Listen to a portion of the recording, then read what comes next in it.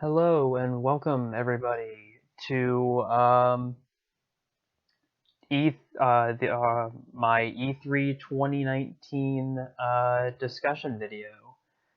Uh, yeah, it's been a while. Well, it hasn't been terribly long, but yeah, it's been a while since I've done one of these, and this year I'm doing this one differently than I have the previous one that I did. I guess to get into that because there's a couple things I want to get out of the way before we actually start the E3 discussion proper. So first of all, I want to just give an explanation as to why I didn't do one last year because I believe I did do one back in 2017 for an E3 discussion in 2017, and I had that discussion with my friend uh, Fear Genocide on YouTube as well. I did that discussion with my friend Genocide, and that was back in 2017, and 2018 so E3 last year.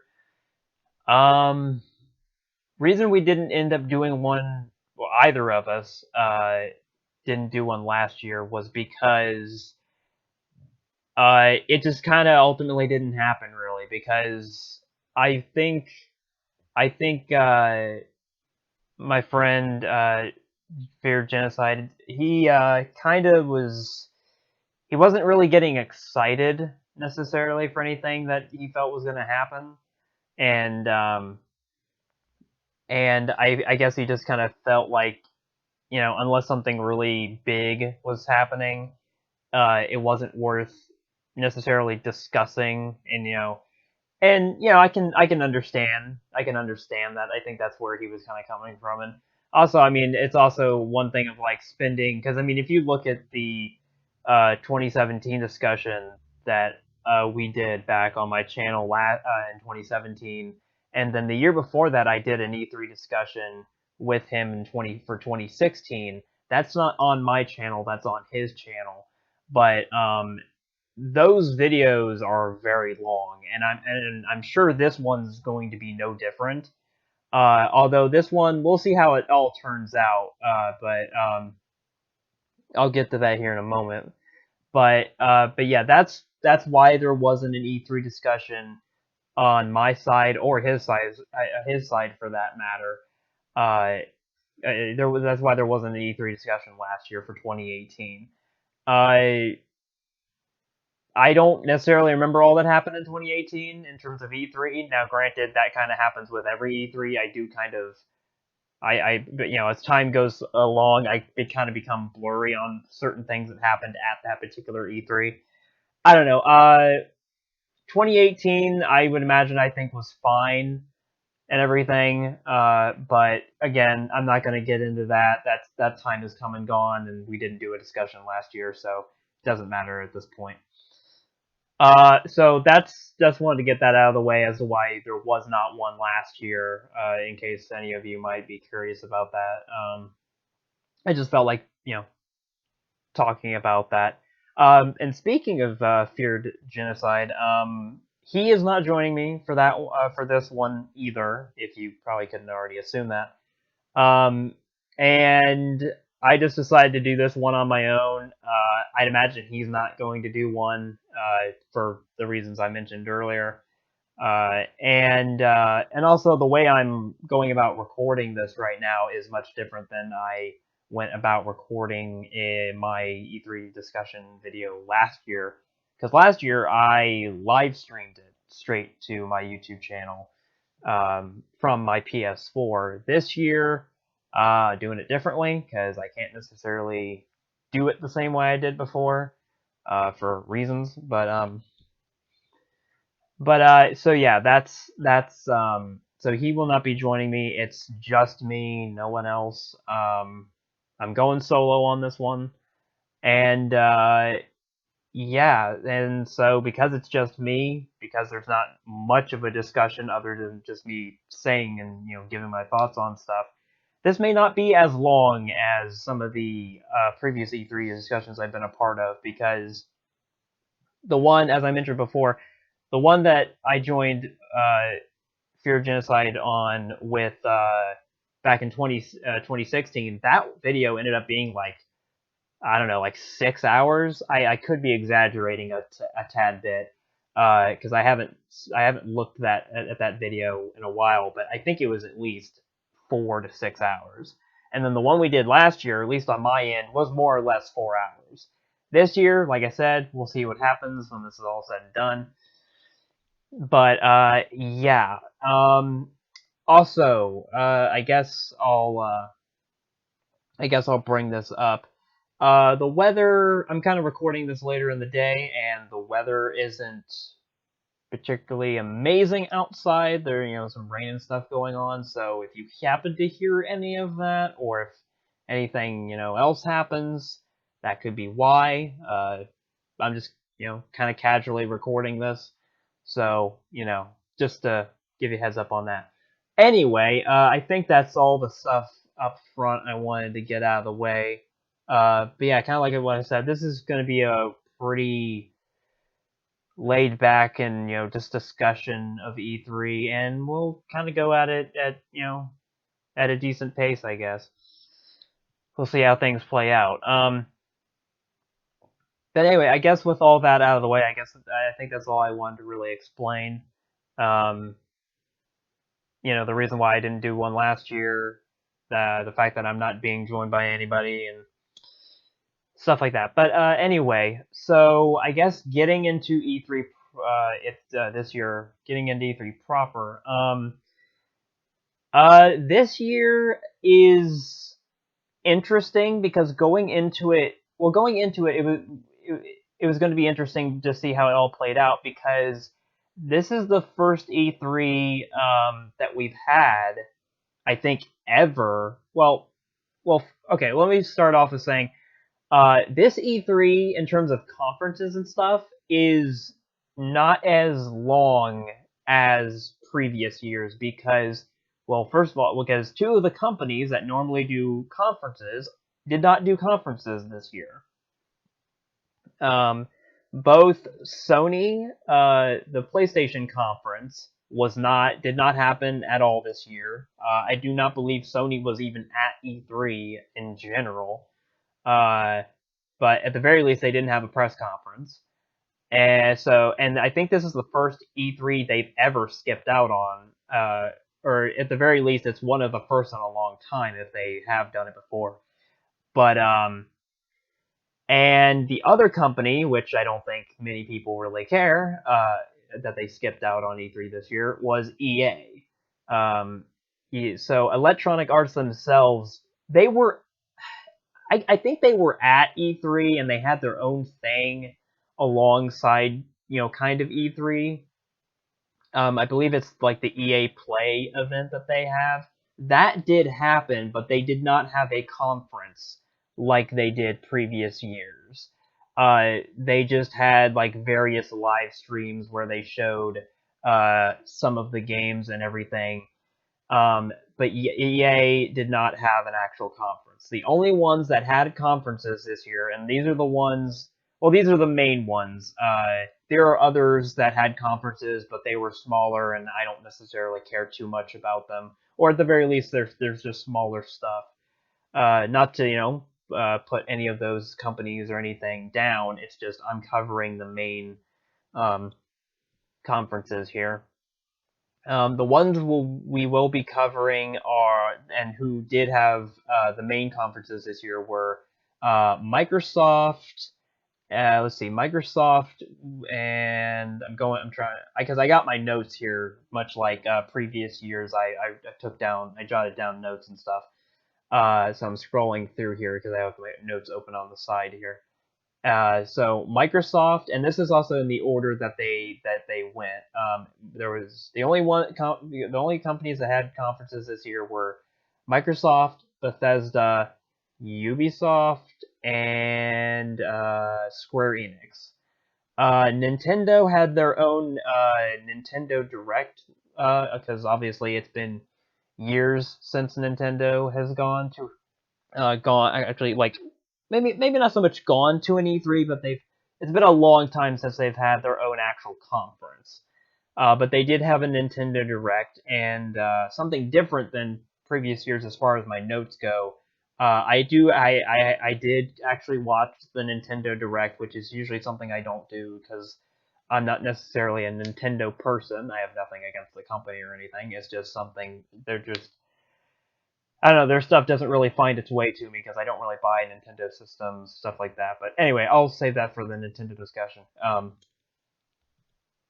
yeah, the only companies that had conferences this year were Microsoft, Bethesda, Ubisoft, and Square Enix. And Nintendo didn't have a conference, but they had their own direct, so they are still kind of involved. But those are the four main ones, and we will be going through them in that order because that's the order that they went. And Microsoft and Bethesda were on the first day, and then Ubisoft and Square Enix were on the next day, and then that was it. Well, Nintendo was the day after that, but still. So, I guess, but yeah, I guess to also just go over how I have my notes structured before we start, just to let you know what I'm going to be covering for this video, is, like I said, I'm only going to be covering the major conferences. I know there were other companies and stuff that had, I guess, conferences or, like, whatever you want to say, conferences of a sort. And actually, I think this year had more than previous years because Devolver Digital, uh, they had another kind of. I think their stuff is usually pre-recorded. I could be wrong, but they had something this year. It was a very Nintendo Direct style type of thing. If anything, it was kind of a parody of Nintendo Directs. It was like half an hour. Not much happened. It's Devolver Digital, from what I understand, is very wacky and very weird with a lot of their stuff. But they're also kind of more independent stuff anyway. Which is cool. It's just they're not on my radar, and I'm not going to be talking about them for this. Limited Run, for those who don't know, is a company that I believe pretty much their main what do you want to say? They're basically a company, from my understanding, that makes limited physical versions of games that are normally digital only, uh, and they give you the opportunity to be able to get certain games that you could only get digitally, but get a physical version of them. For people that care, really care that much about physical and everything, which is cool. It's cool that something is out there for people that really want to get stuff like that physical. So it's cool. But they had their own thing. I think they talked about some announcements of games that are getting limited physical releases. And I'm not sure what any of those were off the top of my head. Like I said, I didn't pay attention to any of that. But they had their own thing, so that's cool for the people that were interested in that. And I believe the only other one that was like kind of in the middle that's not going to be on this is the PC gaming show, which I've never tuned into. I don't think there was anything major from that, and of course, if there was, it's probably mainly PC related. I don't know what all they talk about at that show. I don't really care. But I believe that was the other thing that happened. There might have been one other like conference in between somewhere, but I don't know. But those were the ones that I'm not going to be talking about: Devolver Digital, Limited Run, and the PC Gaming Show. And if there were any others, I'm not going to be talking about those. But those are just not what I have down in my notes. So yeah. But yeah, with that out of the way, the other thing is, like, the way I have my notes structured is I'm just going simply by. I tried to jot down as much of the stuff that all the companies showed at their conferences in the order that they showed them. Not a lot of these things I have on my notes are very, like, they don't have like long descriptions. My notes aren't so much like long descriptive things. It's more just uh straightforward like words, but there's a lot of them. So like I put the title of the game or whatever it was they're showing, and if it's a release date, I'll put a release date. If there's any other details or interesting things I found things I found interesting or whatever that are details, I would put that alongside them as well. But anyway, but that's mainly how I have my notes structured, and yeah. So all right, well, I guess that's it with let's get into it. So the first one on my list. Now, the only reason I put them on here is because well, actually, there before we really start, I actually remembered this, and I want to bring. I'm just gonna bring this up at the beginning because just to get it out of the way. I would maybe save it till the end, but because there's not many of these type of games that I can think of, I'm just gonna get them out of the way at the beginning. Um, there were a few announcements and stuff of some things that happened. Usually there's some announcements of big games or just games in general leading into E3 before E3 actually starts or any of the conferences do. And I can't think of at least any major announcements that piqued my interest before E3 happened, other than I'm gonna name one of them, but I know one company that was revealing a good amount of stuff before E3 even started was THQ Nordic, and uh, I think these three things were revealed or announced before E3. I know two of them were, but they are doing a new Darksiders game, which I believe has been described as like a top-down kind of Diablo-style game. It's a spin-off. Um, I've never played the Cider games. I believe I have one of them on PS4 because of PlayStation Plus, but I never played it.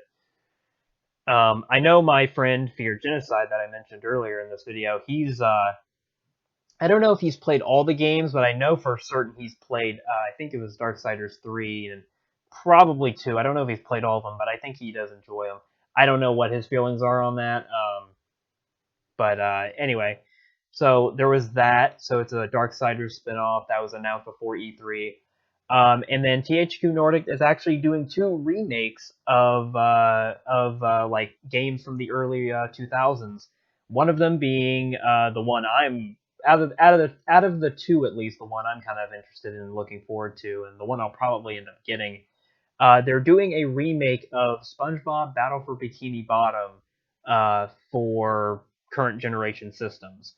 We don't know too much about it other than that they're doing it.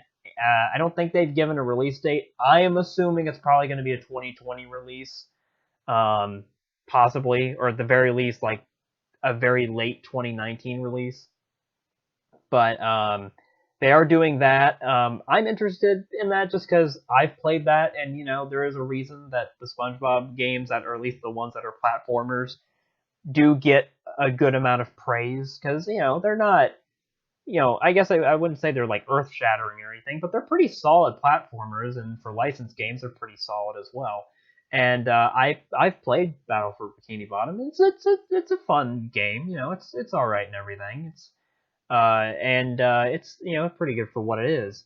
And I believe they're only charging I think it's a it's going to be a $30 remake, which I mean $30. Yeah, sure, I'll probably pick it up. It's a game I've played before, and it's a fun little game, and so yeah, I'll probably pick that up. But that's something that they announced um, before E3, and it was not present at E3, so we didn't get any gameplay or anything, unfortunately, at during the E3 time. But yeah, so another thing they had mentioned, the only thing I think we know that other than it's obviously, of course, going to be a remake, they are adding some sort of multiplayer mode. I believe they said. We don't. At least I don't. I haven't. I'm sure there's some details that are out there that they gave that I haven't looked into because other than the announcement trailer, I haven't looked into anything, which I should at some point. But so I don't know if it's going to be like a co-op multiplayer type of deal or if it's going to be like a battle mode that's like a separate mode entirely, or if it's going to have online off or online local both. I don't know how it's going to be handled, but something new that they're adding to the game to make the remake a little more interesting or appealing. So we'll see how that turns out. But yeah, so I'm looking forward to that one. And the other one that they announced, THQ Nordic announced before E3, was a remake of Destroy All Humans. And I've known about Destroy All Humans before. I've never played any of the games or know that much about them or anything. But yeah, they're remaking the first game, and yeah, it's. I think there were kind of rumors or like speculation that this might happen, and sure enough, that it did. Um, it's a little odd to me that they're remaking it because, I mean, if they want to remake it, then fine, I have a problem with it. But it's a little weird because uh, there are a select amount of PlayStation 2 games that have been re-released on the PlayStation 4 that you can buy and download, and one of them, or no, two of them, are the first two Destroy All Humans games. So technically speaking, you can play Destroy All Humans 1 and 2, the original versions, being run on a PS4, so because you can buy those off of PlayStation Store. So it's kind of weird that they're releasing a remake as well, because I believe I don't know if THQ Nordic like owns that IP. I don't know if they own the IP, but I imagine they do. If who else would? But I believe THQ Nordic's name was on the re-releases of the PS2 versions on the PS4. So I don't know. So I guess technically, if you wanted to, if you haven't got them already, you can play the original Destroy All Humans 1 and 2, and play the remake of Destroy All Humans 1 on the same system, which is weird. But yeah, they announced that. I believe they said it's getting released in 2020, if I remember correctly. Um, but yeah, so that was an announcement, so that's cool. And actually earlier today, I saw gameplay of it because I was going through YouTube and I happened to see a video for that, and I was like, oh, I'm gonna watch that. I'm gonna do an E3 discussion here in a little bit, so I decided to watch it. The gameplay looks all right. It does look it does look like a rather pretty game, so they definitely did pretty good in the visuals department as far as remakes go and everything, and it looks like it could be a fun game. But anyway, like I said, the reason I want to bring that type of stuff up first is because those were announced before E3, and at least one of those I have interest in. I'm sure there's other things that were announced before E3 happened. I know another thing. Nintendo had a I think a specific Nintendo Direct dedicated to the two new Pokemon games that are coming out. Or at least they announced that before E3 happened. I think it happened before E3 as well. I have no idea what was talked about in those. I don't know. I'm not really a Pokemon guy. I don't mind it. It's just something I'm not, involved in or anything. I have no idea, so not going to be talking about that either. But I'm sure there's other things that either are slipping my mind or I just are gone under my radar. But I figured because there's a few of them, I kind of went back and forth on even mentioning some of the stuff because there's so little of it that I'm aware of that was announced before E3. But I figured I'd bring them up before we actually got started proper, because well, what would be the point of bringing those games up at the end if it's gonna take like a few moments? But anyway, so with that out of the way as well, I think I got everything out of the way that I wanted to talk about before that. But yeah, but anyway, going into my notes, the even the, like I was saying, uh, even though EA did not have a conference this year, I do have them on the notes still for one specific reason, and I think this was the one game that anybody gives a crap about, or primarily or a new release that people give a crap that's from EA is the new Star Wars game, Star Wars Jedi Fallen Order, which is coming out by the end of this year in November. At least that's what I have written down here. They showed a gameplay trailer for it, and it looks pretty solid. It looks fun. It's the first primarily single player Star Wars game that EA has had in like the what 5 some odd years that they've had the rights to make Star Wars games. So yeah, we'll see what happens with it. I know there's very few fans or like legit fans of EA nowadays. And I'm not gonna get into all that,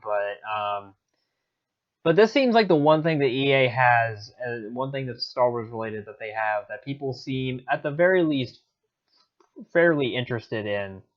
And it's being developed by Respawn, and so far Respawn has been the one studio owned by EA that hasn't suffered yet.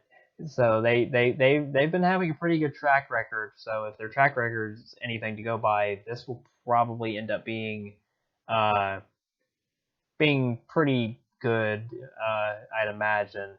But yeah, they showed a gameplay trailer of it. Looks pretty cool. It reminds me a bit of Force Unleashed, but not quite as, I guess, to some degree mindless. It's not like a full on hack and slash and stuff like those games were.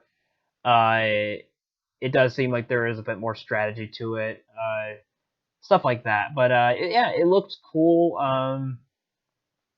I'm sure we'll probably see a bit more of it before the game comes out at the end of the year. I'd have to imagine we're going to because, well, it comes out at the end of this year. So yeah, we'll see. We'll see what happens with it. I don't know where they would really. They probably just have to randomly reveal stuff about it at this point because I mean, there's no. I can't think of any other major event that EA would be doing stuff like that at. But anyway, but yeah, overall, Star Wars Jedi Fallen Order looks pretty cool. Uh, I don't know if I'm going to be picking it up. If anything, it might be something I pick up later. Uh, but yeah, I don't know. It looks like a solid game as far as we can tell so far. So yeah. But that's the only thing I have for EA on the notes, just because I wanted to get the Star Wars Jedi Fallen Order in here, just because that's the one thing that people were looking forward to because it's new.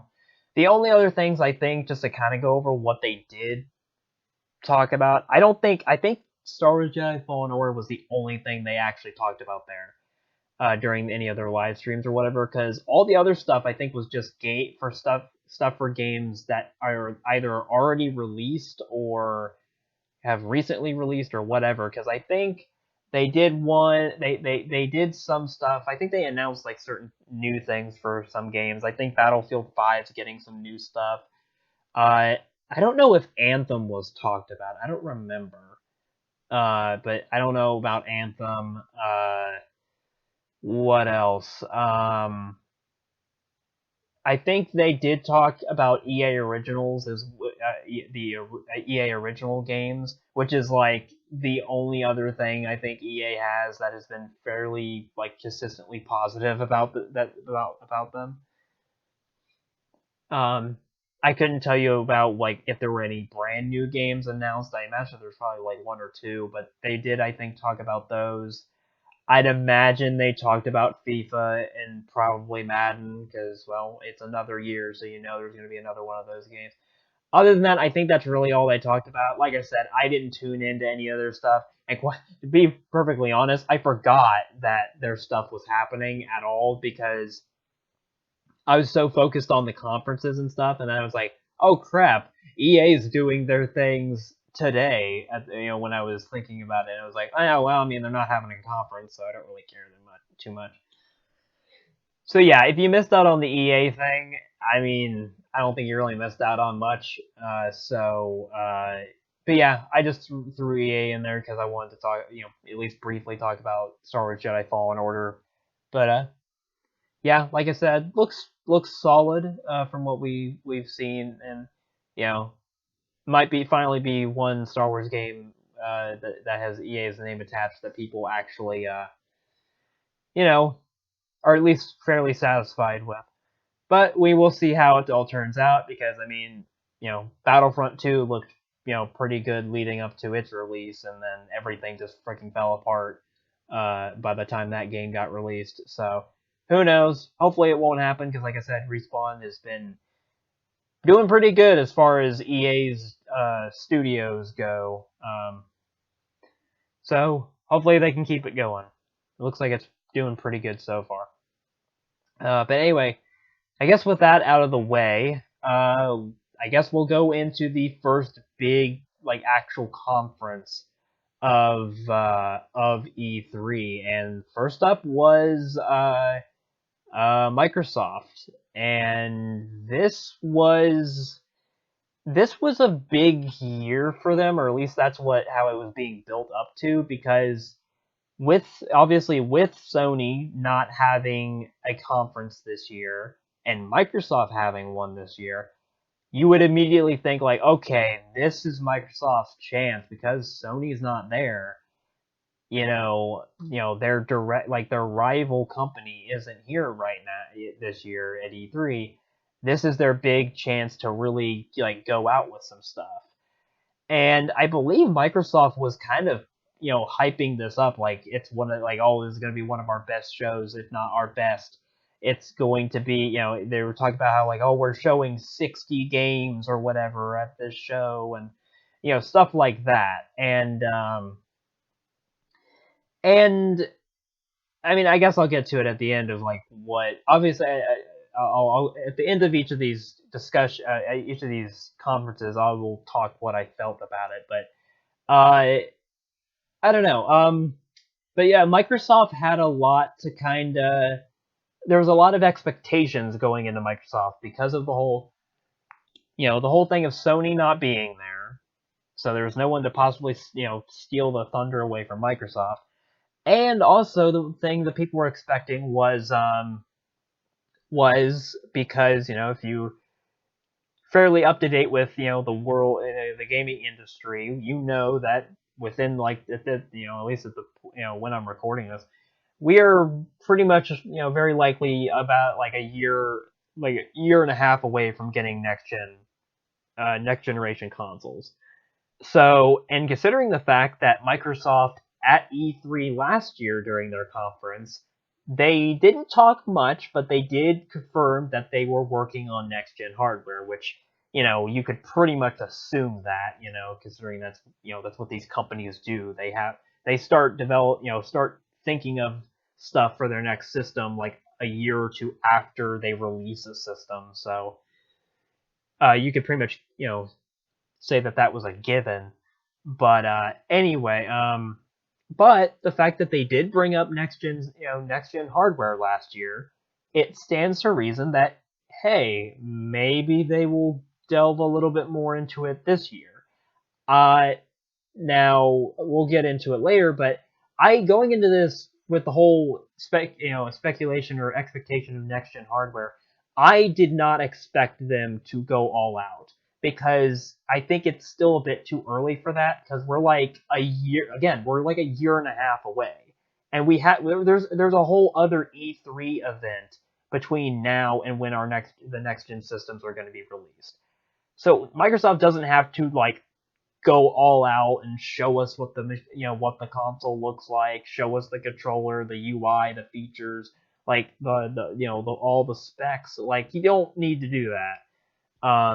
But I understand why people thought that like they're probably going to do something with next gen at this conference because well it'd be the perfect time to do it because Sony's not there and because they did reference it last year.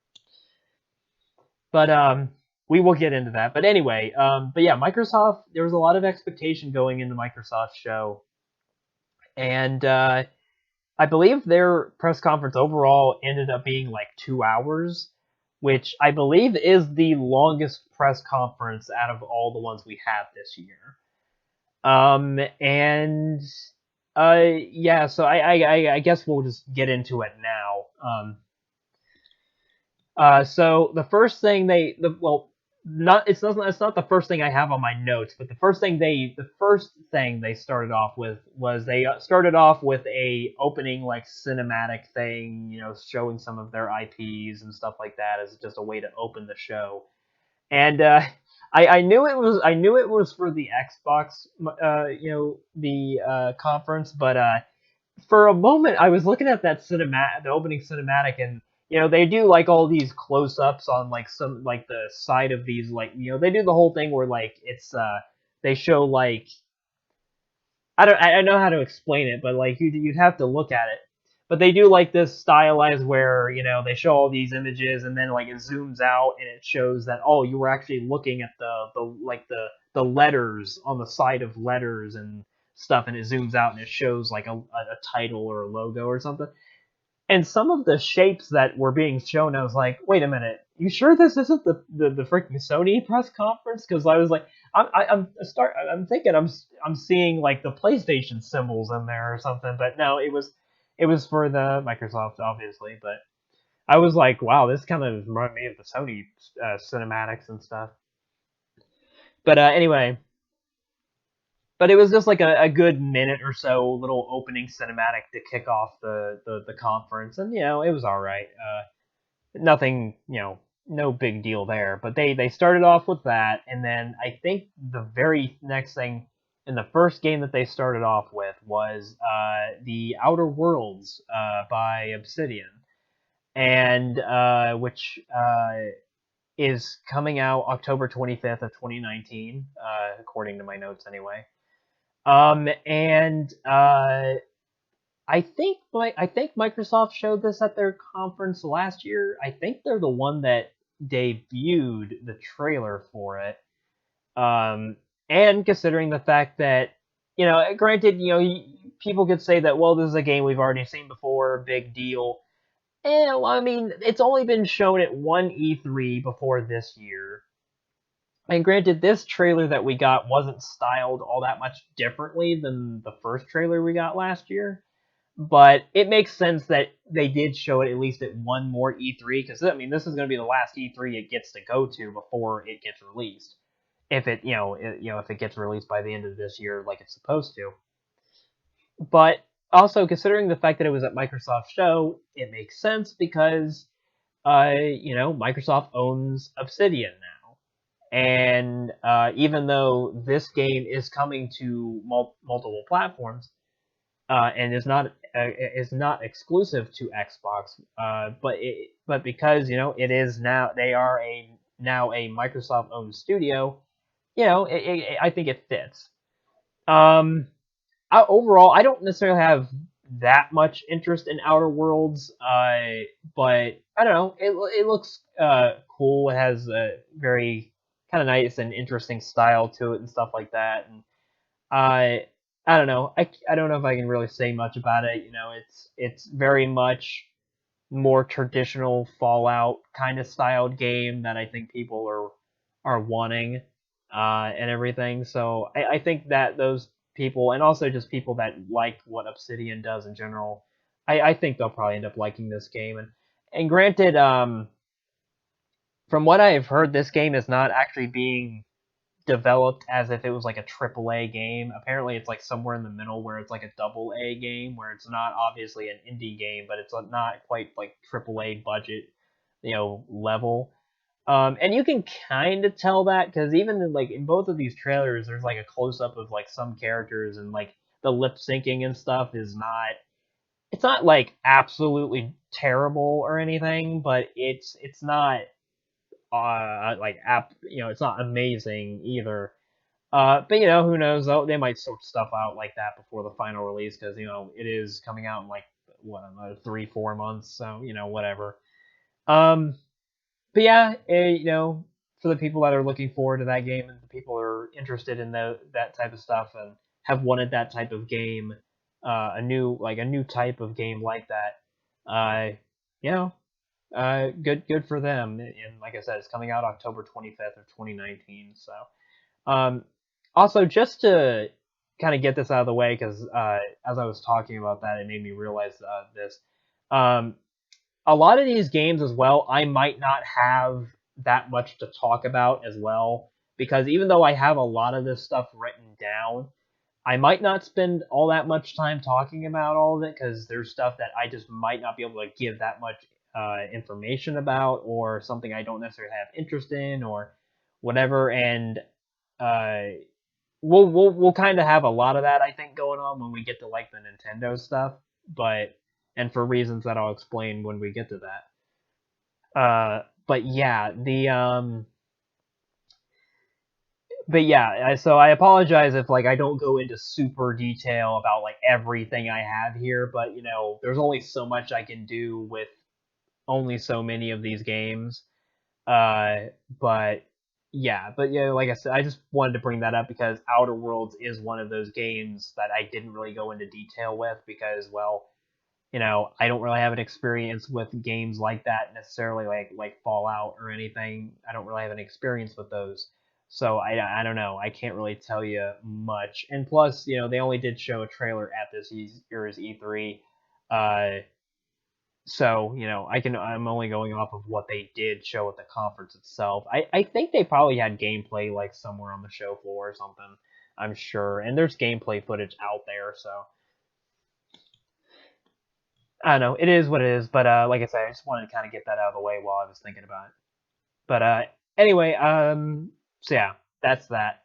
The next thing that they showed, because I think they brought it. Yeah, this is the one time they brought some people out on stage, and they announced they brought two people from Ninja Theory, which is another company that is now owned by Microsoft.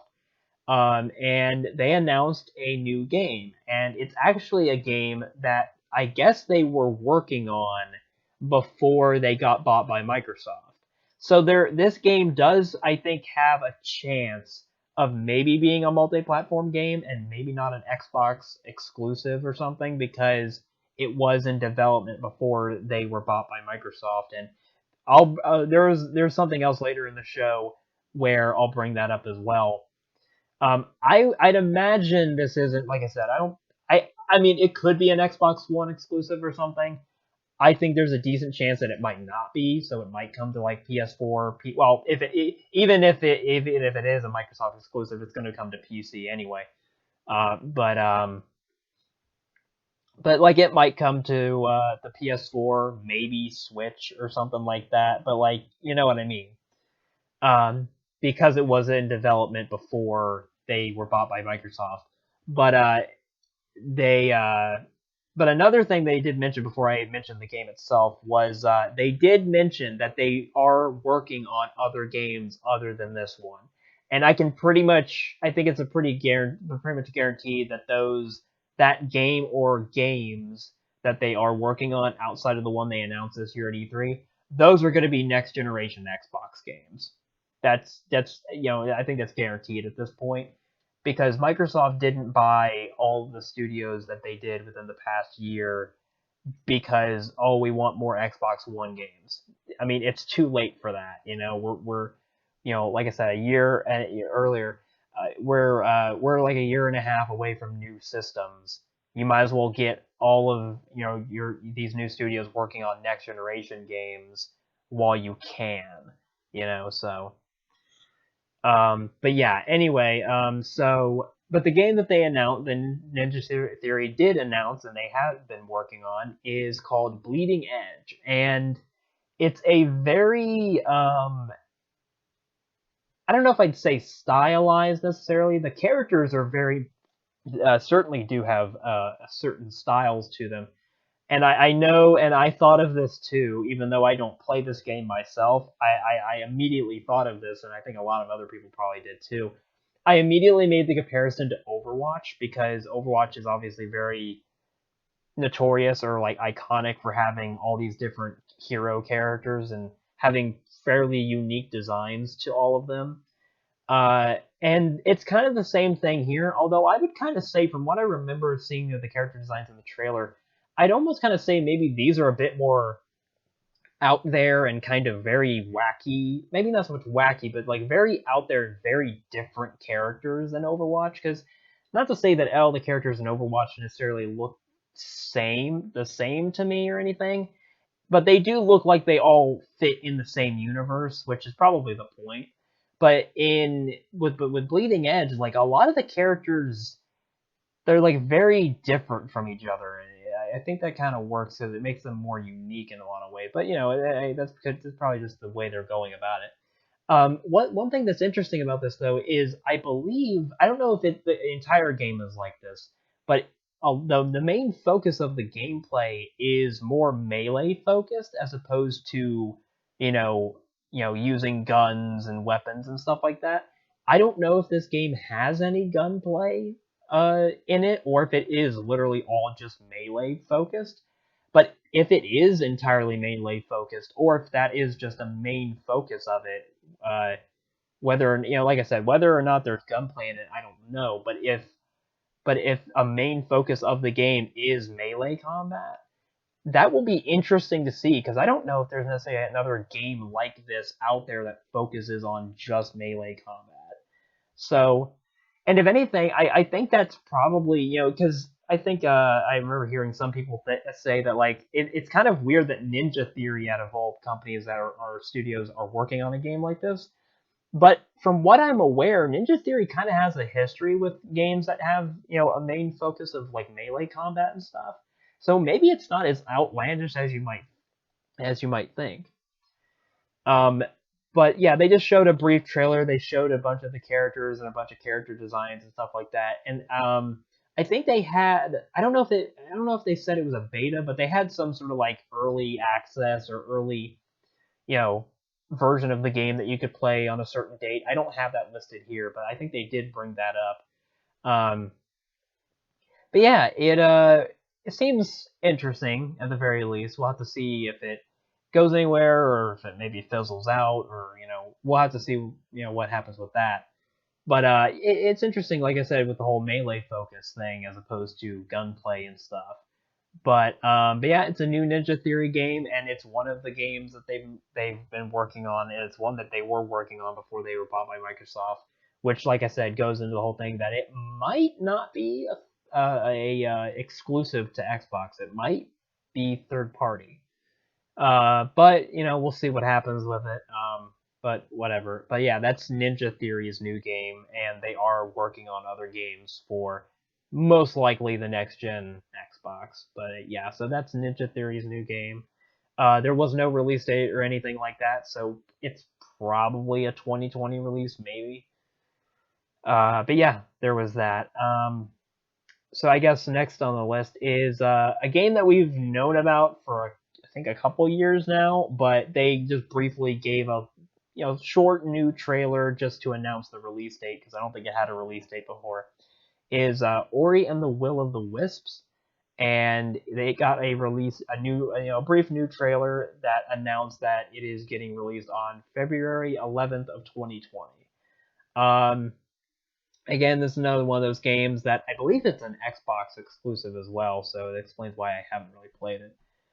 But but yeah, I don't think it had a release date before, and now it does. So yeah, I believe it's a 2D kind of action game somewhat. I think it's meant to be like a Metroidvania type of game as well. But so yeah, the gameplay looked fun from what they showed in the trailer, and it's like it looks pretty cool. But yeah, like I said, I don't necessarily have much to say about it. I know it's a sequel. It's not like an original game. It's a sequel to a game that's been released before. But yeah, but that there was this brief new trailer, I think, announcing the release date that is February 11th of 2020. So don't have to wait too much longer for that because I think they did show that at like the past two E3s. So yeah, there's that. That's something that they have. That's finally Microsoft has. That's finally getting released.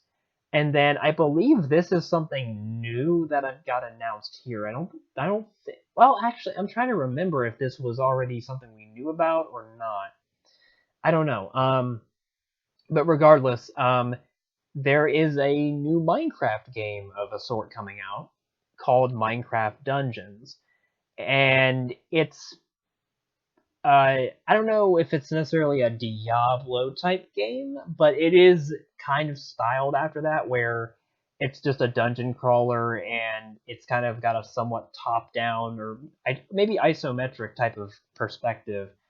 And yeah, it is it seems like it's fairly combat focused and stuff like that and everything.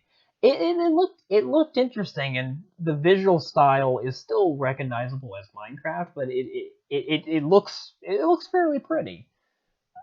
And the way that they have some of the environments and stuff and everything, it seems interesting. Uh, but yeah, I don't remember if we knew about this before, because I feel like I remember hearing about this maybe sometime last year.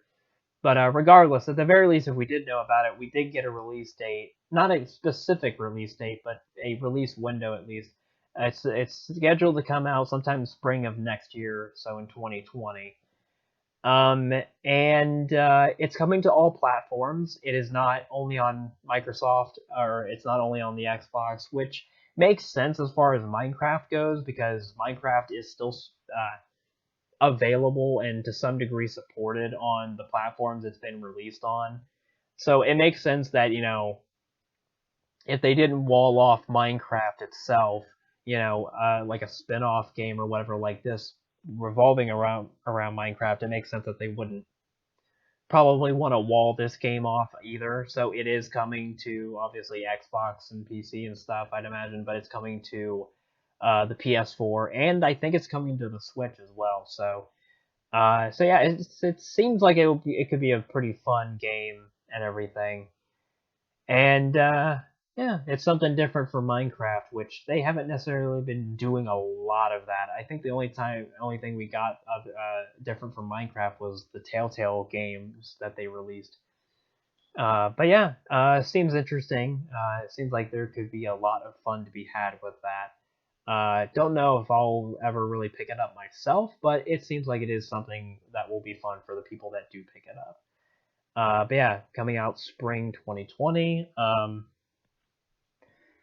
But yeah, so I guess next on the list is I didn't have anything else with this, but they did show it was pretty much a trailer. I don't think there was any gameplay, but they did show some like new footage or a trailer for Star Wars Jedi Fallen Order.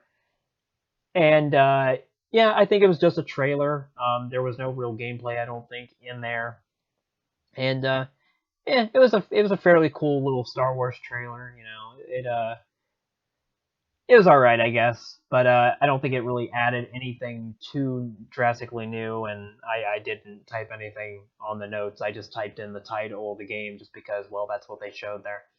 But yeah, like I said, it looks fun. It looks like it's gonna probably be a fairly solid game and everything. And Respawn's working on it, and they're doing pretty good as of late. So yeah, not much different than what I said before.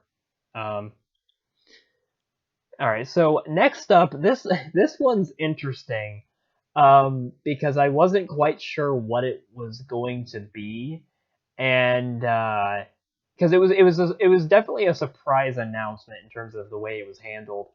Um, there is there is a Blair Witch game coming out, obviously, of course, based off like the Blair Witch Project and movie, just that whole series.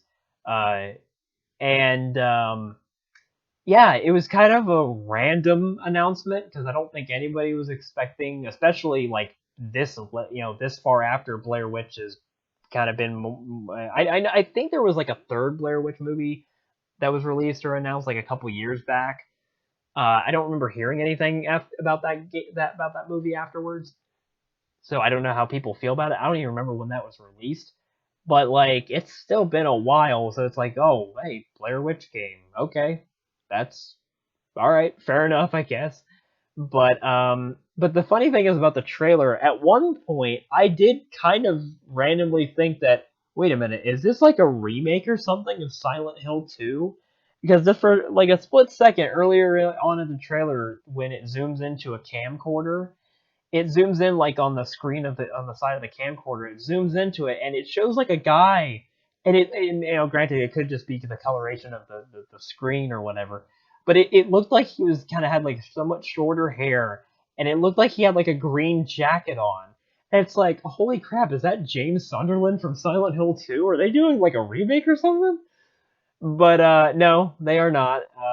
Unfortunately, I guess. But it's a Blair Witch game, and I did end up looking at gameplay of this, and it seems solid enough. Apparently, it's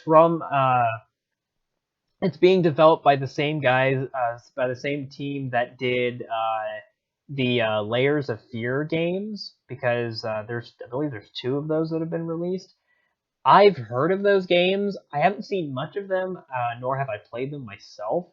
But I think, from what I can gather, a good amount of people seem to like those games as far as horror games go. So having them work on something like Blair Witch is interesting. So you already got a established team behind it and everything.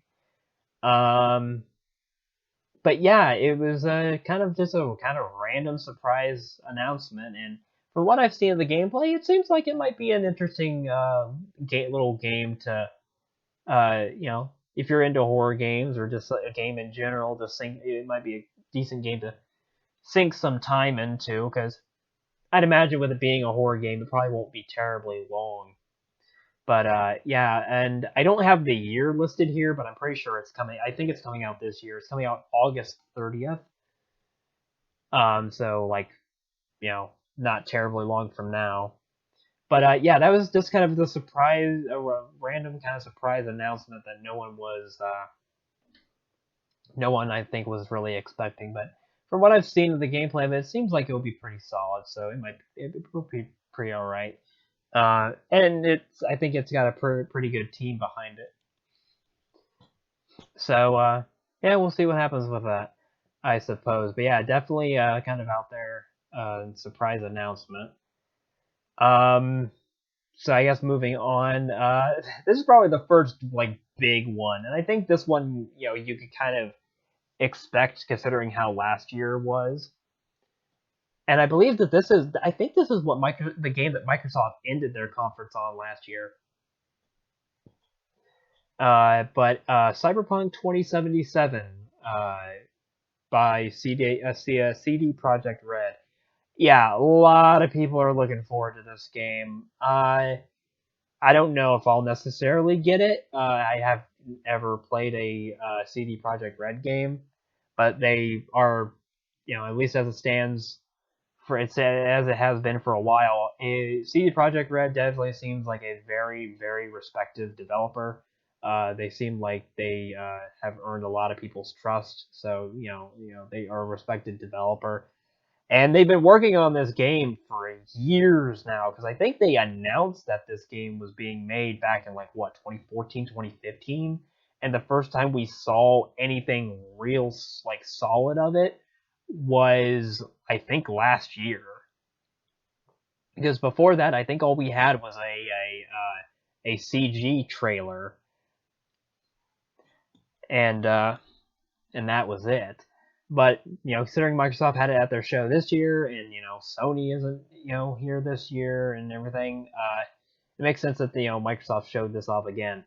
Now they showed off last year. They showed off like a cinematic kind of type trailer, and they did the same thing this year. I think it was a CG trailer this year. I don't think it was CG last year. I think it was just a lot of like quick shot edits of like cinematic footage, but that's probably relatively what the game's gonna look like. So I don't know. It's kind of a weird middle ground.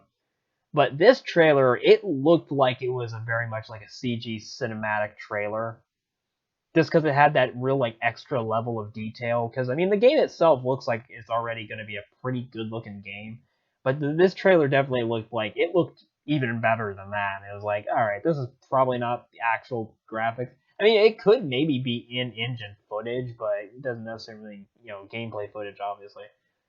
I think towards the end of like they did do another brief like little clip after the initial trailer that showed probably what was like quick shots of gameplay, but it was mainly just the initial trailer. So they didn't really do much, but anyway, I'm kind of tiptoeing around it somewhat. The big thing that happened during this part of the conference, and it's been going around, the internet constantly ever since it happened. And at the end of the initial trailer they showed, uh, there's a character that shows up, and it's a character that's being played by Keanu Reeves. And everybody lost their freaking mind. And I didn't pick up on it initially. I saw him, and then when they brought him out on stage, I was like, oh, that's Keanu Reeves. Like, oh, okay. But yeah, so Keanu Reeves is actually going to be playing a character in the games, and yeah, it kind of out of nowhere announcement, but people seem to be pretty happy with it regardless. But yeah, so it'd be pretty cool to have him. And I'm not. I mean, I'm kind of familiar with Keanu Reeves' work. I don't know if I've really seen any movies that he's in, just because, um, you know, I haven't seen like any of the John Wick movies or anything like that. But I'm certainly aware of him. And yeah, and the way he after they showed it, they showed his character at the end of the trailer. He actually Keanu Reeves himself actually walked out on stage for a few minutes, and everybody was losing it and everything. And of course the whole meme of the one guy shouting in the audience, "You're breathtaking," and then Keanu Reeves just going back, saying the same thing to him as "You're breathtaking." Which is I think kind of become a bit of a meme. And fun side fact, apparently, I think it was pointed out on Twitter. Apparently, the guy that was in the audience that like screamed to Keanu Reeves saying that you're breathtaking. Apparently, that guy, because something they announced, I think it wasn't during the trailer, but it was like within E3 time. I think they officially revealed, CD Projekt Red revealed that there's what the special, like what the different editions of the game are going to be. I think there's only going to be the standard edition and the collector's edition, which collector's edition, the main thing it comes with is like a statue and stuff like that. It's going to be like, I think it was like 300 something dollars, but it's the more expensive version. But apparently, the guy that CD Projekt Red tweeted, or I don't know if it was CD Projekt Red, but I think it was the Cyberpunk 2077 Twitter, tweeted out to the guy that actually was in the audience, that said to Keanu that you're breathtaking. Apparently, that guy, according to what CD Projekt Red has said, they tweeted to that guy on Twitter and said that he's getting a free collector's edition of the game. And it's like, okay, that's freaking awesome. Like that's a cool thing to play up and everything. But yeah, but it was it was fun having Keanu Reeves show up, and he seems like a pretty cool guy and everything. But but yeah, but the other big thing that happened after that was we got a brief, like, few snippets of what seems like gameplay, but the big thing we got was the release date, and it is scheduled to be released on April 26th of 2020. So not terribly far away. It's we have an actual release date now for this game that's been in development for freaking ever. But but yeah, that was probably one of the first big things, just because of Keanu Reeves alone and the release date, obviously. But like all of that stuff was like the big thing. I think one of the big things of Microsoft's conference. It's certainly one of the things out of E3 this year that I'm sure you'll hear about. Um, but yeah, overall though, Cyberpunk does look like the stuff they're doing with it does look pretty cool. The world looks pretty cool and everything, and it'll probably be a solid game and everything. But yeah, we got a release date, and Keanu Reeves is playing a character in it. But I guess that's all I have to say about that. Makes sense that it was at this Microsoft show, because it was at their show last year. But all right, hold on a second here. I'm actually gonna take a drink of water here, because I knew I was obviously gonna be. Of course, I'm gonna be talking a lot through this, so I brought some water back here. But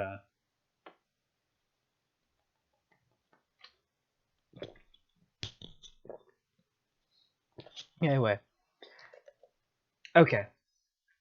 So the next game, let's see if can pronounce this right. I think it's called Spirit Fair or something like that. I don't know if it's actually spelled the way I have it on my notes. Um, I'm trying to now another thing as well with some of these kind of like independent, because I think this is an independent game. With some of these independent games, and just with E3 in general, like they show a bunch of stuff during these conferences. So some of the stuff I have listed on the notes, I list on here because it is something they showed. But I might have a hard time remembering exactly which games are which, just because some of them you're gonna know which one is which, and some of the other ones aren't. You're not. But Spirit Fair, I think it's, if I remember correctly, it's like a 2D type of game. I don't know what type of game it's necessarily supposed to be. And I don't have a release date listed on here, so if they did give one, I didn't get it down. I think that one was one that I kind of was trying to type in the name and stuff like that, but the trailer was already done and stuff by the time I got around, trying to do it. But anyway, so yeah, I apologize. I don't really know what type of game that's supposed to be. I think if I'm thinking of the right one, it is like a 2D perspective kind of game. I think it's one that has kind of like humanoid or somewhat anthropomorphic animal like characters in it as well. But yeah, I don't know what type of game it is. I don't know if it did get a release date. If it did, I don't have it down. But yeah, from what I saw, it looked all right and everything. It had an interesting style to it, I suppose. But yeah, I don't have much on that.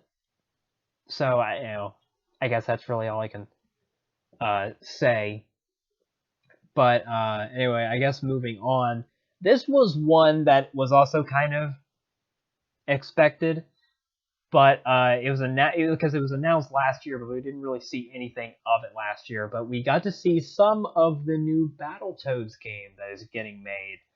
Um, we didn't get a release date, interestingly enough, which makes me wonder if this is maybe possibly something that's going to come out by the end of the year or next year. Probably next year, because I'd have to imagine that if it was going to be anytime this by the end of the year, they would have been able to announce that.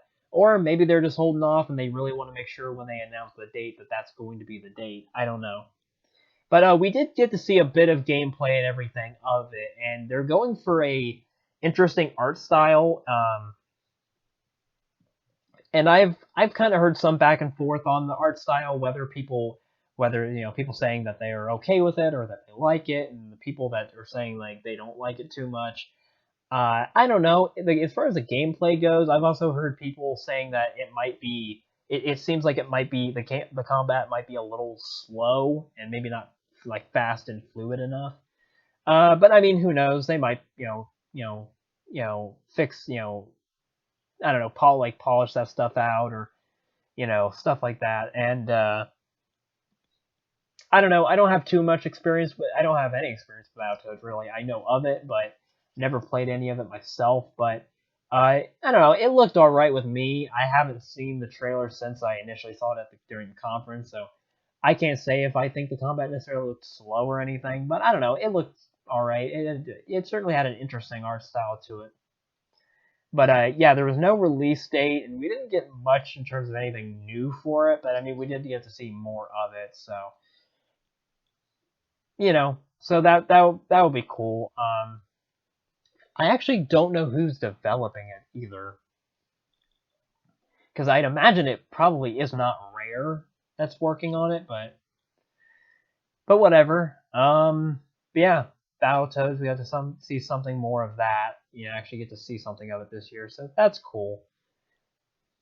Um, so I guess going to the next one here, we have this was a sizzle reel, and this is another thing. There was, I think, out of the four or so main conferences, I think three of the conferences had sizzle reels, and uh, only one of them I actually went through and typed out every single thing that was in the sizzle reel because I'm a madman apparently.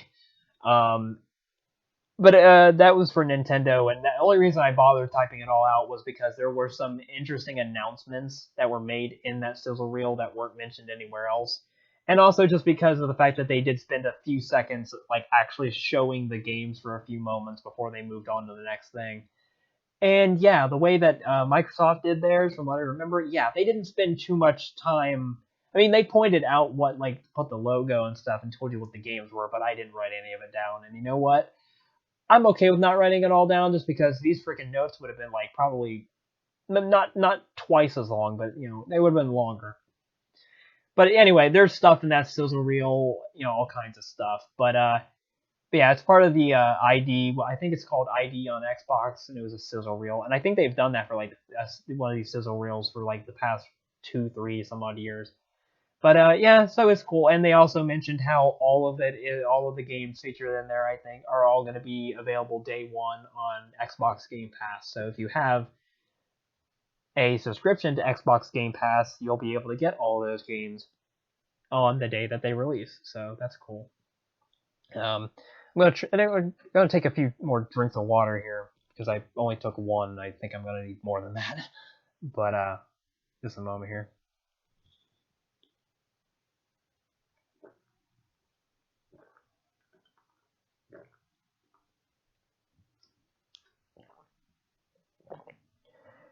Okay. Sorry about that. Anyway, all right. I think that's probably good. Good on the water for the moment. If I can get this freaking thing. The freaking caps on these water bottles are kind of weird. Anyway, um, Xbox Game Pass. They had that Xbox Game Pass was one of the things that they did kind of push this E3. And granted, it makes sense why they did because it's one of the things that Microsoft does have going that people are pretty okay with, and they seem to get value out of it and everything. And the but yeah, they announced that Xbox Game Pass is coming to PC. Um, so one subscription and having access to a bunch of these games and stuff and being able to like download them and stuff, you're going to be able to do that on your PC as well and on top of your Xbox console. So you know that's pretty cool for the people on PC and everything. I believe at least at the time of the conference, I think they did say that it was in beta, so the service I guess hasn't like full on launched for PC, but it is something that is on PC now. And another thing that they mentioned about Xbox Game Pass is there's a new subscription option for the service, and it's called Xbox Game Pass Ultimate, which gives you Xbox Game Pass on the Xbox One. It gives you it gives you a subscription to Xbox Game Pass on Xbox One. It gives you a subscription to Xbox Game Pass on PC, and it gives you it includes a Xbox Live Gold subscription on top of that. I do not know if I don't think I have it listed here. Let me scroll over because the stuff I typed out here is uh yeah, okay. I don't know if they mentioned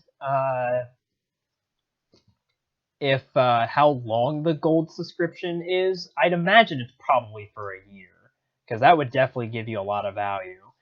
Um, so yeah, so essentially you get to have access to all of these games that are going to be on PC and that are going to be available through Game Pass on PC and Xbox One. And on top of that, you pretty much get to utilize like the multiplayer and stuff like that because you're going to have access to Xbox Live Gold, which you need that for that type of stuff on Xbox. So, but yeah, all I have in my notes for this here is just it includes Xbox Live Gold on top of Game Pass library.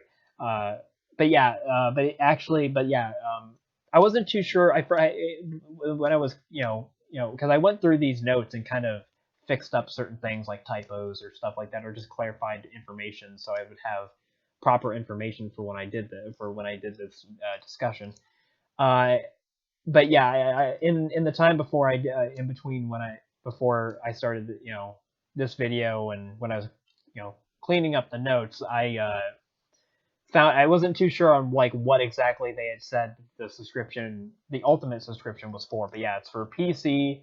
It's basically just one subscription that allows you access to like I said, Game Pass on PC, Xbox One, and it includes Xbox Live Gold on top of that. So, and I don't remember for some reason I did not type down on my notes the price point.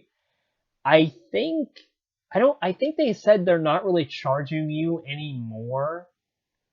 At least not anymore in the long run than they charge you for Game Pass normally. I don't know. But another thing, I think this was like it might be over by now, but they were actually allowing you to, I think, get this subscription for like $1, which is like that's pretty freaking good if you want to go the Game Pass route. But yeah, like I said, I forget. For some reason, I don't have the price point here.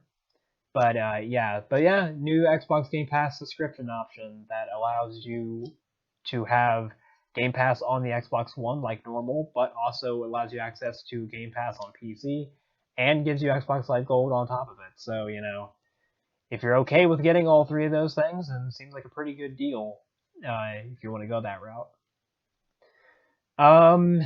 Then the next thing they showed, I was not sure what it was at first. I wasn't too familiar with this before the title popped up. And some people were actually making jokes about this being what it ended up being before the title was revealed. But I think this is just just like a game itself. I don't think it's anything VR, especially considering Microsoft doesn't have their own VR technology actually. But or at least for Xbox One. But they are doing a new Microsoft Flight Simulator, and yeah, I didn't know that they had one in the past. I don't even know what it looks like, but yeah, Microsoft Flight Simulator is a thing, and I think the one thing they were trying to sell it on was how pretty it looks, and I gotta say, yeah, it looks pretty. I'll say that. I mean that's that's the one thing that I have about the game on my notes is that it looks pretty. So yeah, I mean I don't know what it's actually. I mean it's probably going to be a realistic flight simulator. I mean I don't know what to say about that. It looks pretty. It looks pretty realistic, and it's probably going to be fairly realistic to flying an actual plane or something. So I don't know, but yeah, people were kind of making jokes like, "Oh, it's going to be a Microsoft Flight Simulator," and then the title popped up, and they were like, "Holy crap, it actually is!" Yeah, like I said, the main thing I kind of took away was like, yeah, it looks pretty, but yeah, we got a new Microsoft Flight Simulator. I don't think they gave a release date for that.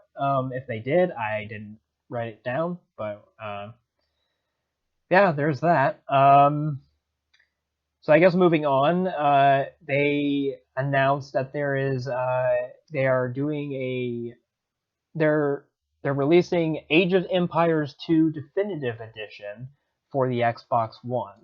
And I don't know if there's necessarily any new major features of this. I'm not familiar with Age of Empires really, so I don't know. I believe I might be misremembering, but I think I remember hearing they might be like touching up the soundtrack or something to it. Maybe I could be wrong on that. One thing I think they are definitely doing is they are touching up the visuals, like they're making it 4K and crap like that. But yeah, so Age of Empires is 2 is getting a definitive edition on Xbox One and probably PC. It might be multi-platform. Who knows? I have no clue. But it's at least Xbox One and probably PC. Again, I don't think they gave a release date. At least I don't have one listed here. But yeah, I guess that's all I can say about that. I can't really give much comment on that stuff. Again, it's not another one of those things I haven't played or anything. So yeah, there's that. A new edition of Age of Empires 2 is coming out. And then there's another game that they showed that I don't think I've ever really heard of, and apparently it's part of a series because it's the third game. They showed a trailer that seemed kind of humorous, but it was just kind of whatever for me.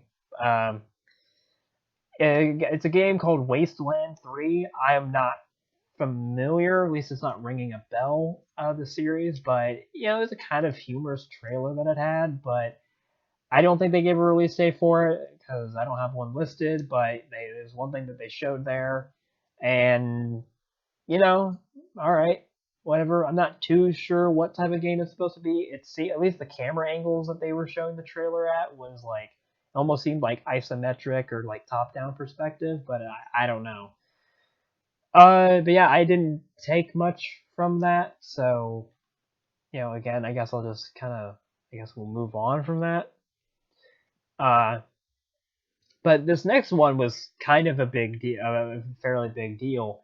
There is another. It was revealed that Microsoft has bought another studio, and it's Double Fine Productions is joining Xbox Game Studio, and they are the studio. If you aren't aware, I don't know what all games they have done, but I know that they are responsible for Psychonauts, and they're probably the most well known for that, I'd imagine. And they are doing a Psychonauts 2. And I believe they used to, of course, be like their own studio and stuff like that. But now, yeah, they're going to be part of Microsoft. So they're going to be making exclusives and stuff for them in the future. But tying into that, they showed a trailer because Psychonauts 2 has been in development for, gosh, I think like since 2014, 2015 they announced it. I believe it was a Kickstarter project, so that could have something to do with it as well. But yeah, Psychonauts 2 they showed a new trailer for. I've certainly heard of Psychonauts. I've seen a decent amount of it. I've never played it myself, but I'm definitely aware of it, and I'm familiar that people really do like the game, and it is getting a sequel. I think it even got a VR game. I think not terribly long ago. I think it's already been released on PlayStation VR. But and another thing I'll mention as well, because of this, some people were wondering, because of the fact that now Double Fine Productions is owned by Microsoft, is Psychonauts 2 now going to be an exclusive? And they clarified on their Twitter page that they are going to be, how did they put it? They are going to be respecting all of their previous what was the word that they use? Oh gosh, what's the decently fancy word that they use sometimes in these obligations? I think is what they said. They're respecting all their previous partnerships and obligations and stuff.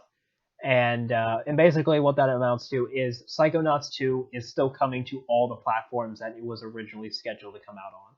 So it's still coming out on PS4. I think it's coming out on PC. It's coming out on Xbox One, stuff like that. And I kind of figured that was going to be the case because first of all, like I mentioned earlier with Bleeding Edge, Ninja Theory's new game, I'm wondering if that's going to be an exclusive at all, just because of the fact that that game was announced, that they said that game was in development before Microsoft even bought the company.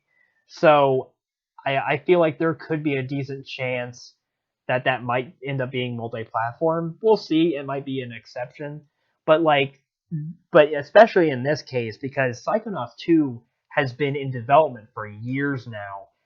And at this point, it's probably far long enough in development to where there's no way they're going to make this game exclusive to one platform, especially like when they've been developing it for multiple platforms for so many years now. I just felt like, yeah, there's no, especially with it being a Kickstarter. I think it was a Kickstarter campaign or a Kickstarted game, and people get very freaking touchy if you start messing around with games that they've given money to help crowdfund and stuff. Understandably so, but like, yeah, I don't think they were gonna go near that. And yeah, but it just makes sense because the game has been in development for years now, so it's just like, yeah, I figured that Microsoft wasn't gonna snag this game like at the last minute or anything. So it's still coming to all platforms. So ultimately, it's just, I think, going to be a case of where any and all games that get released by Double Fine Productions in the future are going to be Xbox exclusive. But Psychonauts 2 in this case is an exception because they were already working on it for several years, so it's an obligation that they have to fulfill. So it's still getting released on like PS4 and PC, all that stuff. So yeah, but overall, yeah, that's what happened. Double Fine is now another one of the studios that Microsoft now has under its belt to make games and exclusives. And they, to tie in with that, they showed a new trailer for Psychonauts 2. I don't believe they have a release date. I don't know if they've ever had a release date or anything like that, but yeah, so they do have that. And it's, like I said, it's still coming out to all the platforms it was already scheduled to come out on. So, you know, that's cool. But so I guess moving on, I think they showed just a brief thing for this, but there's another surprise, there's another Traveler's Tales is releasing another Lego Star Wars game, or just another Lego game in general, but this time it's the Lego Star Wars The Skywalker Saga, which, as you might be able to tell from the name, it is going to be covering all 9 movies in one game. And it's going to be, of course, it's going to be coming out it's going to be coming out in 2020 because, well, the Rise of Skywalker Episode 9 has not even been released yet and isn't going to be released until the end of the year, so makes sense. And and I think I heard this brought up in a video I had watched before, but this is like the second or third time that they've done this with the Lego games, because I've played I think really the only experience I have with Lego games have been the Star Wars ones, because like I have the original Lego Star Wars game that only covered the prequels, and then I have the second one which covered the original trilogy, and then much like this one, they released one like on the 360 and stuff, which, because they had released 2 separate games that covered 3 episodes of Star Wars each, because at that time there was only 6 movies. They made one game that was kind of a touch up, maybe somewhat remaster or whatever of those games, but it was all 6 movies being put into one Lego game, as opposed to having 3 episodes of the three of the movies in one game and 3 in the other game. But that was Lego Star Wars: The Complete Saga. Now, they're doing basically the same idea again, but now, because, well, since they did that, 3 more feature films, well, not yet anyway, but 3 more feature films will be released by the time this comes out. So now we have, instead of all 6 movies, we have the game that's putting all 9 movies together. But I think the only other Lego Star Wars game they did one for Lego Star Wars, or they did Lego Star Wars for Episode 7. I'm actually not too sure if they did a Lego Star Wars for Episode 9. Or Episode 8, I mean. So if they didn't do one for Episode 8, then that's maybe the first time you're going to be having a Lego version of Episode 8 and 9 is in this game. But I could be wrong. I don't remember there being a Lego version of Episode 8. I could be wrong though. But anyway, but yeah, that's something new. I'm pretty sure it's Traveler's Tales doing it, but yeah, it's another Lego game. It's another Lego Star Wars game. I'm not too familiar with how the Lego games are nowadays, because some people kind of say that they're all kind of the same, and yeah, I'd imagine they all kind of are, but there are differences between, if you just look at the Lego Star Wars games in general, or like the Lego Star Wars games alone, each one does have certain things that get added and stuff like that along the line. So they're not like all the exact same cookie cutter game. There are differences. The visuals get a little cleaner looking and sharper. Stuff like that. Different gameplay mechanics. Stuff like that. But I haven't played a Lego game, let alone a Star Wars one, in quite some time. But yeah, it's a new thing that they're doing, so it makes sense. Um, so yeah, it's coming out 2020, and yeah, all 9 movies in one game. So there you go. So that is what it is. And so the next thing, let me scroll my notes up a decent amount more. Okay, so next up was something that we didn't have a official title for, but we had heard about before, but now we actually got like the title of it and everything. They're doing another Dragon Ball Z game, and now originally it was just called, I think it was just called Dragon Ball Z or Dragon Ball Project Z or something. Now it was being described as an action RPG. Now uh, it's going to, well, now we know the title is going to be called Dragon Ball Z Kakarot, and again, it's going to be like an action RPG type of game. And I did see a brief bit of gameplay of this, and I'm certainly familiar with Dragon Ball as a series in general. Never really watched it myself. I am certainly familiar with it. I have friends that are at least, fairly into it, or more into it than me at the very least. It's not very hard to do that though. Um, but the but from what I saw, it does look pretty cool. Visually, it looks really nice for what it is and everything. And I don't know, the way they seemed like they were describing it was it's not so much like a flat out open world, but the environments that you go through, like you're able to fly through across all these environments. So if it's not necessarily open world, it is still very open. And that looked very cool because like you're flying across like canyons and stuff like that, and it looked really freaking cool. Um, and just as a side note too, I believe this is being, I don't know if it's being developed, but it's at the very least being published by Bandai Namco.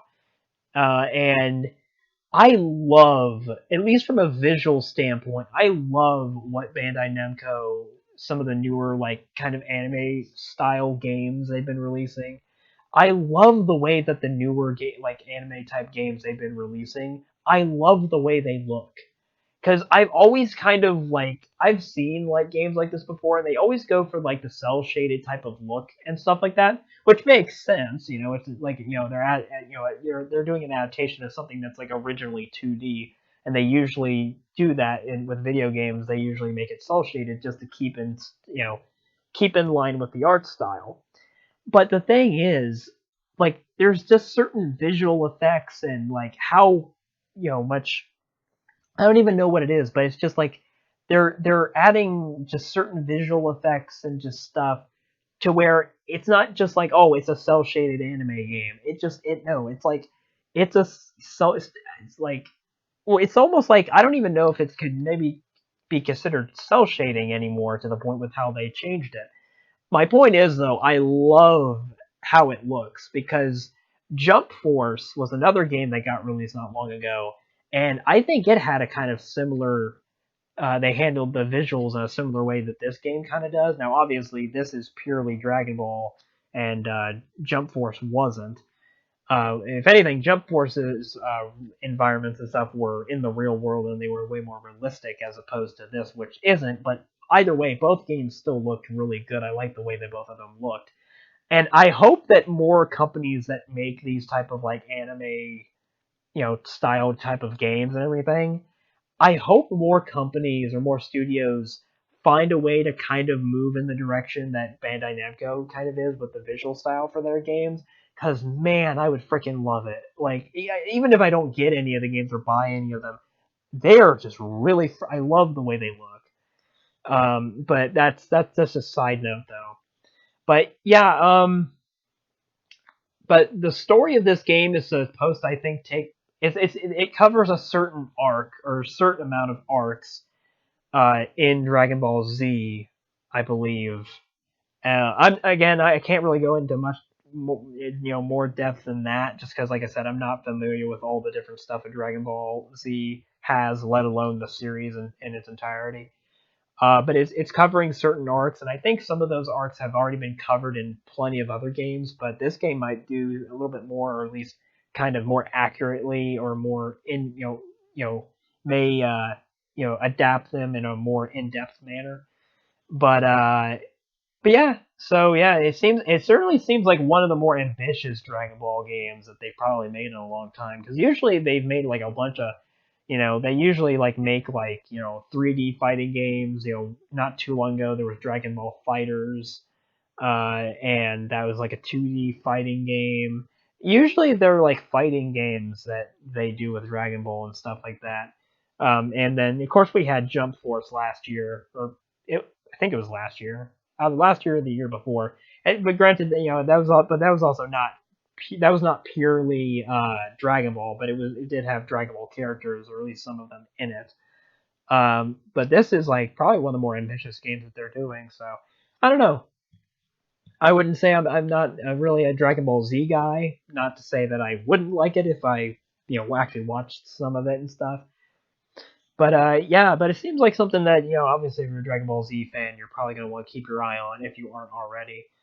But yeah, I don't think they give a release date, but it might be a 2020 release, something like that.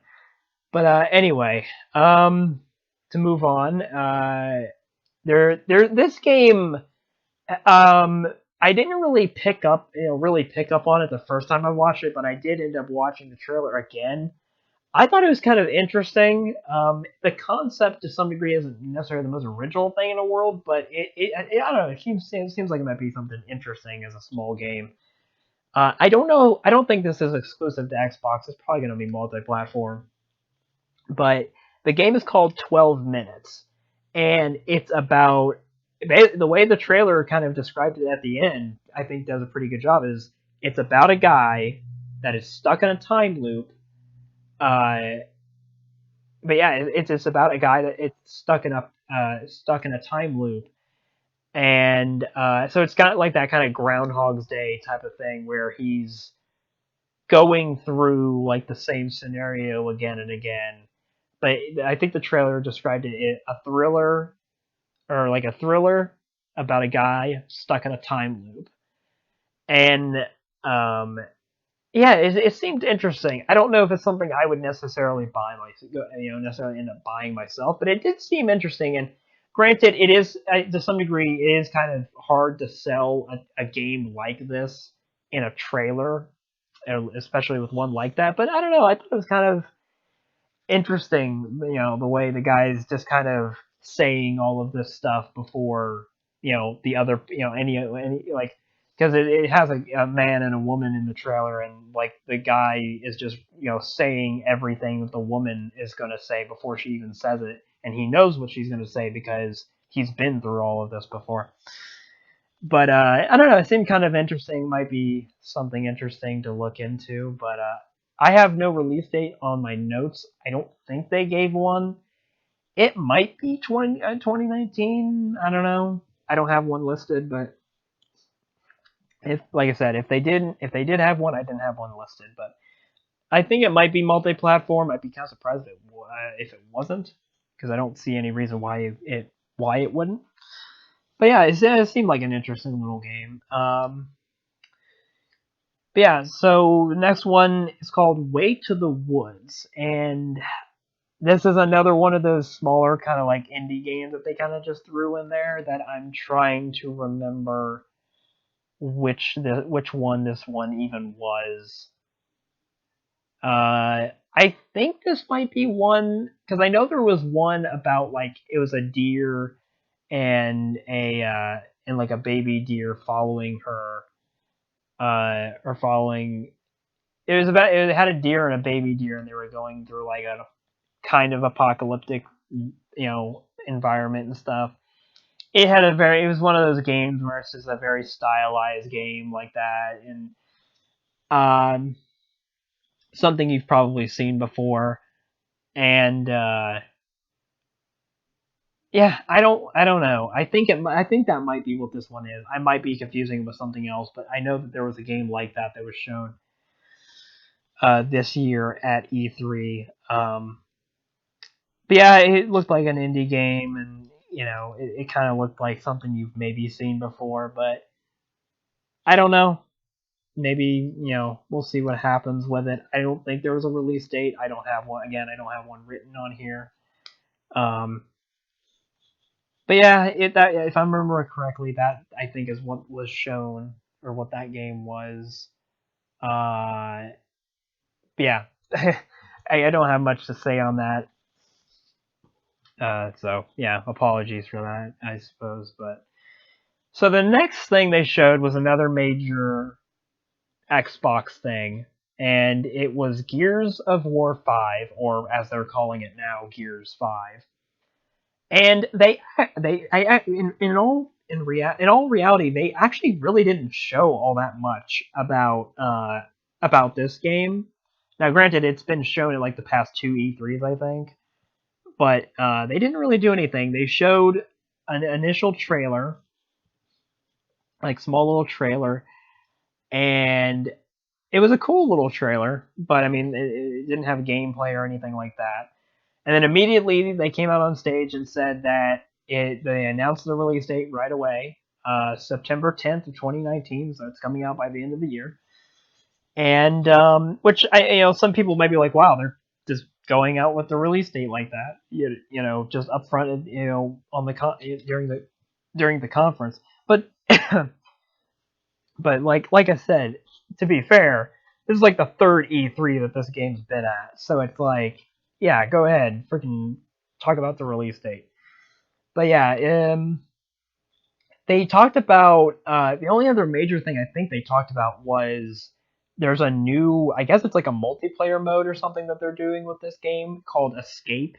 And from what I can gather, they showed like a cinematic like trailer for it and everything. It wasn't gameplay. From what I can gather, I think the way they basically described it is basically what it boils down to is the objective is you have to go into this location, plant a bomb or something, and then try to escape the location before the bomb goes off. And the whole time you're fighting off, enemies and stuff. I don't know if it's your job to like go, fight your way to a specific point, place the bomb, and then fight your way to get away from the bomb before it goes off, or if it starts with you in that location and like I don't know, it might be the first one actually, because it'd be kind of weird if it started you with the bomb already being placed and then you have to fight your way away from it. So I think it's the first one where you have to fight your way to a location, place a bomb, and then fight your way like out of that location. Um, so I mean, you know, it is what it is. I think it's something new for Gears at the very least. So whatever. But didn't show gameplay of it, but they did show some kind of trailer and everything. The next thing that they showed, and this will kind of come up later, I think. I'm trying to remember what conference this was also something at. I think it was Ubisoft's. I think. But this is something that I am, at least as far as Gears of War is concerned, I think is actually kind of cool. It's kind of out of nowhere, but because of the fact that there is a new Terminator movie coming out, Terminator Dark Fate, I believe is coming out this year. Yeah, I think it's coming out no like November or something. But there's actually going to be I don't know how you access this, or if it's going to be for like everybody, or if it's a timed thing or whatever, but they're going to have Terminator Dark Fate characters or whatever. I don't think they're just skins. I think they're like actual like characters and stuff. They're gonna have Terminator Dark Fate characters for Gears of War 5. And the freaking little brief trailer they showed for it was a Terminator. It's like the iconic scene from, I think it's in the first Terminator, but it's also in the second one. But it's like that iconic like shot of where it's in the future and like all the machines are firing off and stuff like that, and then the one Terminator like steps on the skull and breaks it, and then the camera pans up and it shows him with the gun, and he's looking around, and it's a recreation of that, but instead of just having like a normal rifle or something, they gave the Terminator in that trailer the Lancer, which from Gears of War I believe it's called, which is the gun with the chainsaw bayonet on the front, and it's like, okay, for that reason alone, that is awesome. Seeing a freaking like T1 like T friggin' like Terminator, or like a T-800 or whatever it is, like just seeing a Terminator holding the freaking Lancer rifle from Gears of War, like that's pretty freaking awesome. But yeah, I don't know if like that's something you have to like sign up for something specific and then you get access to that, or uh, I don't know. But it was something they talked about, and I thought it was pretty cool. Um, Other than that, like I said, they didn't really do too much with Gears. They just kind of gave a release date, talked about a mode, and that was about it. But yeah, so I mean that was Gears 5. So I guess moving on, um, they announced a new, I think it's basically really pretty much a new Xbox Elite controller, which for those of you who may not remember or not aware, the Xbox Elite controllers are basically a highly customizable Xbox One controller, and they're also a very fairly expensive Xbox One controller, because I don't know how much like the original went for, but it was probably at least a good hundred, like 100 some odd dollars. And now they're doing a Series 2 for the Elite controllers. I'm not too sure how much about this series of controller is different than the original. But like you can like adjust the thumbsticks and stuff like that. I think there might be different thumbsticks or whatever you can use. I think there's a different D-pad that you can swap out with. Um, there's certain like, I don't know if it's certain like button inputs or something that you can customize, but you can also set like the different layouts for the controller depending on what game you're playing. So you can like save up to 3 games worth of 3 game worth of 3 games worth of button layouts or whatever it is. And also, I think this is actually the first. I don't even think the original Xbox Elite controller had this. At least I don't think. They're actually, I think this is the first time Microsoft has ever since the 360, when the Xbox controllers first went wireless. I think this is the first controller that Microsoft is releasing for an Xbox that actually has the freaking battery built into the controller. Because ever since the 360, when they first went wireless, they were just using batteries, like actual like batteries you had to put into the controller. Now, granted, the one advantage that Xbox controllers have kind of had over that is, even though you do kind of have somewhat of the hassle of having to actually swap the batteries out yourself, the good thing is, usually from what I've seen, that even though you have to swap the batteries out whenever you end up needing to, um, the batteries seem, because they're like actual batteries you're putting in, they seem to last longer than like the batteries that they put in the controllers that are rechargeable. Um, but now Microsoft's actually doing it, and I think they said like this one's supposed to like last up to 30 hours or something, and it's like, all right, fair enough. So yeah, first it took them until the Xbox One S, and to put the power supply for their console in the actual freaking console box. And now they're finally making a controller that doesn't require you to put the freaking replace the batteries and stuff every now and again. But who knows if this is going to be that's going to become the standard for Xbox controllers moving forward? But who knows? But yeah, I mean, the Xbox Elite controller seems like it would be a pretty cool controller to have and everything, but it is pretty pricey, because I think it's like 120, $180, which yeah, for a controller is pretty pricey, but I would still say that like you do not have to buy this controller by any stretch of the imagination. And I'd say if you do pay for it, you are, I'd say, pretty much getting what you pay for. It is a elite controller. But yeah, they're doing another series of those. Like I said, I'm not sure what all is different between this series and the first Elite controller that they did, other than maybe the battery, obviously being built in now. But a lot of the other stuff seems like stuff that was on the original. But I don't know.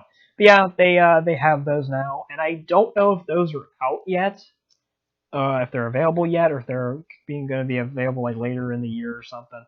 If they did have a like a release date for that controller or whatever in the trailer, I don't have it on my notes, so I don't know if there was one.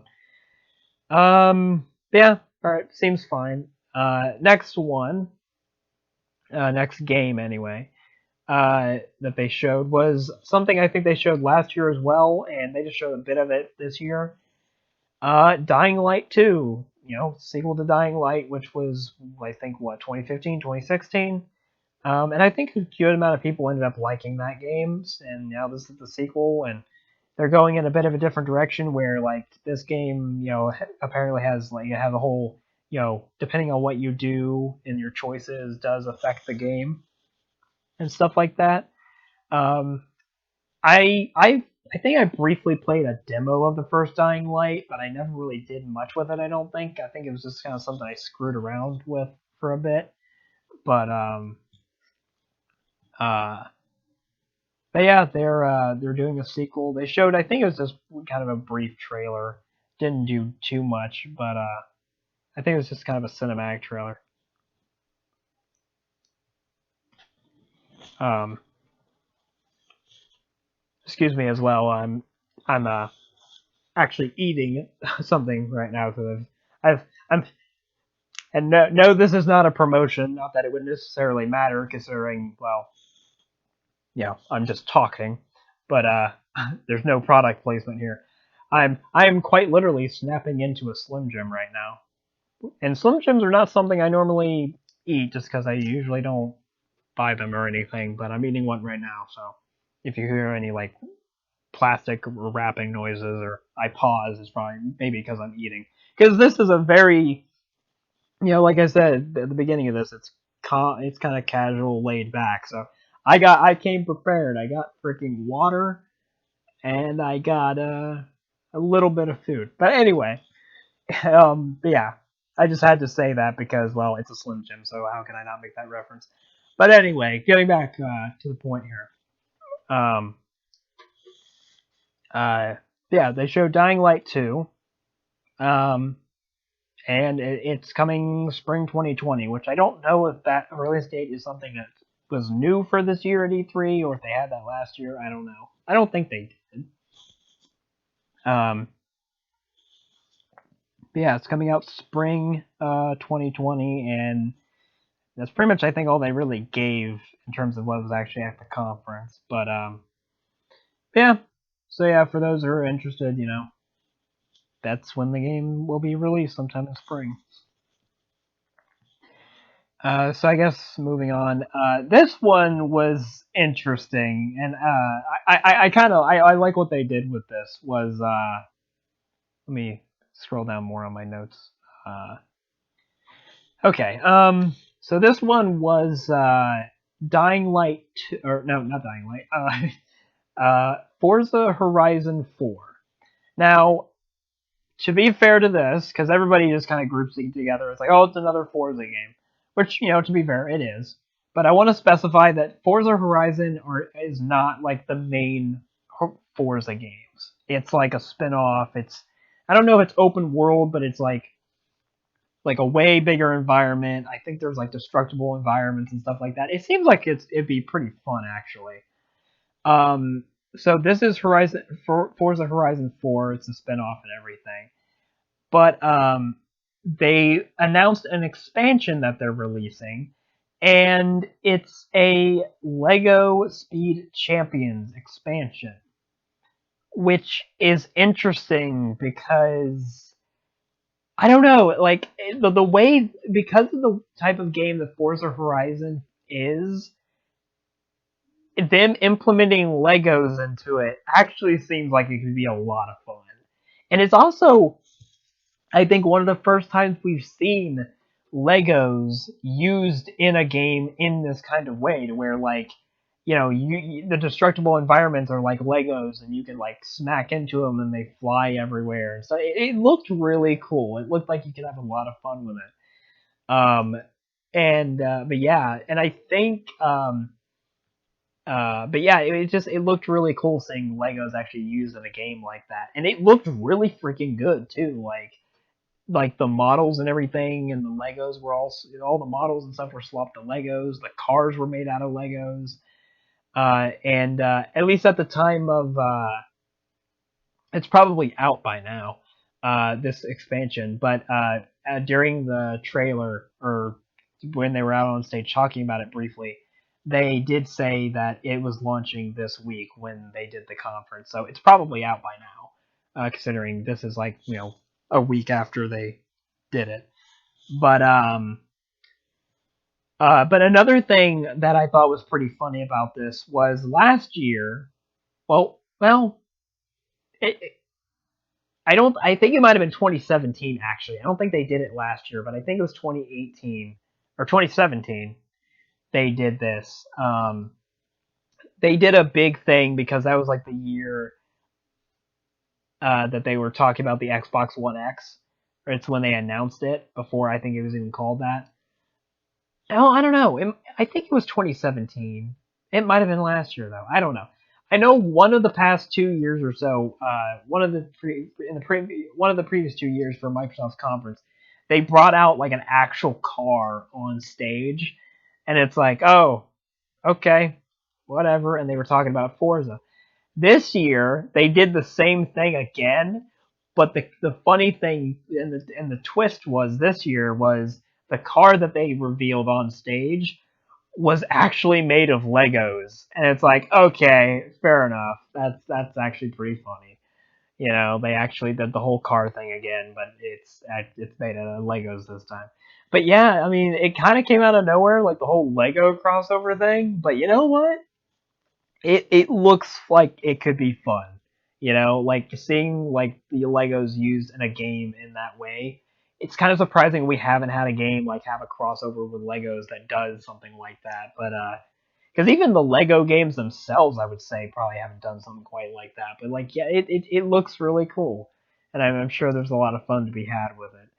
But yeah, it looks pretty cool. And like I said, during the conference, they said it was launching this week, so it's probably out by now. But yeah, so yeah, Lego Speed Champions expansion for Forza Horizon 4. Yeah, it looked pretty fun. I think that was a pretty fun little trailer and stuff that they had. It was a pretty cool idea.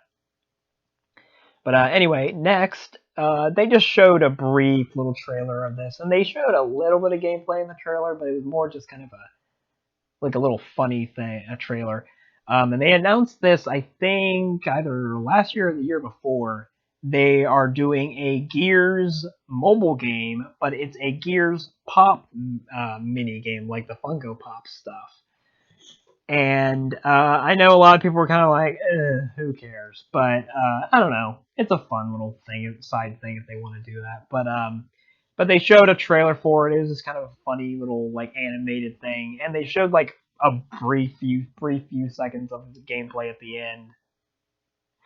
And yeah, whatever, mobile game stuff like that. Excuse me. But yeah, they showed that. They didn't really announce anything. I don't even think they gave a release date. If they did, I don't have it on here. But they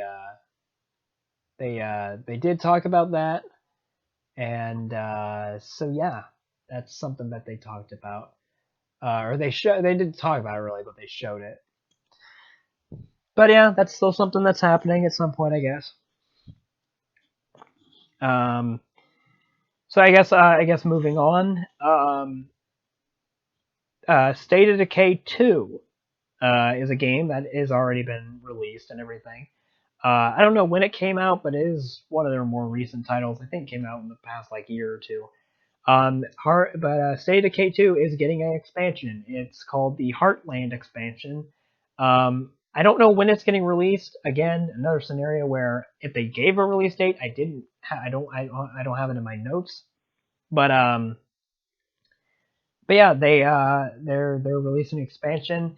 They had a trailer for it. It seems like they primarily focused on two characters. I don't know. I assume that they're new characters or something that might have something to do with something that happens in the expansion.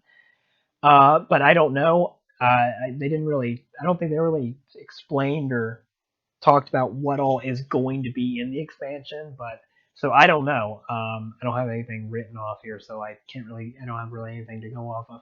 But overall, State of Decay 2 is getting a new expansion at some point at least.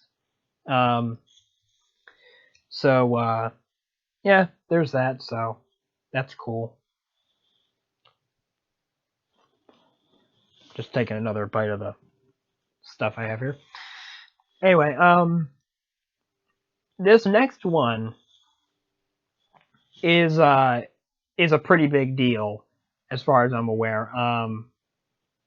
They announced that for the first, I think this is the first time it's coming to the West in however many years.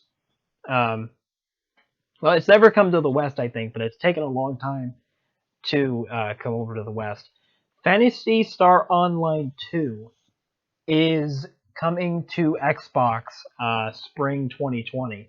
And I do believe probably on Twitter or something, they also clarified it might be something that happens later, but they are bringing Fantasy Star Online 2 to like the PS4 and stuff, I think, like that. And this is a big deal because I think Fantasy Star Online 2 has only been a thing in Japan or something like that. It was not something that was in America before, and it's been something that's been out for years, and now it's finally coming out next year. So I'm familiar with the name Fantasy Star because I'm pretty sure it's something that's a Sega property. I think. Um, might be wrong on that, but I think it is Sega, and they uh, but I've heard of it, but I'm not familiar with all like what exactly it all is and everything. But from what I've heard, it is a big deal that it is getting released over here because it's been out for years and it's never gotten released over here, so that's pretty big. But yeah, it's coming to Xbox Spring 2020, and I believe it is eventually coming to PS4 at the very least and stuff like that. Probably PC. Don't know about Nintendo Switch though, but we'll see. So yeah, that's pretty cool. And it also kind of keeps in the trend of like if you've know the past couple of years with Microsoft, they've always kind of had this random like either a Japanese title or anime type game during their conferences because I guess they're trying to appeal to either that specific audience or they're trying to because Xbox has never done very well in Japan. Uh, so maybe they're trying to really push that this time around, but who knows? But it's just like a trend. Because I mean, remember, like back in 2017 or whatever, it was that year that they announced Dragon Ball Fighters at their conference. That was the first time it was announced, and it's like, wow, Xbox of all companies is getting something like that. But anyway, so yeah, again, Fantasy Star Online 2. I think first time coming to the West. It's coming to Xbox Spring 2020 as well as other platforms, probably either around the same time or sometime after. Another game I believe that was not available in the West up until not now, but it's coming out next year. Is a game called Crossfire X. Now I believe the game is just called Crossfire, but I guess they're renaming it for the newer release or something like that. I could be wrong. Um, but I think this was something, and I could be wrong about this too. I think this was something that was only available in like Korea or something like that. I could be wrong, but it's like a very popular game, I guess, over there. And now it's coming to the West. I don't know if this is only going to be on the Xbox or if it's going to be timed or if it's just going to be one of the platforms it's coming to. But yeah, that's coming out. Crossfire X coming 2020. Um, it didn't. The trailer didn't look like anything super crazy, but like, well, I mean, crazy in the sense that it, is maybe not the most original thing. The trailer itself was kind of crazy because, well, I mean, it had freaking buildings exploding and crap, but whatever. But yeah, that's something that's coming over here. So yeah, coming 2020. And then the thing they announced after that, and I think this was a full on announcement. And speaking of, I guess you could say, anime kind of games, Tales of Arise, which I believe is just another game in like the Tales of games that get released, was announced, and it's coming out sometime in 2020. And I vaguely know of the Tales games. I've heard them, referred to before, but I don't think I've ever played one myself. But I know it's kind of a series, like, Tales of, and then fill in the blank. But yeah, so there's another one coming out. Uh, yeah, and it looked kind of cool and everything. Visually it looked kind of nice and everything. But yeah, I don't know. Can't say too much about that either. But yeah, that's coming 2020, and I'm sure that's going to be multi-platform. So yeah, there's that. So I guess moving on next is Borderlands 3. Of course, something that we've already known about. It's coming September 3rd, 2019. So by the end of the year. Really, all they showed for Borderlands 3 was a trailer, which did look pretty cool, admittedly. I'm not too familiar with the Borderlands stuff. I know of Borderlands, certainly, but it's a situation where I haven't played them.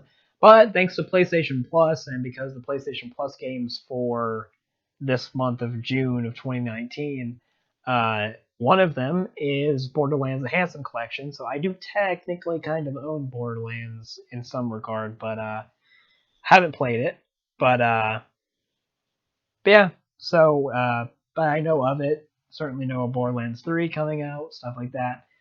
But it was really just a trailer, and that was about it. But one thing that was interesting, and speaking of Borderlands 2, they actually released new DLC for Borderlands 3 or Borderlands 2 during this press conference. And the DLC, from what I've heard, is a piece of story. It's like a DLC that ties the story. It connects it connects Borderlands 2 to Borderlands 3. Like, it's just something that kind of helps fill the gap a little bit. And it's available right now. Like, it was available. At the end of the trailer, it was available the day that they played that trailer. And it's DLC for Borderlands 2 in the Handsome Collection. So I guess if you have the PS3 version of Borderlands 2, I guess you're not able to play that. But yeah, but it's also just interesting that, like, because Borderlands 2 is like a fairly old game, and for them to release DLC for it after not releasing anything for it in a long time, you don't see that very often. It's also kind of cool that it's also kind of cool whenever you do see something like that happen. And it's also even cooler when it can be used in some way like this, because, like, releasing DLC for a game that you haven't released DLC for in a long time, just so you can tie in, help, uh, you know, fill in the gap between the previous game and the new sequel that's coming out. So I don't know, it's pretty cool. I do have that DLC because, actually, I don't think it's like I don't think it's like this now. But for like the first week or so that they put that DLC up, it was actually completely free, so you could just start downloading it and stuff. So because Borderlands: The Handsome Collection is free for PlayStation Plus members this month in the month of June, you can get Handsome. So basically, you can get both of them for free. If you're a Plus member, you can get Handsome Collection for free, and then you could have gotten that DLC for free and just did that, which is freaking awesome as far as I'm concerned. But yeah, that was pretty cool. But I have that DLC, but I of course haven't played it because haven't even downloaded Borderlands 2 yet. So uh, maybe it's something that will happen at some point. But I got it just for the sake of getting it. But yeah, but mainly, new DLC for Borderlands 2 that helps it connect to Borderlands 3, and a new trailer. And that was pretty much it, I think, for Borderlands 3. Um, so yeah, that really was it. So just something of a game that's coming out, obviously. Um, so then after that, something kind of interesting happened. There was a trailer for a game called Elden Ring, which the reason why it's interesting is it's being I think it's being written, or like the story or whatever is being written by George R. R. Martin, who is, and I'm sure a lot of you are aware, is the guy that's responsible for Game of Thrones, I believe. And I forget the other guy's name that is involved, but I think the other guy that's involved is someone that's involved with the Dark Souls games, I think. And this game, Elden Ring, is being developed by From Software, and it's being published by Bandai Namco. And like I said, George R. R. Martin is writing for this game. So it's like we don't know much about it. At least I'm not. If they did release anything, I'm not too familiar with what they may have said about it. But like that just like that concept alone, like that's interesting. I guess it wasn't a gameplay. It didn't have gameplay or anything. It was just a trailer, like an announcement trailer and everything. Had some interesting visuals and stuff to it, but uh, but yeah. But yeah, it's an interesting collaboration, I guess. But that was pretty much all we got from it, at least as far as I'm aware. But yeah, interesting though. Interesting names and companies getting put into that. But I think that's all I really have to say about it. Okay, so I'll say right now, we are finally getting to the end of Microsoft's conference. Um, and the last three big things are on the list right here, and they're also the ones. At least one of them is the one I had the most had put the most bullet points for, at least out of Microsoft stuff. Um, but the thing that they talked about just after Elden Ring was Phil Spencer came out on head of Xbox. Xbox came out on stage. He had come out on stage a few other times, but like I said, I just hadn't mentioned that up until now. But he came out on stage and he started talking about Project xCloud, which is Microsoft's. I don't know if that's a code name or if that's actually what it's going to be called, but we've known about it for a while. And it's their streaming service and stuff like that. And, I'm sure a lot of you are aware at this point that pretty much every company from Google to Microsoft to whoever else is trying to jump on the freaking game streaming stuff. But I don't know if I'm going to get onto all that, but xCloud is their streaming service, and they briefly talked about it, and I believe they said it is, from what I have in my notes, they said I think it is launching this November, so we'll see what it is. I don't know if it's going to be like in an early state, like a beta or something of some kind, but I guess it's coming out in some degree, in some aspect by the end of the year in October. One thing that was interesting though, and if I'm understanding this correctly, they said that you can use your own Xbox console as a server.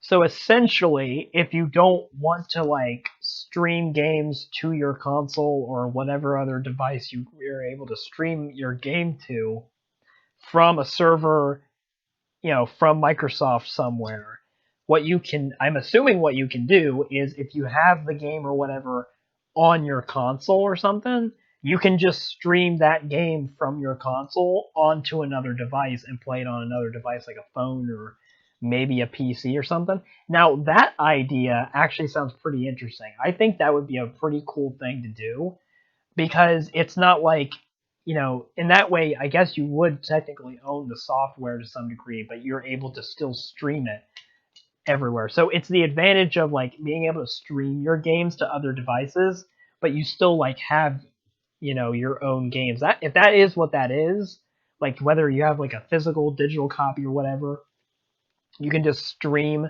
and use your console as a server and stream the games that you have already to other devices like your phone or something. That could be really freaking cool. That could be a really a nice feature to have.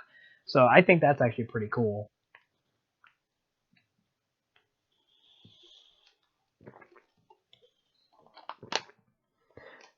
Yeah, just take another drink of water. Anyway, but other than that, I don't know if they talked all that much about anything else revolving around xCloud, which is kind of weird considering you think they maybe would push it a little bit more, but at least that's the only two things that I have on my notes. It's that it's launching this October and you can use your console as a server. But now here's the big one.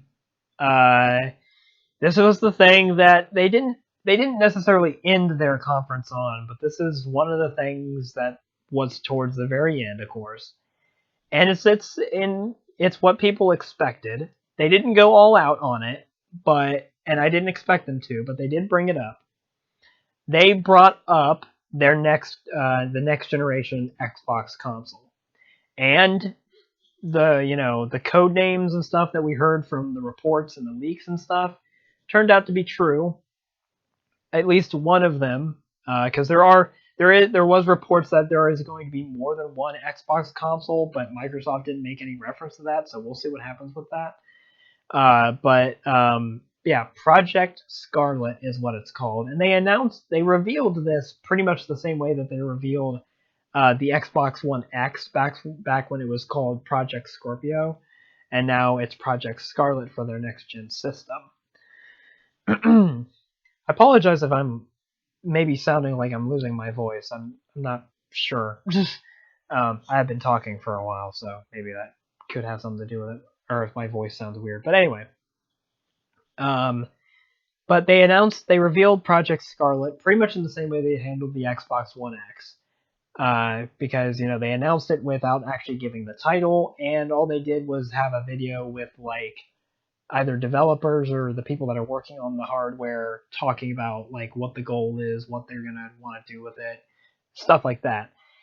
And that's fine. And some of the bullet points, at least the ones that I took down, was Project Scarlet, as it's known right now, will have faster loading times thanks to an SSD. So it's going to be one of the first consoles to have an SSD out of the box. Because we know that the PlayStation 5 is going to have an SSD out of the box as well. So going into this next generation is going to be the first generation where SSDs are part of the console when you get them.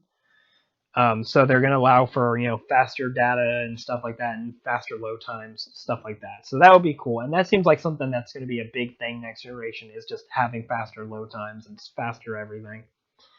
Another thing, according to what they had said in the video, according to them, it's 4 times more powerful than Xbox One X, which, okay, fair enough.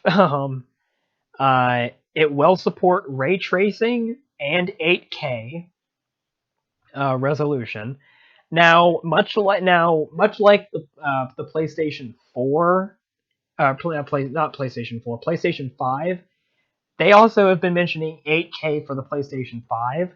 Now, I think what some people are assuming is that is not going to be native 8K, because, I mean, think about it. How are you going to get native 8K to run on something like this, Like, especially when 8K isn't even really a fully, like, viable, like, resolution. Like, you can't buy 4 or 8K resolution television, and even if there are some, they're probably in very small quantities, and there's like a limited amount of sellers that are like companies that are actually selling it. And on top of that, they're probably ridiculously expensive, and they're nowhere near affordable. So there could be, but some people I think are assuming that by 8K for these next gen consoles, they're assuming that it's probably just going to be possible upscaling to 8K and not native 8K. Because I mean, it seems like we're most likely with these next gen systems, we're going to be getting native 4K resolution across the board, more or less, which is something we don't really have right now. Xbox One X kind of does, but still. But but it might end up being they might be doing 8K upscaling just because they want to kind of future proof themselves. It's because I think it's kind of apparent that one of the reasons why they did they released the PlayStation 4 Pro and the Xbox One X was because they wanted to kind of embrace 4K resolution a bit more because the original systems weren't really capable of it, at least as far as games go. So they wanted to kind of embrace it a bit more. And now with next gen, they're going to be really embracing 4K. But I think they also want to have like 8K upscaling as a thing that's in the consoles, just so they don't have to release like mid-cycle refreshes just to have 8K or something. Now, granted, considering how long it's taken 4K to become more kind of like actually utilized as a resolution, I'd have to imagine it's probably going to take 8K resolution just as long, if not longer, to become a standard. Because I think people are just not really the higher the resolution goes, the more people just care less, you know. So I don't know. We'll see what happens with it, but yeah. And then of course, another bullet point I had was it is codenamed Project Scarlet. Um, and they didn't give an exact release date, but they did give like a time period for when the release is coming, and it is pretty much what people assumed. It is the next gen Xbox will be releasing holiday of 2020. So by the end of next year, there will be a new Xbox on the market. Um, but yeah, but I think there might be a few other details in that video you could take out of it, stuff like and a few other things. They kind of brought up the streaming stuff and a little bit here and there. But the thing is about this Xbox Scarlet that is interesting is I kind of touched upon it already. All of these bullet points, more or less, or at least like the whole SSD and the whole ray tracing and 8K stuff, that is stuff that we've heard Sony talk about the PlayStation 5. Because PlayStation 5, a big thing they're talking about is the SSD and the fact that they also have said that ray tracing is going to be a thing on PS5. 8K is going to be a thing on PS5 to some degree. So like it's interesting from what we know of these two systems right now. It's interesting to see as on like a hardware level to some degree. It's interesting to hear how freaking similar both these machines are. So yeah, I don't know. It's interesting. Um, but yeah, it's gonna be interesting to see how you know where we go from here with this. But yeah, with I guess without getting on a whole next gen tangent, because I don't think I want to really do that here, because it would probably add another hour to this freaking discussion. But the next thing that they went on going and transitioning from Project Scarlet to the last thing that they showed. One of the things Phil Spencer said was he brought up the fact that back in the day when the original Xbox came out, there was one thing that people were saying about one particular game and how it was the killer app and it was the reason to own an Xbox. And of course that game was Halo. So they moved on from Project Scarlet to Halo Infinite, and they also said that Halo Infinite will be a launch. I don't know if they said it will be a launch title, but it will be available pretty early on in the Project Scarlet's lifespan. So you're getting a new Halo game probably as early as like day and day with a new Xbox console, which is pretty cool because I don't think that's happened for a while. Um, but yeah, Halo Infinite. They showed a trailer. Looked. I'm not too familiar with like Halo, like the storyline and stuff like that, but I certainly know of it. Um, I think I've played a little bit of like Halo demos and stuff demos and stuff of Halo in the past. Never really got into the games themselves, but but they showed a trailer. Looked pretty cool from what they had in it. Um, and it's and because it's going to be coming out alongside Scarlet, it's probably coming out holiday 2020.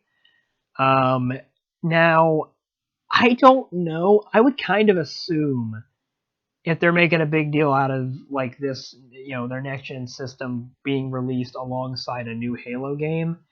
I don't. I apparently, I guess they've said that Halo Infinite is going to be an Xbox One game, but the thing is, it's like that would kind of diminish to some extent. I think like the whole like okay, well, why are you making a big deal about this being a launch title for your next gen system when there's already going to be a version of it available for your previous generation system? But I don't know. Um, but yeah, they showed a trailer for Halo Infinite. There was no, I don't think there was a release date for it, but like I said, because of the fact that they said they're going to release it alongside Scarlet, you could pretty much assume it's probably going to be holiday 2020 at the earliest. But yeah, other than that, Halo looked cool and everything. But yeah, overall, that was Microsoft's conference. I know that was a lot, but but yeah, but I mean, they did have the longest show. Um, and I think that's more or less everything that they went in, they talked about in their or showed in their show or in their conference, in that order. Overall, what do I think of Microsoft's conference? I don't know. I'm trying to like think because it's been like a week since obviously since I watched it. Um, I don't know. I think Microsoft's was fine. They maybe didn't. Maybe they might have amped up their show a bit more than they probably should have because they were being like, no, this is gonna be our best show ever. We have 60 games and stuff like that. And it's like, all right, well, I mean, you know, oh, they just might have maybe they kind of amped it up a little too much. Um, They didn't go super in depth with like their next gen console or anything, which I did not expect. That's the thing. I did not expect them to go in depth with their next gen system. It's too early to do like real in depth stuff. It's too early. Um,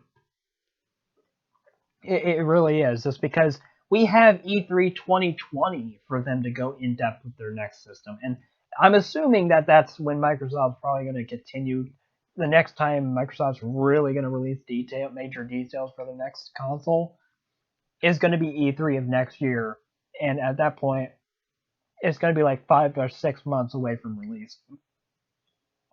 So, um, but I did not expect them to like show what the console looked like or or anything like that. And sure enough, they didn't. Um, they just gave us a code name, kind of told us what they wanted to achieve with it and what they're doing with it, and that was it. And you know what? I think that's fair because, like I said, they have a whole year and a half or so before this system even gets released. So, you know, and we don't even have an exact release date anyway, so they still need to talk about it more at some point.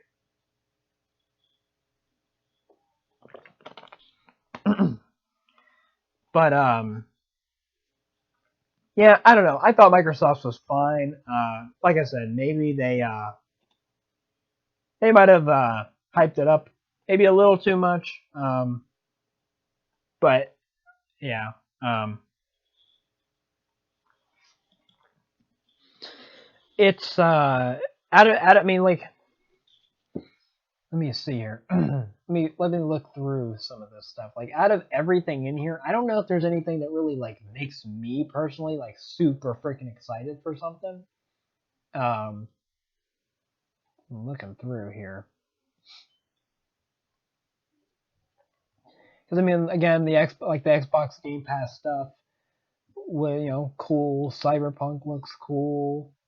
Blair Witch was a surprise. But yeah, like I mean, like a lot of that stuff, nothing to me personally really sticks out necessarily. Like there's nothing I was losing my mind over or anything like that. But yeah, I don't know. Microsoft's I think was fine. They might have perhaps maybe hyped it up a bit too much for some people in the long run, but I don't know. It is what it is, and I think it was all right. It was. I'll probably get into this once I cover all the conferences. But I would probably say that theirs is higher if I had to rank them. They're probably higher on the ranking than some of the other ones. But I'll get into more details of how I feel about like possibly ranking these when we're done with all of them. And don't worry, I think these next couple of conferences are going to be quicker to some degree because Microsoft's, of course, like I said, was like 2 hours. It was the longest conference out of all of them. So it has, I think, more or less the most there. Um, but but yeah, I mean, I guess, like I said, Microsoft was fine. It's probably one of the higher ranking ones for me. But nothing blew me away or anything. And so yeah, I don't know. But I guess we'll move on just for the for the sake of getting a move on. We will move on to Bethesda.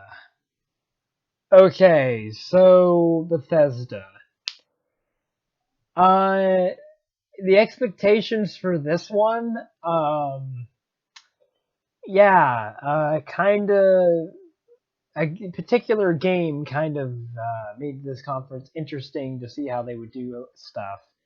Yeah, Fallout 76. If you somehow haven't heard, is not really hasn't been one of the best things that Bethesda has been attached to in recent times.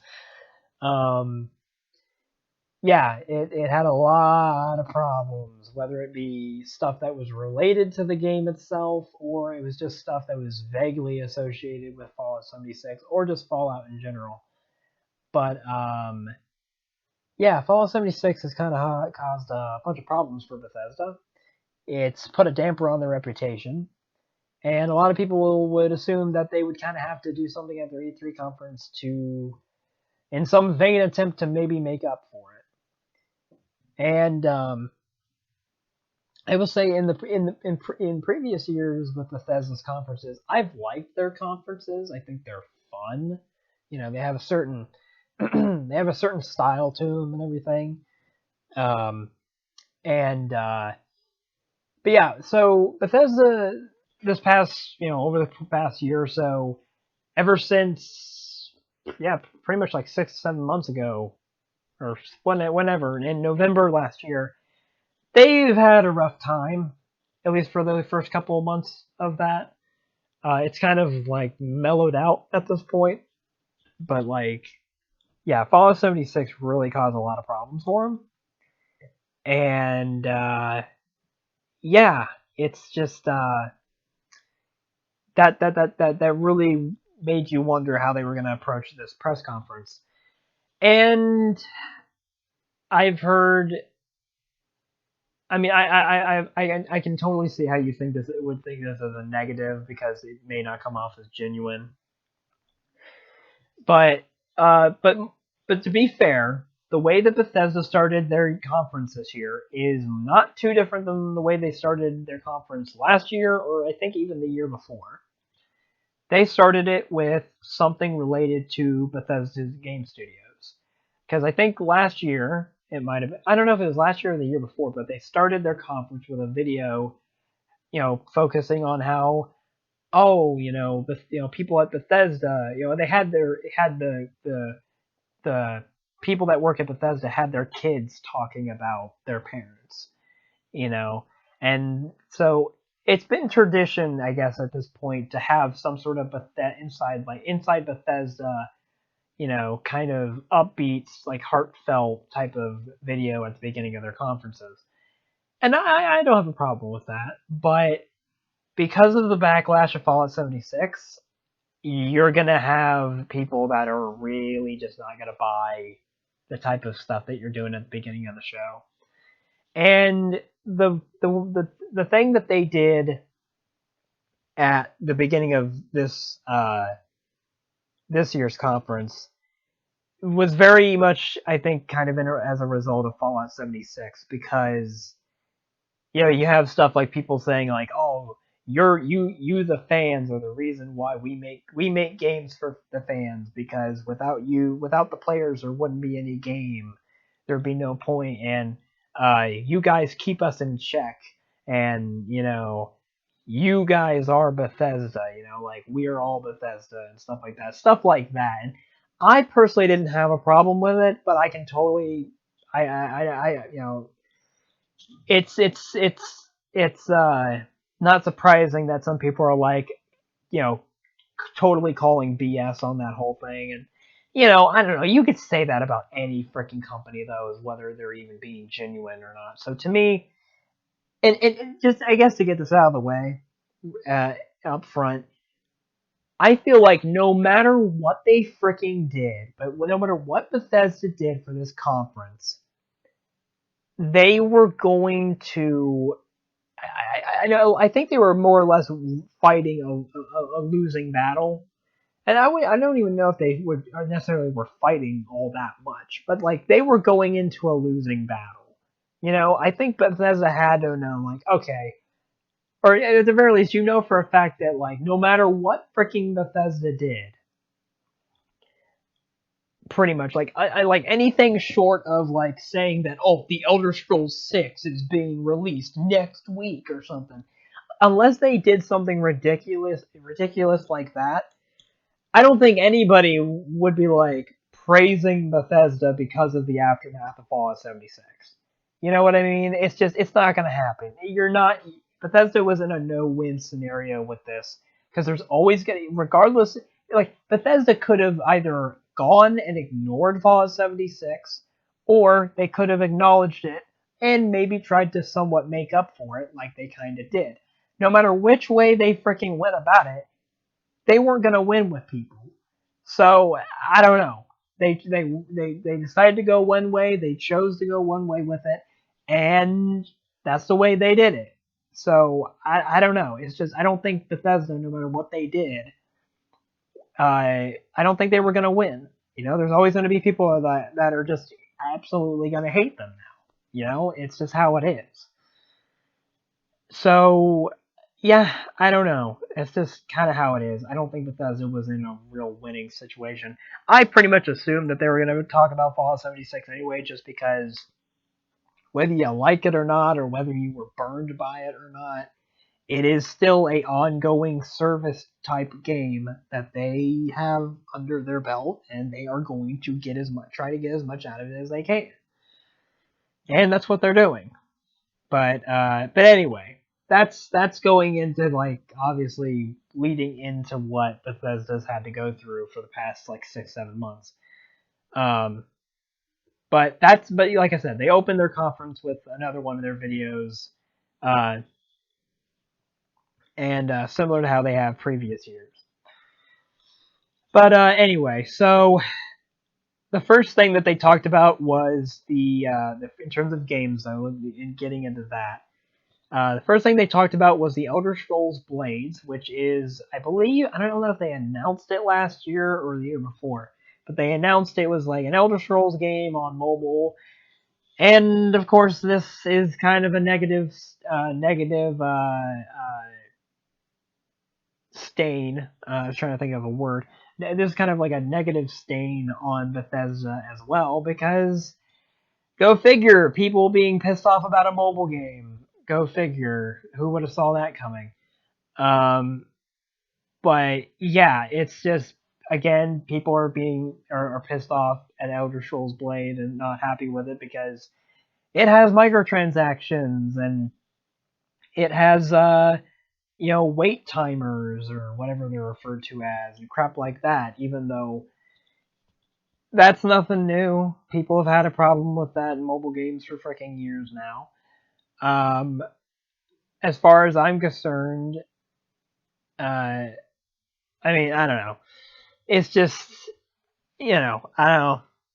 People have their problems with blades, so you know that's not necessarily a positive thing for them either. But anyway, it's Elder Scrolls Blades is the Elder Scrolls mobile game that they announced like a year or two ago, and it is. I don't think it's officially released, but they are gradually, doing stuff with it now. And they talked about at the time of their conference, they announced that new content was releasing that day, and they also announced that Elder Scrolls Blades is actually getting released on the Nintendo Switch, fall of 2019. So by the end of this year, you'll be able to play Elder Scrolls Blades on the Switch, which might be interesting to see because, obviously having like actual like button controls and stuff might make it a bit of a different experience. So maybe it will kind of make it feel like more of a traditional Elder Scrolls game, but whatever. And there's going to be cross progression between the Switch version and the mobile version. So I'd imagine like your progress and stuff like that. If you play on mobile, when you get the Switch version, you can bring your progress over from mobile and to the Switch version, and probably vice versa. So whatever you do on the Switch version will transfer over to the mobile version, which is really nice. That is pretty cool. Um, uh, But yeah, that's all the stuff I have for Elder Scrolls Blades on there. There might be a few other things. I think they mentioned how they're gonna start actually incorporating some of the multiplayer or like one-on-one like matches or like duels or whatever stuff like that. That might be part of the new content that they said was releasing on that day. I'm not too sure, but they talked about a few other things. But those are the things I have written down. And yeah, so those are the things that I have written down. Um, and for Elder Scrolls Blades, and I don't know. Like I said, it is what it is. It's a mobile game. People are gonna absolutely hate it. Uh, because of how it is, and I don't know. I don't care too much, but it is what it is. I suppose at the end of the day, you can either go with it or you don't go with it. But anyway, moving on to that, Fallout 76. Um, one thing I will say, I'm not sure if it was before they talked about Elder Scrolls Blades or if it was when they actually talked about Fallout 76. But anyway, one thing I will mention, one thing I hoped, one thing I haven't mentioned yet. One thing I did hope going into this Bethesda conference, I did hope because they did this. I think it was either last year or the year before, and it worked out for them. I think for the most part when they did this in a previous year. Bethesda kind of had a thing where they were somewhat making fun of themselves because I think one of the things they made. Well, let's see. Actually, I think they kind of did it 2 years in a row because one year they did it with the Skyrim Special Edition or something. Either that or it was something else, but it was something Skyrim related. And they were bringing up the fact that they made that joke like where you can play Skyrim on your Alexa or something. And they played that whole joke of like, oh, Skyrim gets released on everything, so let's release it on Alexa. So they did that. I don't know if it was in the same conference that they did the thing where they talked about. I think it had to have been. Yeah, it had to have been E3 last year. So I think it might have been two different conferences. But last year they talked about Fallout 76. They were like, Todd Howard, of course, the infamous Todd Howard, came out on stage and was like, "Yeah, so I've heard, our game. I've heard, well, it's like, games have a lot of bugs. I've heard our games have a lot of bugs, stuff like that." And at that time, obviously, Fallout 76 hadn't been released yet. It was kind of funny. They were poking fun at themselves. This year, however, because of the big mess that Fallout 76 ended up being, one thing that I really hoped that Bethesda was not going to do when they went into this year's E3 was poke fun at themselves. Because, but to me, like you don't you don't make the situation any better by like, oh hey, we're gonna make fun of ourselves, haha, we messed up, isn't it so funny? That's not a good look for you. Like, like, okay, it can be funny to, like with the Skyrim stuff, and last year, like, I've heard our games have a lot of bugs, that type of stuff can be funny. But it's like, if you're gonna take that approach after having something that ended up being a big mess like Fallout 76, that just makes it seem like you really don't care. Like, at least with Skyrim, that whole running joke of them bringing Skyrim to everything had been around for a while. And then the whole thing of Bethesda games being glitchy, that whole thing had been, that whole idea had been around for a while. Fallout 76, by the time this E3 hasn't been out for an entire year yet, even. So if they're gonna start just poking fun at themselves, like, aha, we made a game that people hate, like, no, don't do that. And I personally, I will give Bethesda credit. They did not do that. They did, whether it be fully genuine or not, they, at the very least, tried to play it straight up. They said, like, yeah, there's a lot of mistakes that happened in the early months. You know, we apologize. We're sorry. And, uh, you know, thank you, sincerely thank you to the people that have stuck with us, and all the criticism that you people have been giving us is well deserved. And I'm glad they took that approach as opposed to the whole thing of like them just cracking jokes at themselves, because that doesn't make the situation any better, because it doesn't seem like you're not taking it seriously. You don't act like you give a crap. And again, I will get another thing. I will give them credit is they only made Todd Howard when he came out on stage. They only made one joke about Fallout 76, and it's when Todd Howard came out on stage, and I gotta agree. I thought it was a fairly funny joke, or a fairly funny thing to say. I think he said something along the lines of, like, this past year, or whatever, has been very exciting for Bethesda games, a very exciting year for Bethesda Game Studios. Given some of that excitement, I'm surprised you're still here. And I gotta admit, I found that funny because it was a joke that wasn't like super obvious. That, like, obviously, of course they were talking about Fallout 76, but it was a funny way of kind of making some light of the situation, despite the fact they didn't directly name drop it. But the thing is, I will give them credit for that, because even though I didn't want to see them, just poking fun at themselves the whole time, but they did do that one joke. I'm okay with them doing that one joke because that's the only time they did it. Not once throughout the entire rest of the conference did they like just make fun of themselves. The only time they even got close to doing that was when Todd Howard said the whole thing of, it's been an exciting year for Bethesda Game Studios. Given some of that excitement, I'm surprised some of you are still here. I thought that worked, you know? So, like, at the very least, I'm glad that Bethesda didn't go into this just trying to basically end up crapping on themselves and just like, oh hey, we make glitchy games, aren't we silly, or aren't we stupid? I'm glad they didn't keep like trying to turn it into a joke. And whether it was genuine or not, that's debatable. You can argue that all day. But whether it was sincere or genuine, I'm at the very least, I guess I'm at least glad that they acted genuine, as opposed to just being like, oh, we're just gonna make jokes about ourselves. At least they acted somewhat genuine, regardless if they actually were genuine or not. You know what I mean? I'd rather them have done that and play it straight than, oh, hey, we're just gonna make fun of ourselves because that's totally gonna help our situation. I don't know. That's the one thing that I didn't mention, but like I'm glad that at the very least Bethesda wasn't just making jokes of themselves the entire time, because they could have done that, because they kind of have been doing it for the past 2 years. So at least they didn't do it this year, because if they had done it if they had done that this year, it really wouldn't have helped them.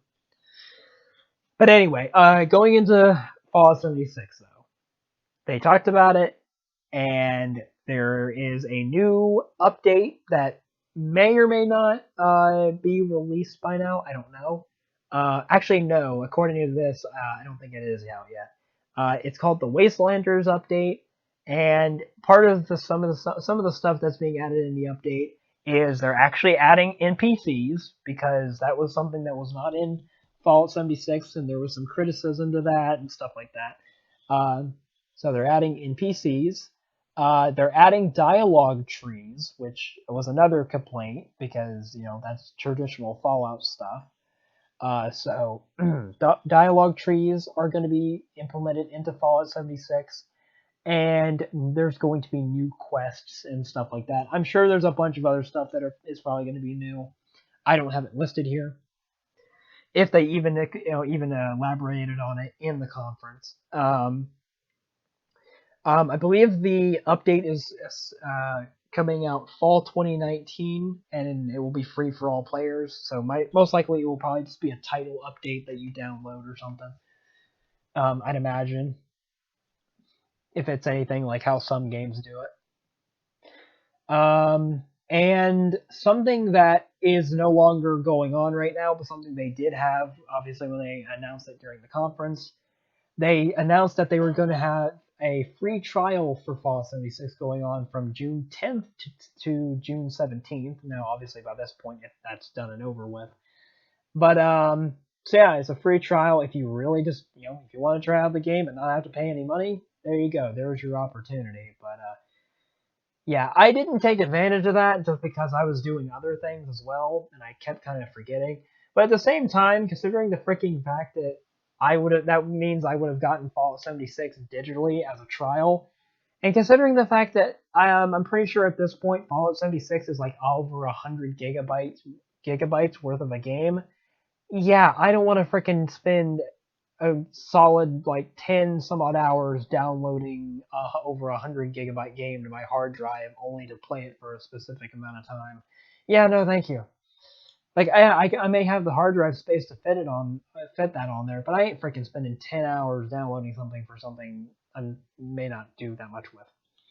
But anyway, it was still kind of a nice thing to do. And then here's another thing that's gonna probably have some backlash, or some I don't know if it's necessarily a backlash, but something that people probably aren't going to be all that happy about, because it's at this point I think a lot of people feel it's overplayed. They're adding a new game mode to Fallout 76 known as Nuclear Winter, and it's basically going to be a 52 player battle royale mode. So yeah, they added a battle royale mode into Fallout 76. So yeah, another game having a battle royale mode added to it. And granted, can't think of games super recently, that have done that, because it seems like it is kind of dying off a little bit. But still, yeah, make of that what you will. Fallout 76 is going to have a battle royale mode, and I think that new game mode is in the game currently, because I don't think that game mode is something that's going to be included with the Wastelanders update. I think that is something that's available now, and I think that's part of what they did with the free trial, so you could try the game mode out too. But yeah, I don't know. That's the stuff of Fallout 76, and it is what it is. Uh, they acknowledged it.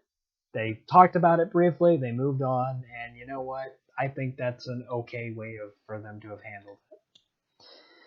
Anyway, going on to the next game that was talked about.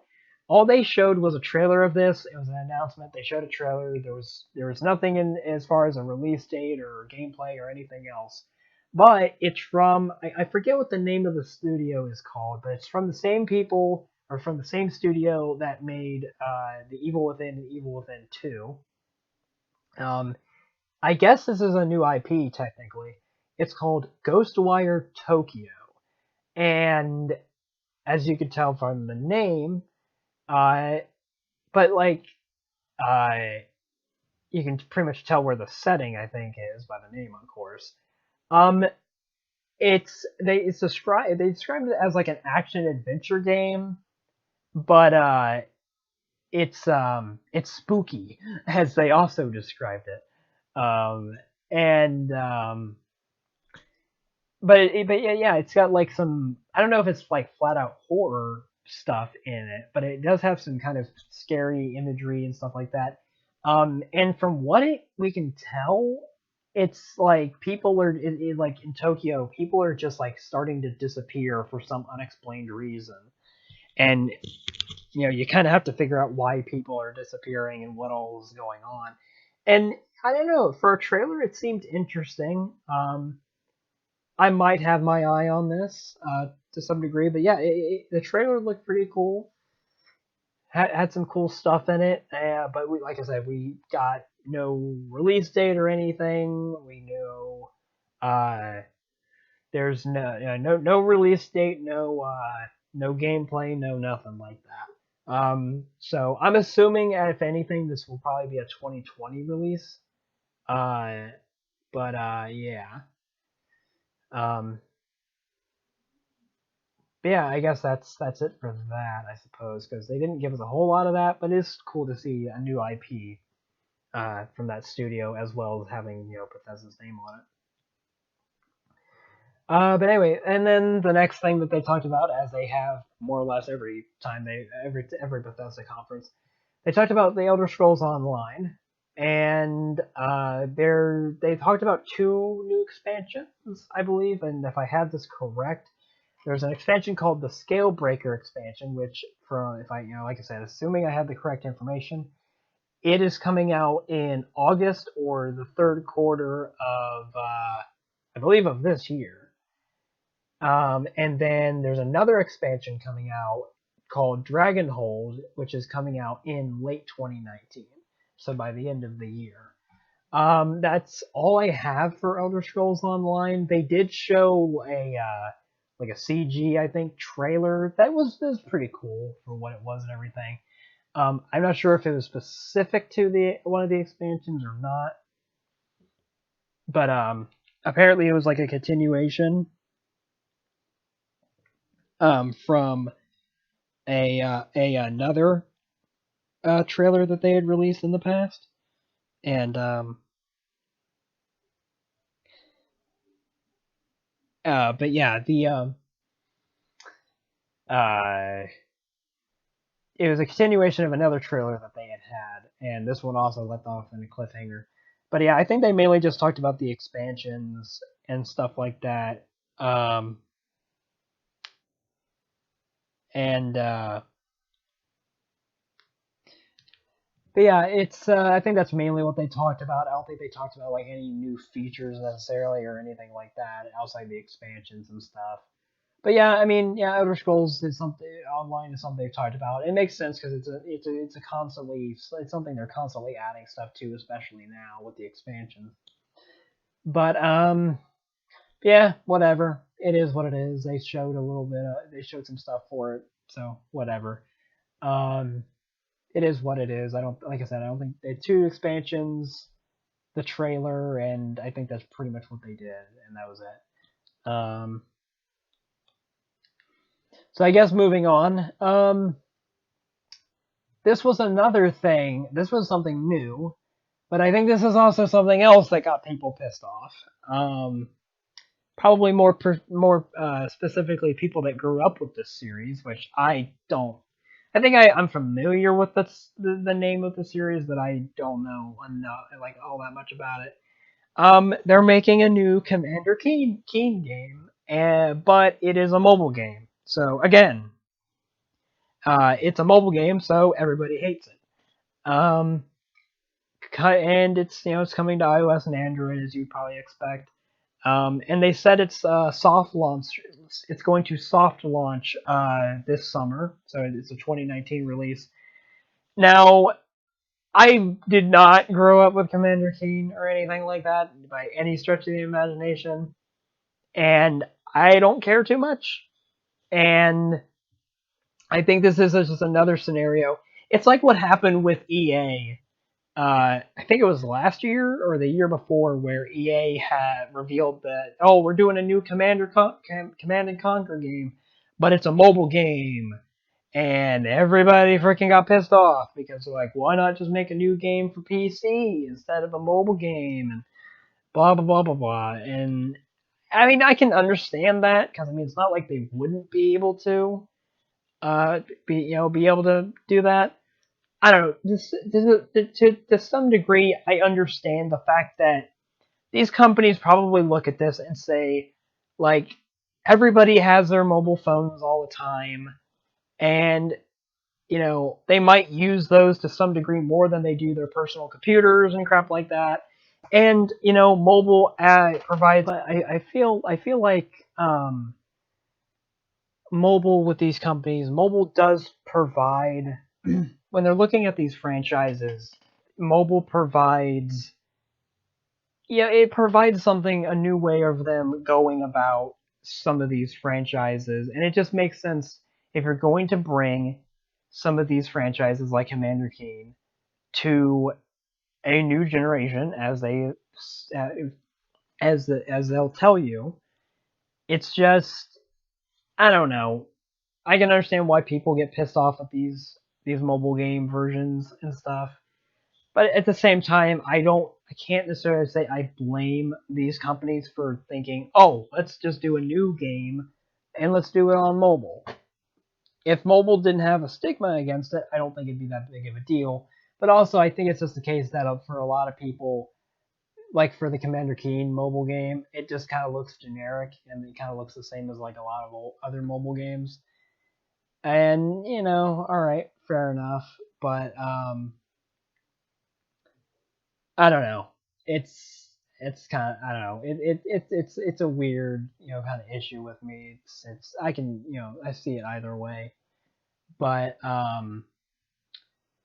I but yeah, apparently also Commander Keen apparently started off as like a platforming series, which I guess is another reason why people aren't very pleased because well, this new game is nothing like that. So I don't know. I didn't make a big deal out of it. I mean, I kind of thought I recognized the name, so I was like, oh hey, Commander King, cool, I guess. Uh, but um, whatever. I don't necessarily have any real feelings for it, and but there's clearly people that do, so and that's fine. But um, yeah, I don't know. I think that's pretty much all I can say about that. It's a interesting issue, I guess.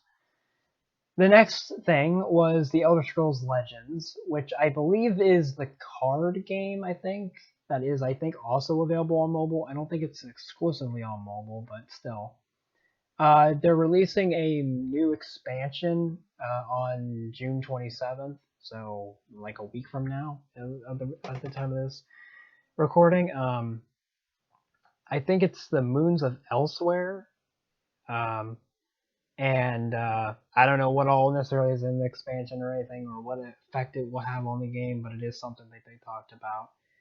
And that's all I have for the Elder Scrolls Legends on here. So yeah, so that's something else they talked about for past couple E3s, but it's still an ongoing thing. So there's that.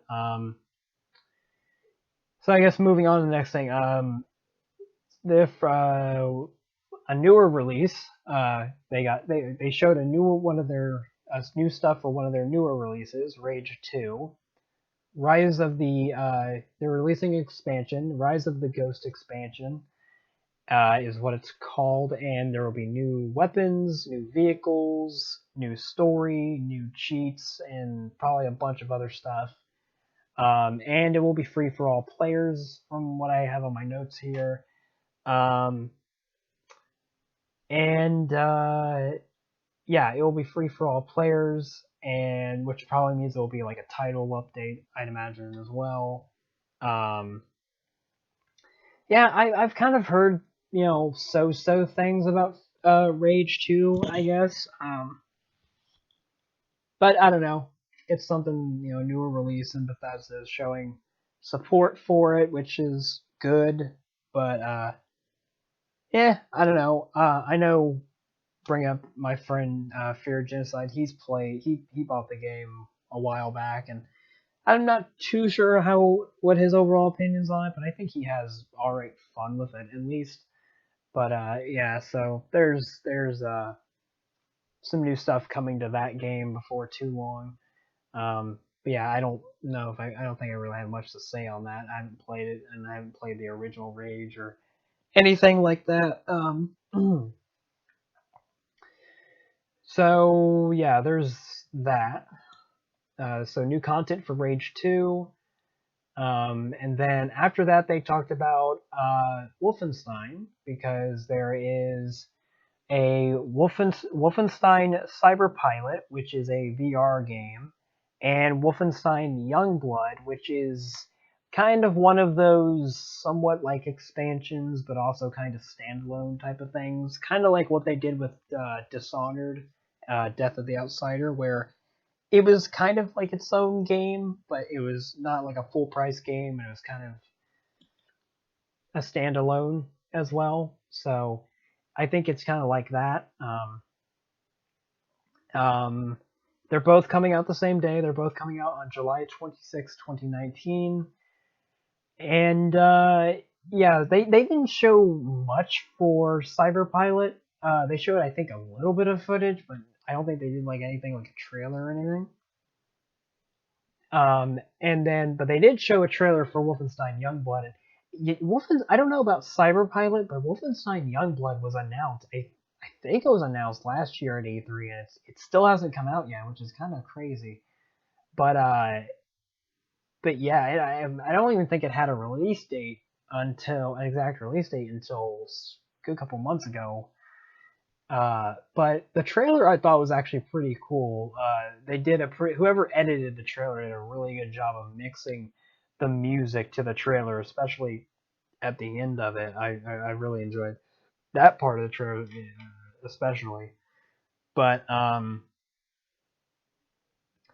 but yeah, I mean, it looks fun. It's a co-op Wolfenstein type of game and everything, and again, my friend Fear Genocide has enjoyed the Wolfenstein newer, at least the new Wolfenstein games, and I don't know if I mean I don't know if Wolfenstein Youngblood's remotely on his radar at all, but I don't know. I've kind of actually thought about it because it is like a co-op thing. Who knows? Maybe I will pay, and it's not a full price game either because it's like $30 or $40. So who knows? Maybe I'll actually pick this up and play it with him or something. But it could be some fun.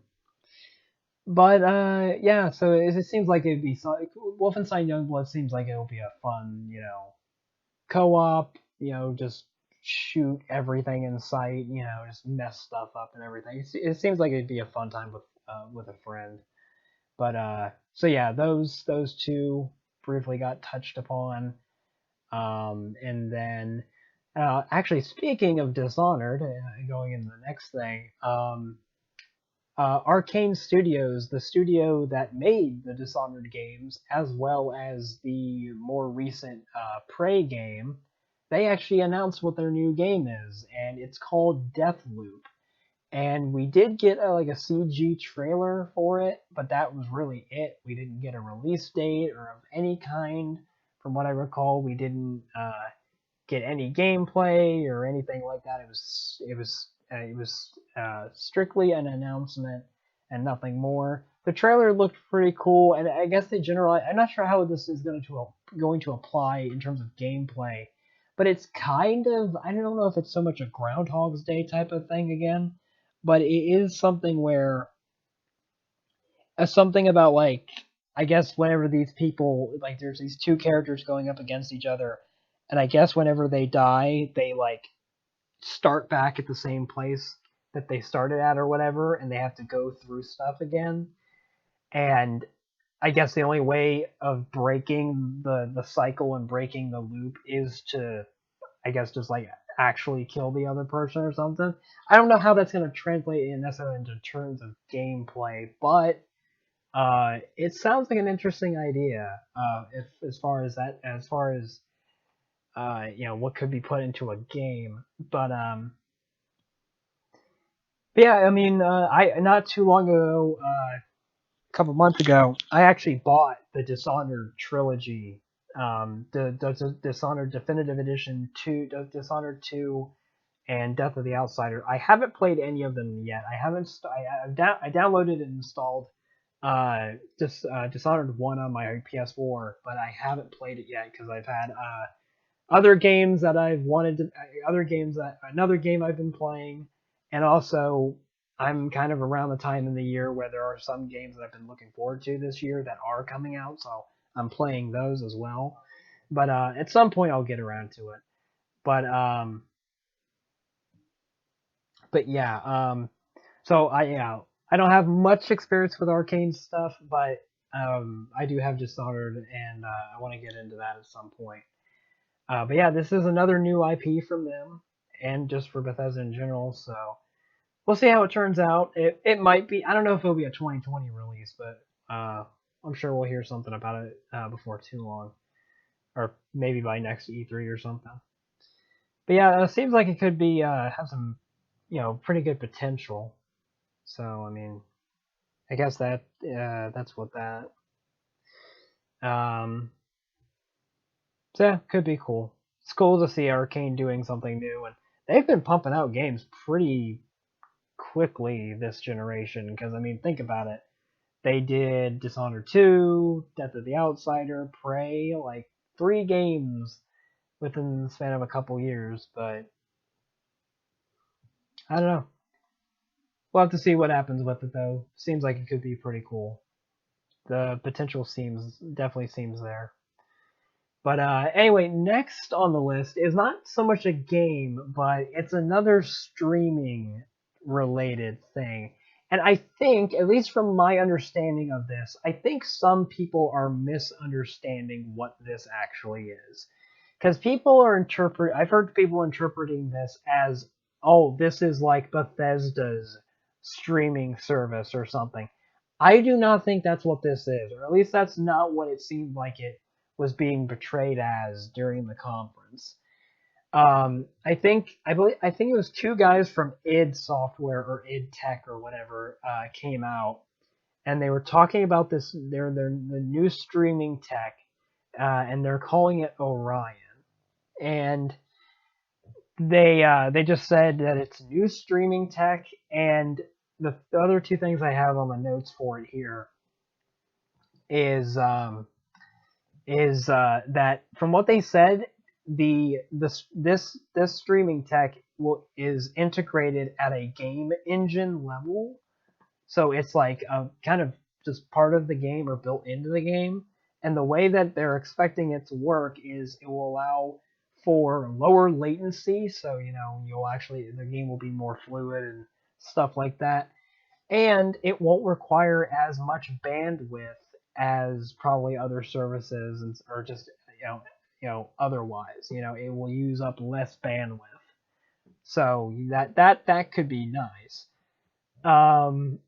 Now, some people, like I said, unless I just got a completely different impression from what everybody else did or from what they talked about, I do not believe that this is a Bethesda streaming service. It's streaming tech.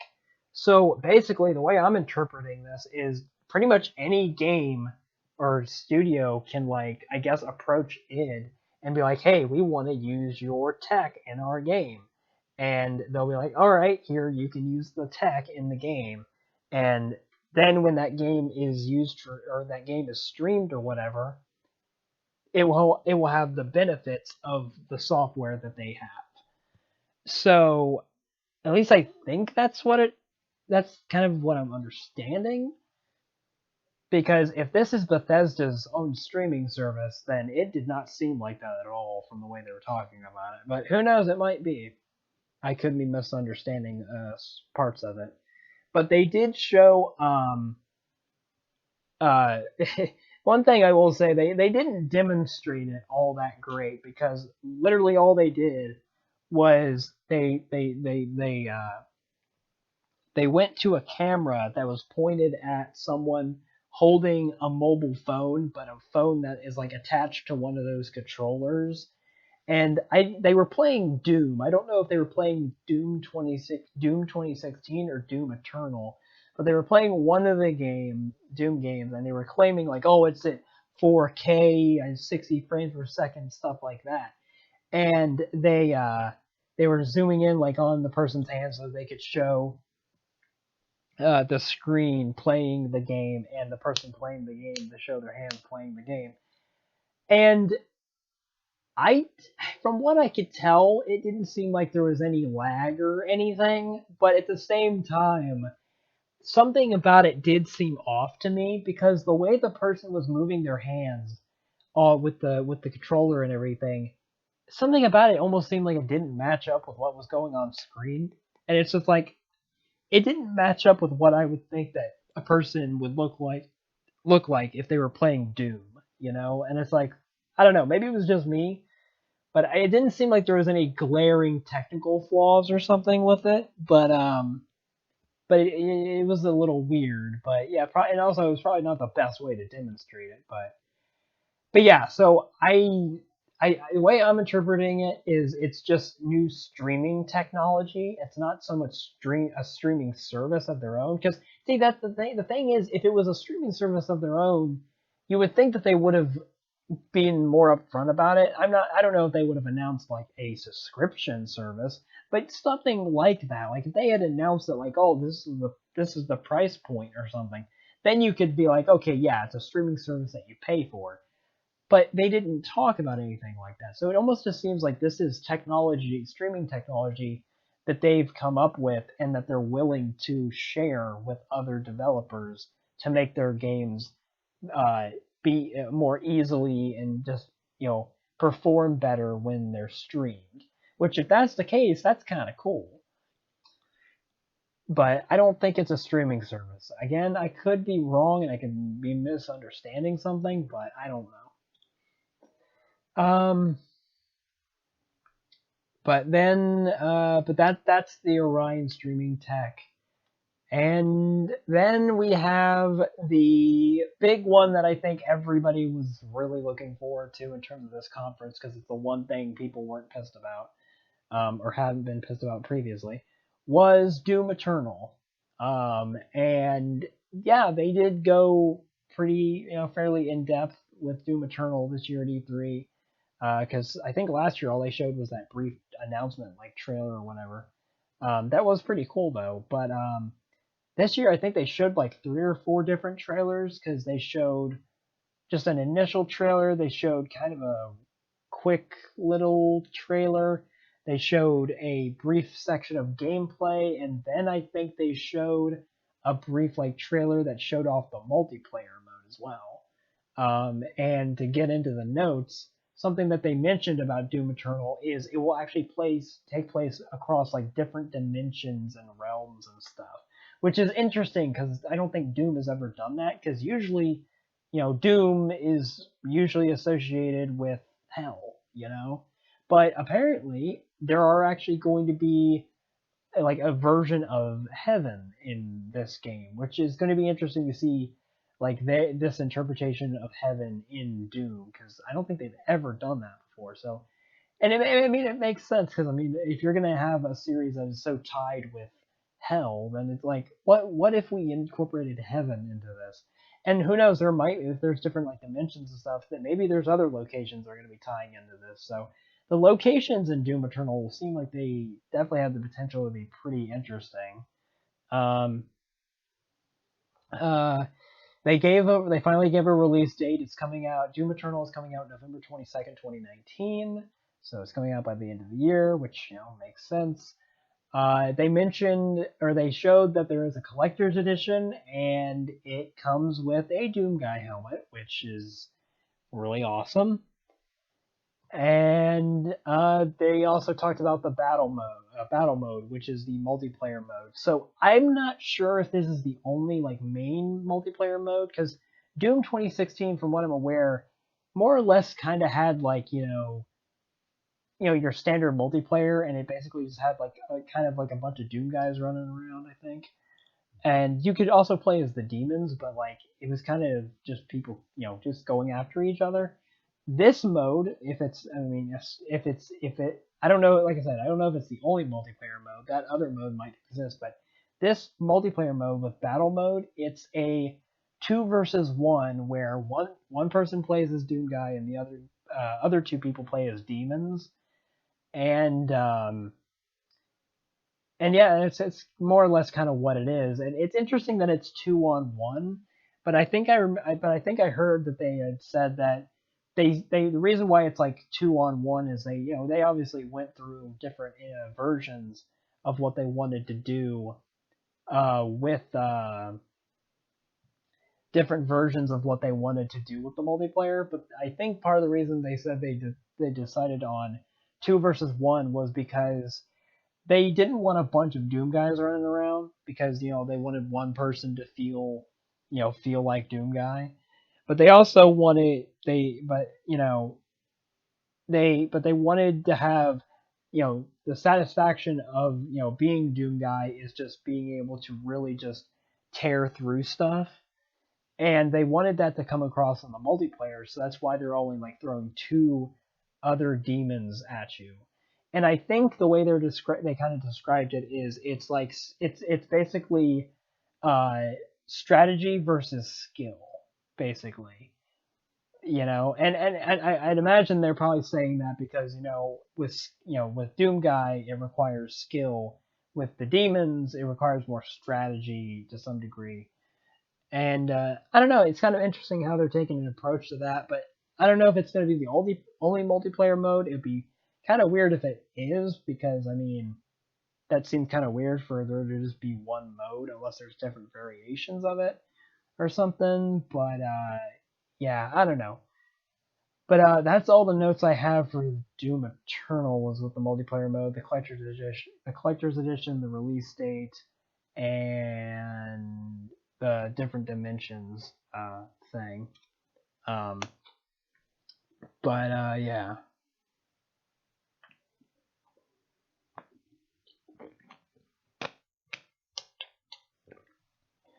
All right, let's drink more water. Um, but the but yeah, Doom Eternal looks like it's pretty going pretty well. It definitely seems like they're really taking the series in a bunch of different new directions with this one. And yeah, I mean, it looks like it'll be a lot of fun. So it's good to see that, at least there was that one thing that people were certainly looking for in this conference. But yeah, so yeah, Doom Eternal looks pretty cool. But yeah, but that's actually all of the notes I have for Bethesda. Yeah, Bethesda didn't have all that much overall, at least that I took down and everything.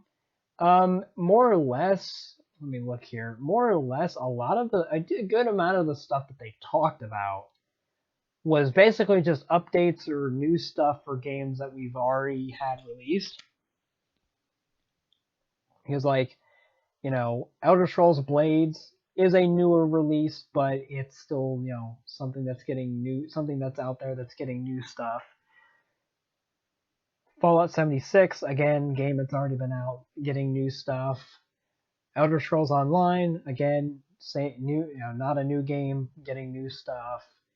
Same thing with Elder Scrolls Legends, Rage 2, and Doom Eternal, or then again, but then so you have stuff like games like that, and then you have games like Doom Eternal, Wolfenstein Cyberpilot, and Youngblood, and stuff like that, where they're games that we've already known about, but we got to see more of, which I'd say is fair, because this is like the second or so E3 Doom Eternal's been at. And then, but then we did get like a few new things like Deathloop from Arcane and Studios, the Commander Keen mobile game, and Ghostwire Tokyo, um, stuff like that. So, I mean, here and there, and we got like that, Orion streaming tech and stuff like that. But like, Yeah, most of it was just kind of like, here's new stuff for games that are either already out, or here's new games that have yet to come out that you already know about. Um,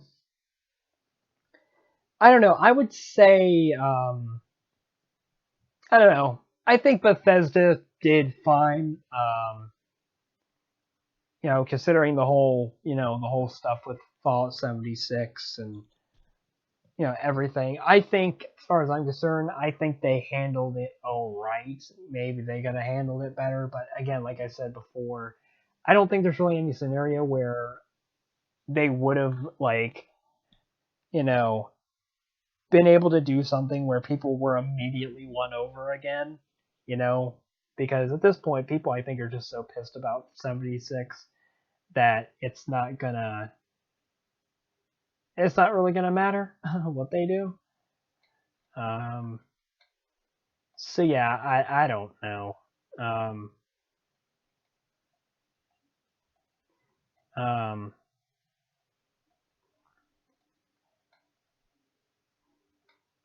but yeah. Anyway, but yeah, that was Bethesda's. I think they did an all right job and everything. But most of it, again, like I said, was kind of uh just more stuff on games that have already been released. But yeah, I think Bethesda did okay, especially considering I'm sure it could have been a whole lot worse. uh, Given what they were going into, with the reputation that they had. But anyway, all right. So I think we're about halfway through the list. Yeah, because we got next up is Ubisoft, and then Square Enix, and then Nintendo.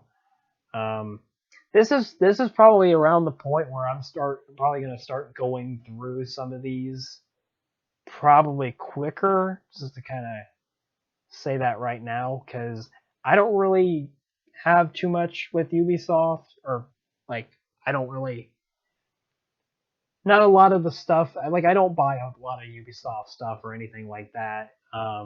Same thing with Square, definitely the same thing with Nintendo. So I might, as I said earlier, there's certain things on in my notes that I might not gloss over, but certain things that I can only go into so much conversation about.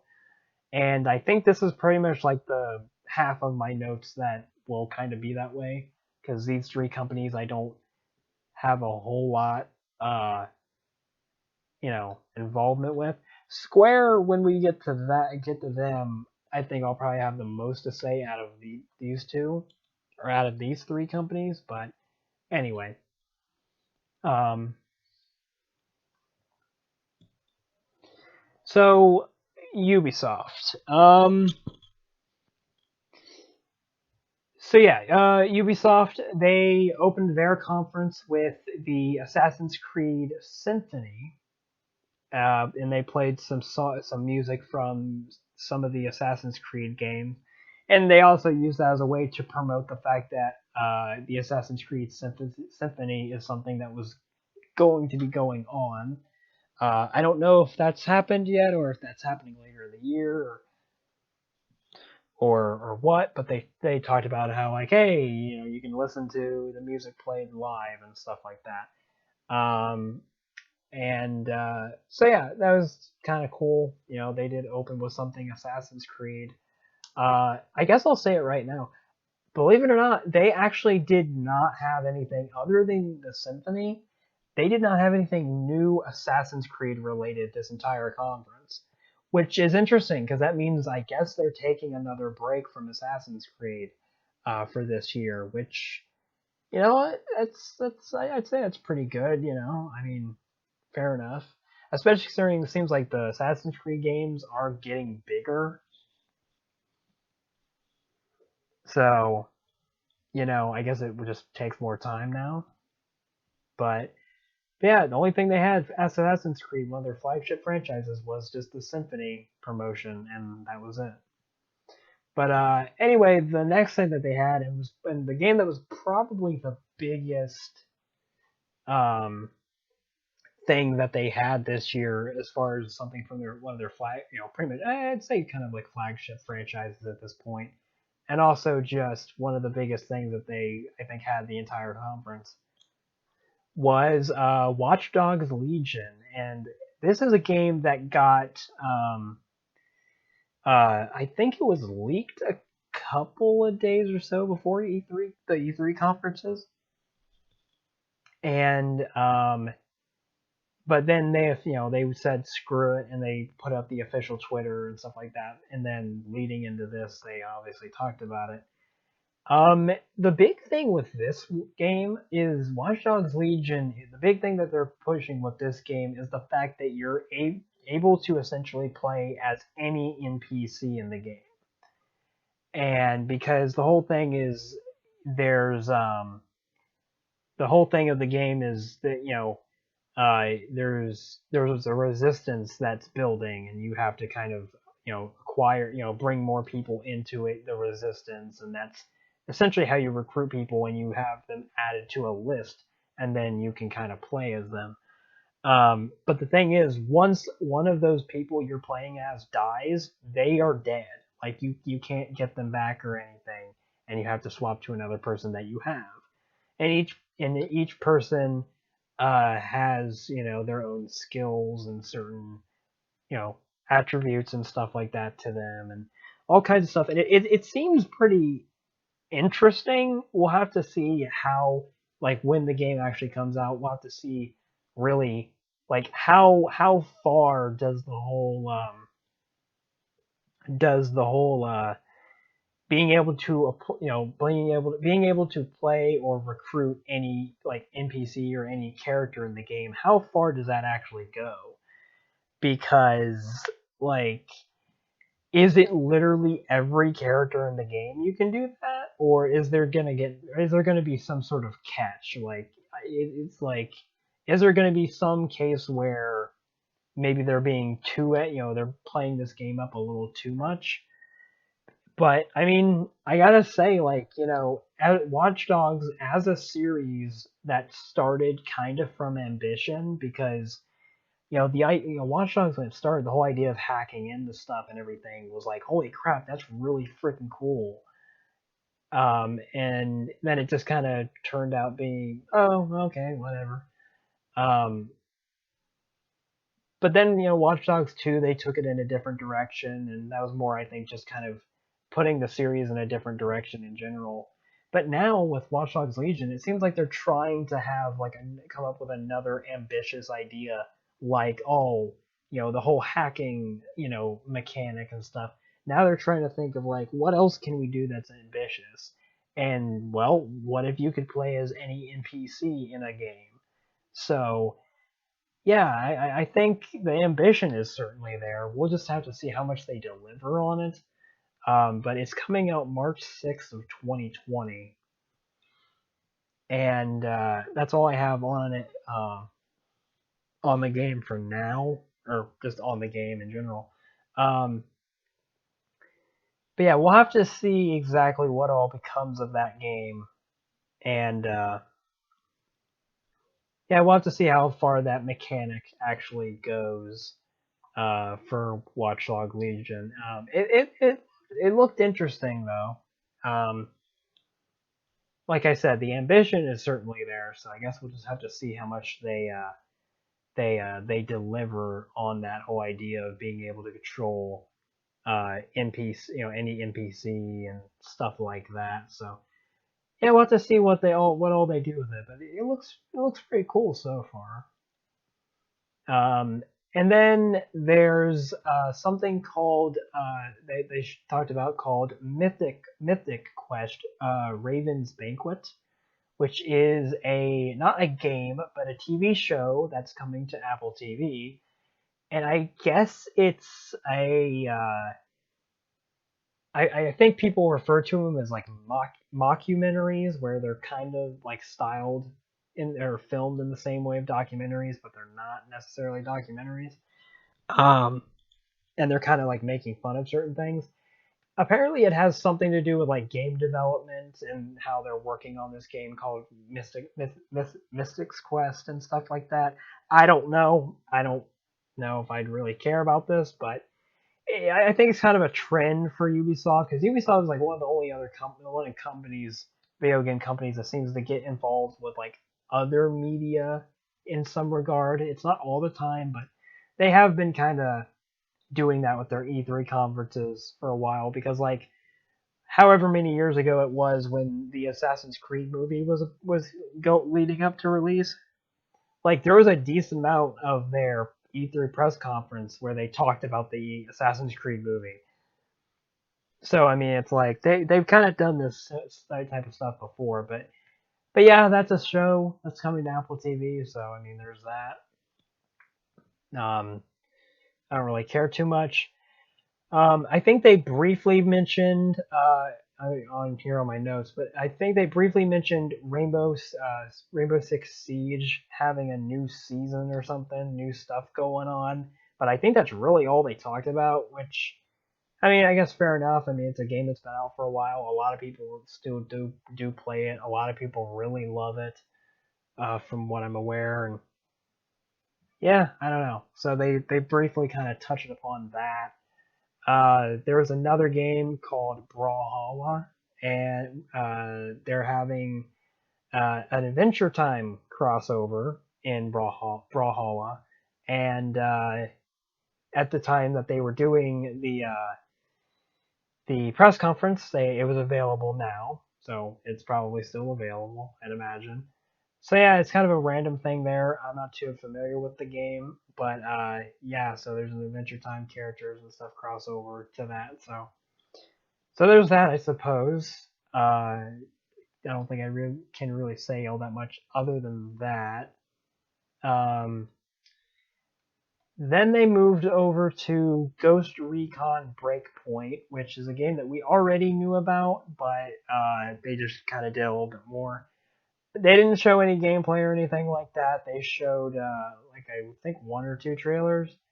They talked about there was a beta. There's going to be a beta on September 5th of 2019, so this year, and I think they showed something else. I don't know what this was actually, what this was related to, but for some reason, there's going to be some sort of Terminator related tie-in to Ghost Recon Wildpoint. I don't know how it's tying in because, like with Gears of War 5, it's tying in because there's like character there you can actually use the characters and stuff in the game. Here, I don't know. I don't play haven't played the Ghost Recon games or anything, so I don't know how it may tie in. But yeah, apparently Terminator related stuff is going to have something to do with Ghost Recon Breakpoint at some point.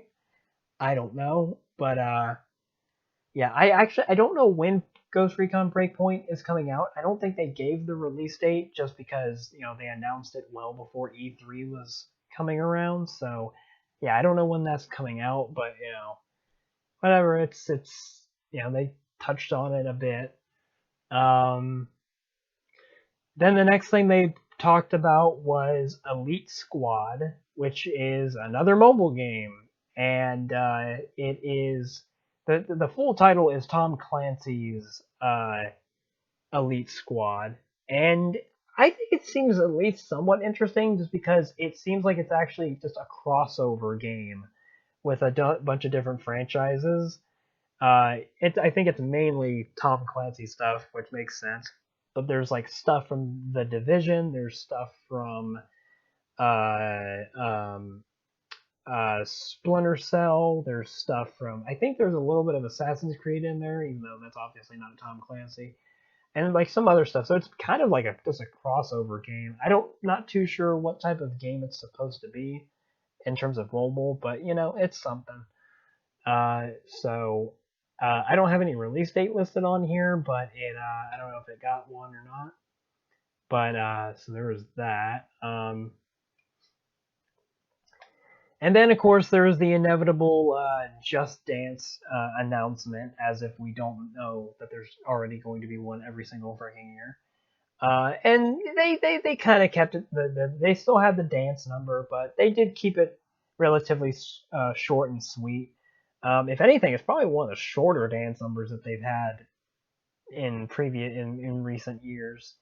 Um, but and um, but it's also coming to Just Dance 2020 is coming to Google Stadia is one of the things I had on here. And actually, now that I think about it, like I don't know how a game like Just Dance is going to work on Google Stadia. But then again, I'm not too sure how Just Dance works on consoles in general.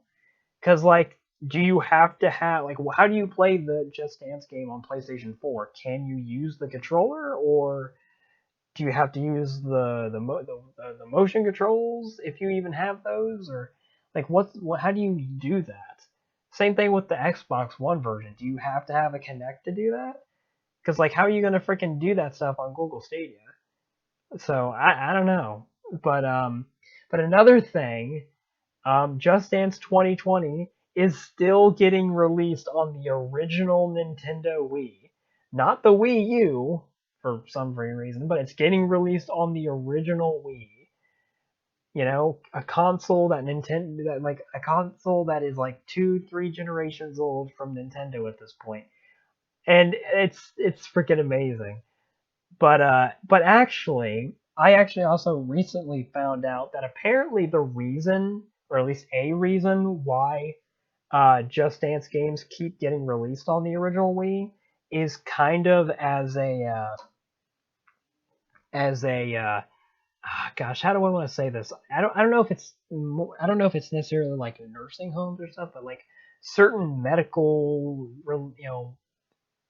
I guess facilities or whatever. Some actually still use like the Nintendo Wii for certain stuff, and I guess that's why they still kind of make games like this for the Nintendo Wii, but or something to that degree, which I didn't know about that. But yeah, so I mean, I guess that makes sense, but it is still just kind of amazing that a freaking game console that's that old is still getting something like this. But I mean, but then again, at the same time, like I mean, the PlayStation 2 was still getting like FIFA games up until like 2013 when the PS4 was coming out. But even then, it's just like I don't know. It's interesting. But so For Honor was the next thing after Just Dance that they talked about. Um, and just I mean, I guess to finish on Just Dance, I don't really care too much. I don't think I've ever really played one of those. Uh, yeah, it's just another game that we knew was gonna happen. But anyway, and then they briefly touched on For Honor. I don't know if this is a new expansion, but it is something kind of new that's happening in the game. And so yeah, they're still supporting For Honor, which is good. It's a game that I think a good amount of people still play and everything. So but it's I think it's pronounced Shadows of the uh, uh, Hitorokuri, I think is how you pronounce this. But yeah, it's something new going on. I don't think it's a flat out expansion, but it's like something new going on with For Honor, and so I mean, yeah, there's that. It's cool to see that Ubisoft is still doing stuff with with their games like that. Um, and then next was actually something also new. It was another Rainbow Six type of game, but it's called Rainbow Six Quarantine, which leading me to believe it could be zombies related or something. I think this is its own separate game though. It's not like it's a new game mode or anything for something else. I think they mentioned, according to my notes, they mentioned 3-player co-op or something, which all right, could be cool, I suppose. And I think the only thing they said in terms of release date was it was coming 2020. I don't think they spent very long talking about it on stage, but it is something that they did show a brief trailer for, and that was pretty much it. Um, and but yeah, and then they kind of moved on from that. Then they talked about the Division 2 for a little bit. They also, much like with Fallout 76, the Division 2 had a play for free trial or time period where you could play for free between June 13th and 16th, which of course is already come and gone. So they did that, and they also talked about the expansion, the episodic expansions that they're doing. And I don't know if Episode One's expansion is coming out yet, or if it is out, or what. But they did talk about how there's like new locations that you're going to be going to in the expansions and stuff like that. But then they mentioned that Episode Two's expansion is set to come out is set to come in it's coming fall 2019, I'd imagine, and it has a new raid, and the Episode 3 expansion is going to be coming early 2020. And then they briefly mentioned that a Division movie is being worked on for Netflix. So that could be it could be kind of interesting, I suppose. So that's something. So a Division movie is being made. Again, kind of tying into the fact that Ubisoft does every now and again kind of get you know uh, kind of go into to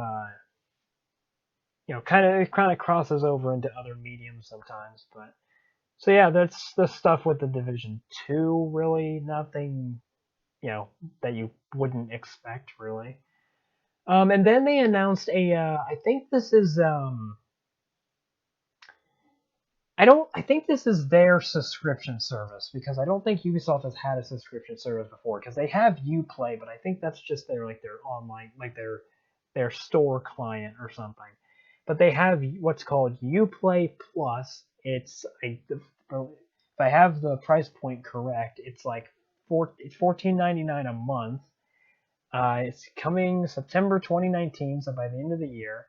And they're going to be adding the service to Google Stadia in 2020. And I guess it's kind of like Xbox Game Pass or the EA, whatever the EA service is, where you pay for stuff and you have access to all of these games. But the thing is, it's probably only going to be Ubisoft games, so assuming there's nothing else third party or whatever on there, or like outside of Ubisoft. If you don't care about Ubisoft stuff, then I guess there's not really much reason for you to get the service. And and on top of that, if you end up getting it on Stadia, I wonder how that's going to work because the way that I understand that Stadia works is you already have to pay for like the Stadia subscription service to some degree anyway. And then there are still some games in the subscription service for Stadia that are not covered, so you have to pay whatever price you have to pay for the game. So if you have like Uplay Plus, does that mean like any Ubisoft games that are put onto Google Stadia? Does that mean you'll be able those will be covered under your Uplay Plus subscription? Like that's just like that starts to become kind of convoluted at that point. But yeah, again, it's launching September 2019 at the end of the year, and it's coming to Stadia sometime in 2020. But yeah, it doesn't seem like it might be all that worth it for depending on the person you are. I mean, I guess if you really like Ubisoft stuff, it probably would be the most worth it. But like, yeah, I don't know, but that's something that they're doing now. Um, so then they went on to something new. I guess it's a new IP called Roller Champions, and I don't really know how to quite explain this. It's basically just I think another kind of sports competitive type of game. Only for some reason I'm thinking of kind of like Rocket League, but it's not like vehicles or anything. You're just people kind of skating around in like kind of just a little arena or something. Um, but yeah, I don't know. It seemed like it was kind of interesting. I think they showed some gameplay footage to some degree, but they also showed a trailer. Um, I don't have anything written on my notes other than just the title, so I don't think they gave a release date or anything. I think they did give. They either said that there was like a playable beta or something like that available, or something like that. I think they did mention that, but I don't know what the whole situation is with that. But anyway, um, and then the last thing that they ended the show with, which was a little bit of a weird thing, I think, to end the show with, but it's a game called Gods and Monsters, and it's being made by the same team that worked on Assassin's Creed Odyssey. So I may perhaps the reason why there's not an Assassin's Creed this year is because they're working on this game. Now, granted, I'm sure that there probably is an Assassin's Creed game in development because they're probably going to want one for either next year or by the time next generation rolls around. So, like, they're probably going to want one by 2021, 2022. So, who knows? But maybe they are really taking a year off from that franchise. But I believe this is just a very mythological focused stuff. We didn't get much. It was just a trailer that just kind of wasn't super long or anything. But it's scheduled to come out February 25th, 2020. So we'll see. So I guess we'll see what all comes of that. Again, like I said, it didn't show us all that much. Get an idea. The art style, it has a kind of specific art style. I think the developers are somewhat has compared it to. I think they might have said it's something they compared it to Breath of the Wild in some way. I forget exactly what comparison they made. But they did, I think, make a comparison to some degree with Breath of the Wild, which is interesting. But yeah.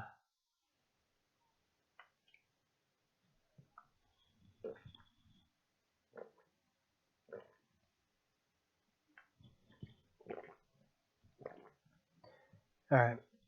Just taking a drink of more water there for a moment. All right. So I believe we're on the second to last. Oh, hold on. I'm getting a little ahead of myself. So anyway, so that's pretty much all Ubisoft had. They didn't have all that much either. I mean, it's a decent amount of stuff, but yeah, it wasn't a whole bunch of stuff. Um, but I'm trying to see. Um,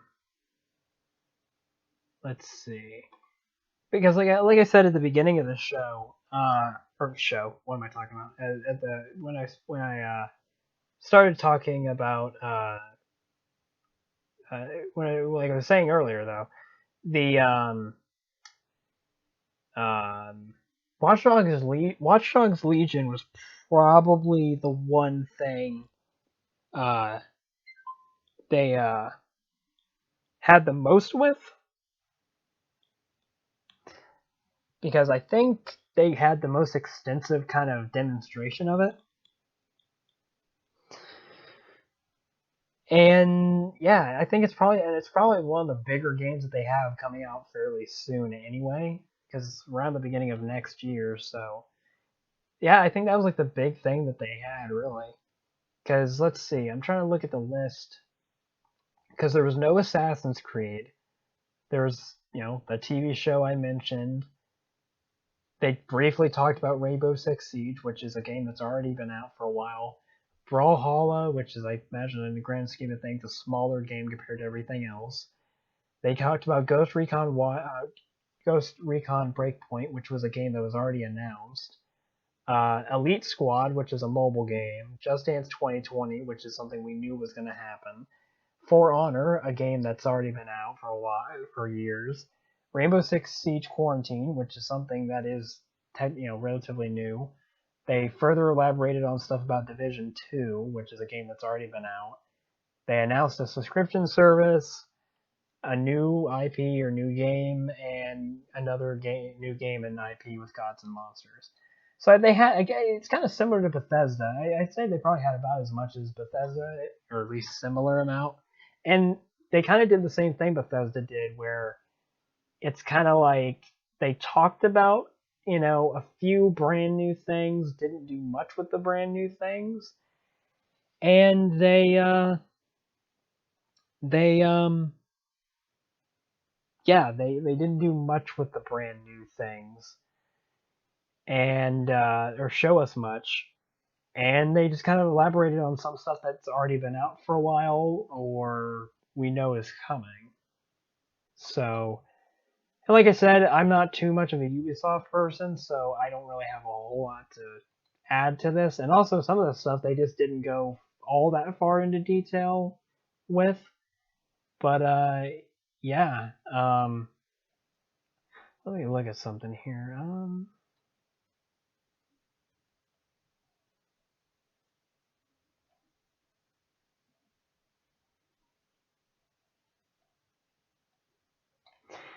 I'm trying to look at let me see this.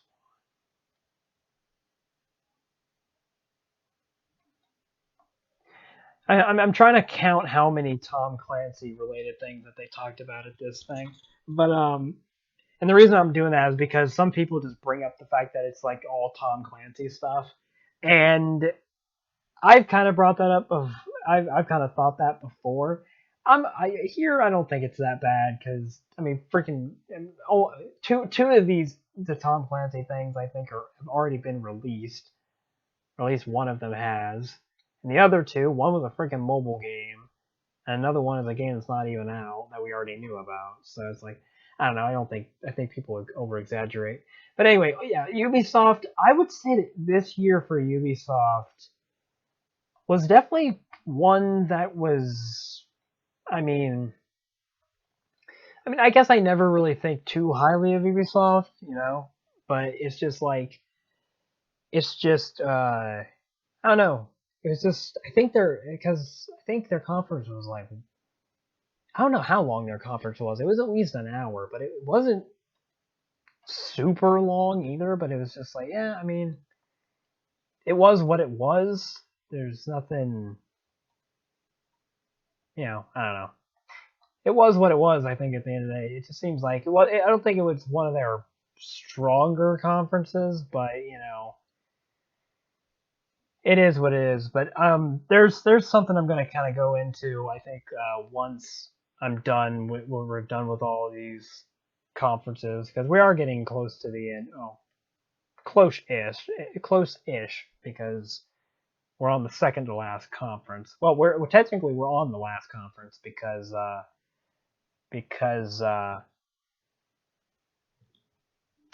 Square we're going over to Square Enix now. And because like I said, Nintendo didn't technically have a conference, so technically we're on the last conference. But yeah, like I said, Ubisoft, it kind of was what it was. I think I'll probably have more summarization once we're through all of these.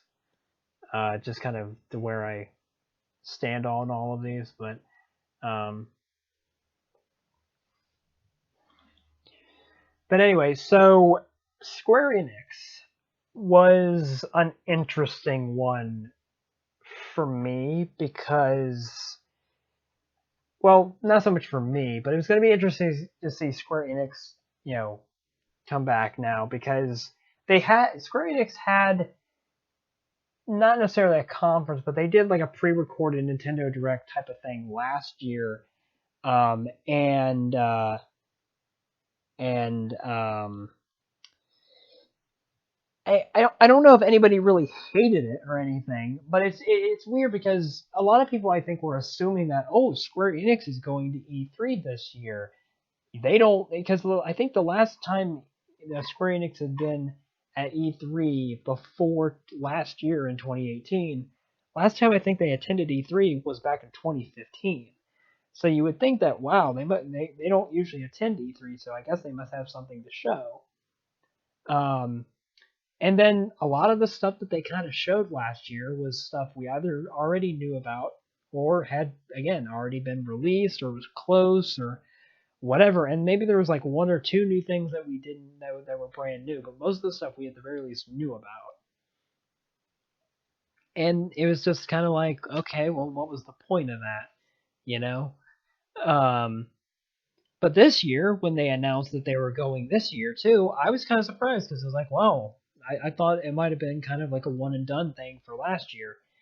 But and then it turns out this year, when I tuned into the actual like conference on the day, it turned out to be an actual conference. Like it was an actual presentation. It wasn't just a Nintendo Direct styled like pre-recorded video. And that's the other thing. Their presentation last year was also on the way on the shorter side. It was like half an hour, like 45 minutes or something. It wasn't very long either. And it's like it's just kind of underwhelming, I think, for people. This year, on the other hand, not only is it an actual presentation, but it was also way longer than last year. Because I think they were like an hour and a half, I think, or something like that, around that for their conference.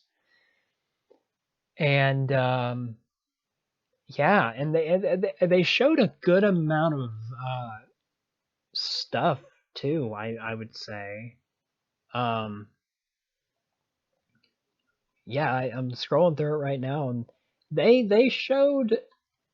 I wouldn't say they showed like as much as Microsoft, but I mean they're probably second place as far as the stuff. Uh, I think they showed a bit more than Bethesda and Ubisoft did. But anyway, so Square Enix, it was interesting to see what they were going to do this year because of what they had done last year and how people responded to that. Um, and so the first thing that they opened up with, and because of stuff that was happening leading up to E3, they talked about the Final Fantasy VII remake, which is something they announced, I think, back in 2015 uh, during Sony's press conference that year. And we've heard things about it here and there, but nothing major about it. And then we heard that development was having problems, and they more or less kind of restarted development, and stuff like that. And then out of nowhere, during on once of Sony's state of play Nintendo Direct styled videos, they had like a little brief trailer for Final Fantasy VII remake. And then there was a concert that they had for Final Fantasy VII remake, and I think it was at the end of the trailer. At the end of the trailer they had in the state of play video said like more to come in June, which obviously is E3.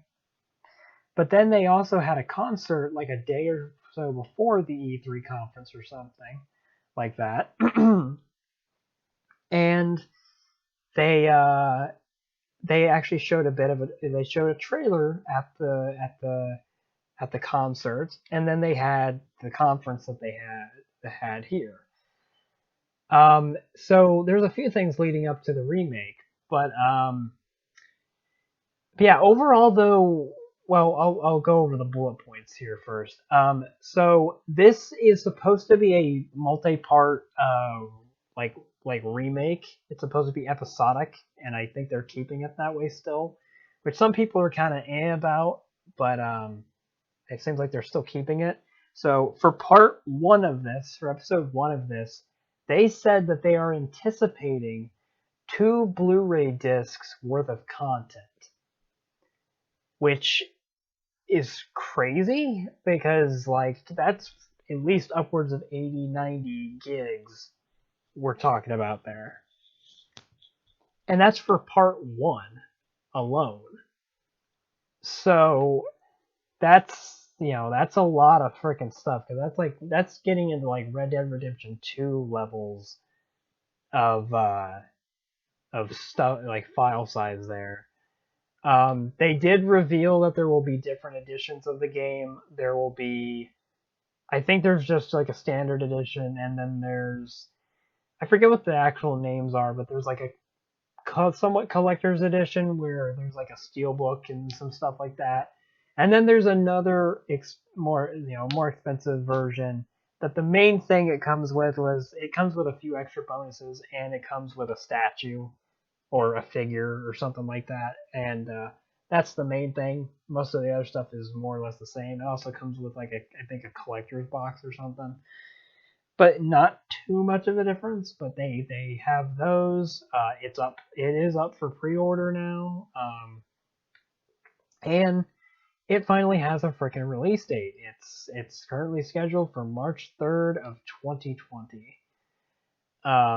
So yeah, and they spent the first like half an hour or so on of their presentation and conference on Final Fantasy VII Remake, which I think is kind of good because they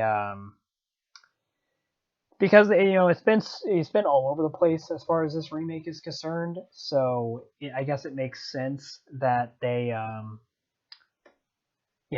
went in depth with it as much as they did.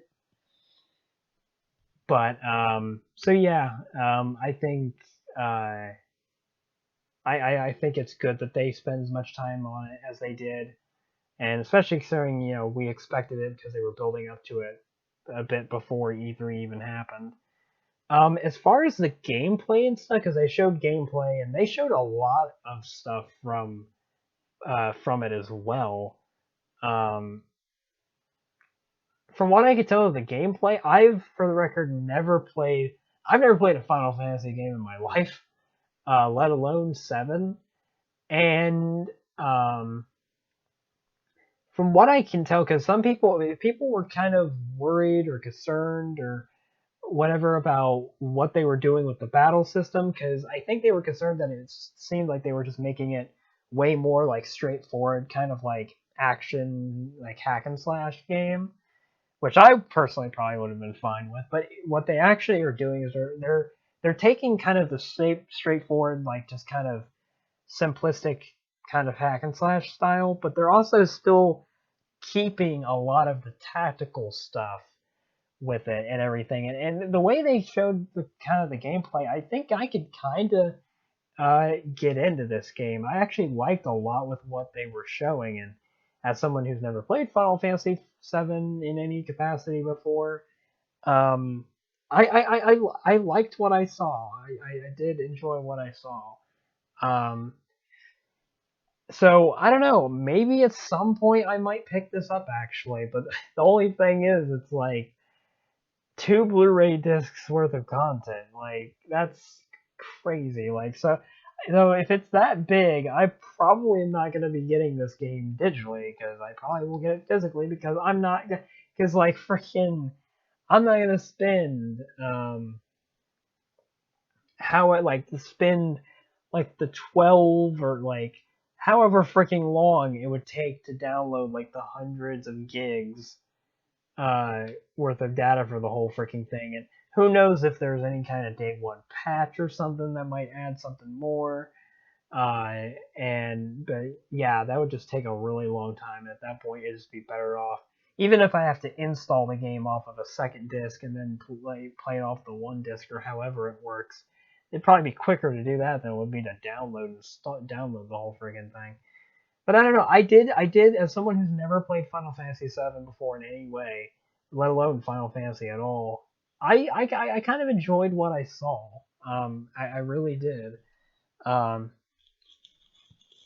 but yeah, and it seems like they are seriously expanding a lot about this game, which I mean makes sense considering that they're anticipating two Blu-ray discs worth of content for this one, like just for this first episode and everything. So they are certainly expanding beyond the original game, and so yeah, I don't know. I liked what I saw and everything as someone who's not into Final Fantasy or Final Fantasy VII, nor has played any of it. Uh, I kind of liked what I saw, so I mean, I'll give them that. But Yeah, it seems like people are very much excited for it and are fairly happy with it. I think from what I can tell, I'm not tuned into this stuff a whole lot, but from what I can tell, it seems like they're all right with it. Um, it seems like they're pretty excited for it. So yeah, it seems like it's actually pretty far along. So yeah, we'll see how it turns out and everything. But that was like the big centerpiece, of course, of their conference, or at least that's like the first half an hour of their conference right there. Um, okay, and then they had Life is Strange 2, which is a game that's already out, but I guess they were just kind of giving it a bit more promotion for whatever reason. But yeah, they just kind of showed a video with people, online personalities playing the game and stuff, and so, there's that. I haven't played it myself.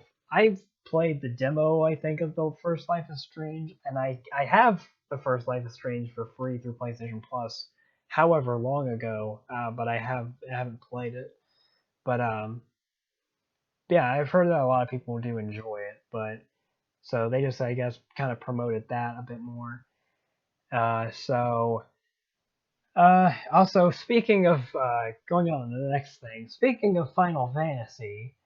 And also prepare to get a lot more Final Fantasy as we go through this conference, because Final Fantasy was a decent chunk of this conference. Or Final Fantasy stuff in general. But there is a something called Final Fantasy Crystal Chronicles Remastered Edition that they're releasing. And it's coming this winter. I believe it's coming out for the Nintendo Switch. I don't know if it's coming out for anything else though. I don't know if it started off as a mobile game or if it is coming to mobile as well. I don't know what the deal is with this game, but I think it is coming to Switch. I can't tell you much about it because, like I said, I've never played anything Final Fantasy, so I really can't tell you anything. So I apologize for that, but I can't really tell you much about that. Yeah, I think from what I remember, it's at least coming to the Switch and it's coming this winter. Um, so yeah, there's that. Octopath Traveler. I I'm not sure if they did this just to talk about it again or if because they mentioned at the end of the trailer for this, they showed the Steam logo, which I don't know if Octopath Traveler was on Steam before, but if not, then well, there you go. There's a release for the game on Steam. I don't know if they gave a release date, and if they did, I didn't type it down on my notes. But yeah, I guess so. If anything out of that, Octopath Traveler is coming to PC, so that's cool. I think I've heard a decent amount of stuff about that game. I don't know much about it either. Haven't played it, especially if it's only been on the Switch. Then I don't have any way of playing it. Although, actually, I'm not too sure if it is only on the Switch, on the Switch or not. I don't know if Octopath Traveler is on PS4. I'm not sure about that actually. Um, but anyway, so yeah, so at the very least, I guess that might be coming to PC if that's what they were trying to get across in the trailer. Other than that, like I said, can't really add much to that. The Last Remnant remastered. I haven't heard of this game before. Don't know anything about it. It was during the conference. It was revealed and it was announced that it would be available on the day of the conference and it would be available on the Switch. So there's that. I can't add much to that because I don't know. I don't recall ever hearing about it.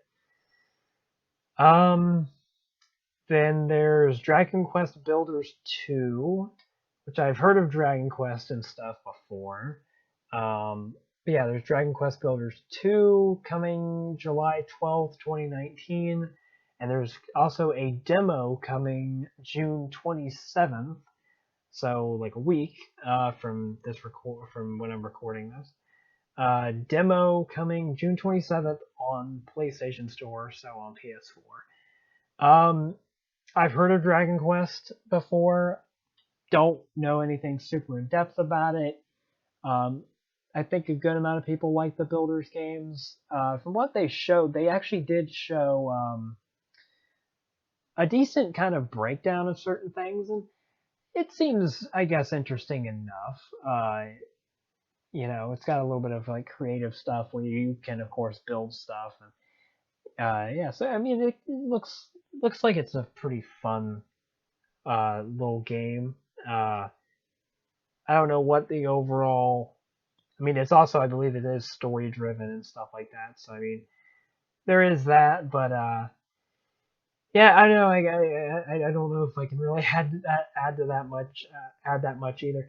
I think that's gonna basically just to let you know right now if you can't already tell. And I said this earlier where I don't know. I think this is where I'm gonna not be able to really add much to this stuff. But I mean, like a lot of this stuff I'm looking through right now. A lot of this stuff I've either not really heard before or I just don't know what to add. You know, and it's probably gonna. I think that's pretty much how the rest of this, because we are starting to kind of wrap up to some degree here, because we're almost done with Square Enix's stuff, and then once we get to Nintendo, yeah, I don't know. I might just kind of be doing a highlight reel at this point, because like I said, I don't know necessarily what all to add to this. Um, so if this is kind of the rest of the video, again I apologize, but it's like there's only so much stuff that I can kind of go into detail about because some of the stuff is either from franchises like I've never played or stuff I've never played in general, or I don't know. But anyway, I guess to go on to the next thing, there's Dragon Quest Builders 2, and then there's Dragon. They announced Dragon Quest 11 Echoes of an Elusive Age S Definitive Edition. Say that's 3 times fast.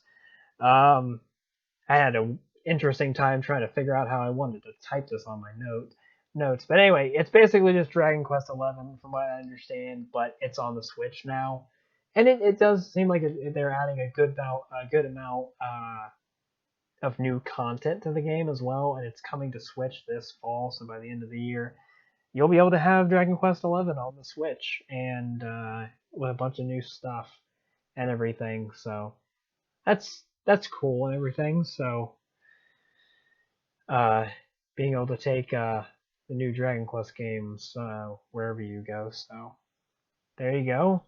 And then I don't know if it was around this point or if it was a little before this point that Square Enix kind of had their own little sizzle reel. I think it was. I don't know if it was specifically for indie stuff, but it was still like a sizzle reel nonetheless. And like I said, with the Microsoft one and this one, I did not take down any of the sizzle reel stuff, other than I think 2 of the games that were featured in there. But that's just because they did talk about them a little bit more afterwards. Um, but there's a game called Circuit Supercars, which is coming in 2020, and it seems like it's kind of just like a top down kind of racing game, I suppose. Which fair enough, I suppose. And then there's another game called Battalion 1944 Eastern Front, which is currently available on Steam. I don't know if that was a new announcement or not, but they kind of just went through certain things about the game quickly, and then that was it. So those 2 games were in that little kind of highlight reel or whatever. But like I said, there was a decent amount of other stuff I think, but I didn't take down any of those. Um, I didn't bother. But yeah, those are 2. So they seem all right. Nothing groundbreaking, but they seem all right for the games that they are. This was kind of a cool little thing that they announced. With Square Enix Music, they announced that I don't know if it's all of the Final Fantasy soundtracks, but they just said Final Fantasy soundtracks, so it kind of makes it sound like all of them are. But they just said that they announced that the Final Fantasy soundtracks are now available on streaming services. So they're basically they're available on Apple Music, Spotify, Amazon Music, and a bunch more. The in the trailer, the amount of freaking music services that they listed at the end of that trailer, I didn't even know any of those streaming services existed except for like three of them. And that's just because, I knew Apple Music was a thing. I certainly knew Spotify was a thing. I'm aware of Amazon Music, but like all these other ones, I don't know if they're like of these services or some of these services are specific to like certain regions or if they're worldwide. But like I like the whole like they had like 9 or 12 of these freaking logos on there, and I didn't recognize any of them other than the first three. And it's like okay, and also the other thing they mentioned like they separated Spotify from PlayStation Music, which is weird because I'm fairly certain that PlayStation Music and Spotify are kind of the same thing at this point. But anyway, regardless of that, yeah, the Final Fantasy soundtracks being on streaming services and stuff, that's pretty cool. You know, if you're really into the soundtracks and stuff like that, I can imagine that's gonna be pretty freaking cool, especially with the whole Spotify on PlayStation 4 because you'll literally be able to listen to the Final Fantasy soundtracks while you're playing games and stuff. So that's pretty cool. Again, can't say much more than that because I'm not really familiar with the Final Fantasy soundtracks either. But that is still cool that stuff like it's always cool when soundtracks and stuff like that of games get added to services like that. So I'm happy that that they announced that. They had a brief trailer for Kingdom Hearts 3 with its DLC. It's called the Remind DLC, and it didn't seem like there was a whole lot of detail about it, but I mean, maybe I'd understand a bit more if I played the game. But they did have a brief trailer for that, and it's set for release winter uh, of this year. And that was really all they had with it. So, and I don't think there's really much more I can take out of that, considering I haven't really done anything with Kingdom Hearts either. And then after that they spent a decent amount of time on Final Fantasy 14, which is online, Final Fantasy 14 online. They really just spent a good amount of time just kind of going over a new expansion called Shadowbringers. And again, not to be a broken record, but I haven't played this game, so I can't really tell you. They showed a trailer that was decently long.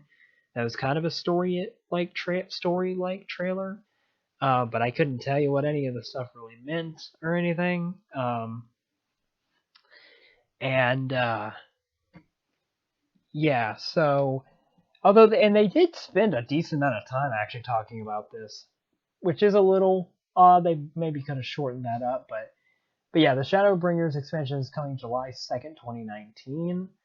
Um, Again, I don't think I can add much more than that. And so yeah, I know that I think it was Final Fantasy 14 Online that had a pretty rough start, and then they relaunched it, and then like everybody loves it now, or a lot more people do. At least I think, if I'm not mistaken, that's what happened. But so yeah, that's it's getting a new expansion and everything, so that's cool. This one was a bit weird because I wasn't expecting this to show up at Square Enix. So Dying Light 2 had a brief like little trailer show, and it wasn't anything significant or like super crazy or anything. But it did say spring 2020, just like the Microsoft trailer. But I don't know if Square Enix is publishing Dying Light 2, or how they're involved, but obviously they have to be involved in some way because they had Dying Light at their freaking press conference. But but yeah, I mean it's just Dying Light again. Kind of went over that during Microsoft's, and yeah, I had no. I guess they're publishing it, or maybe publishing it in a certain region or something. I had no idea. It was kind of surprising, but yeah. So there's Dying Light is on there again. Then there was two announcements that of two games here of Romancing Saga 3 and if I pronounce this right, uh, Saga uh, Scarlet Grace Ambitions. These two games, I think Romancing Saga for some reason kind of slightly sounds familiar.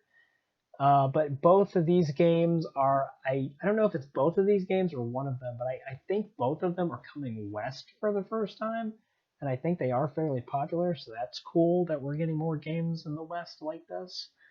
From what I have on my notes, they didn't give release dates for either. They just say coming soon.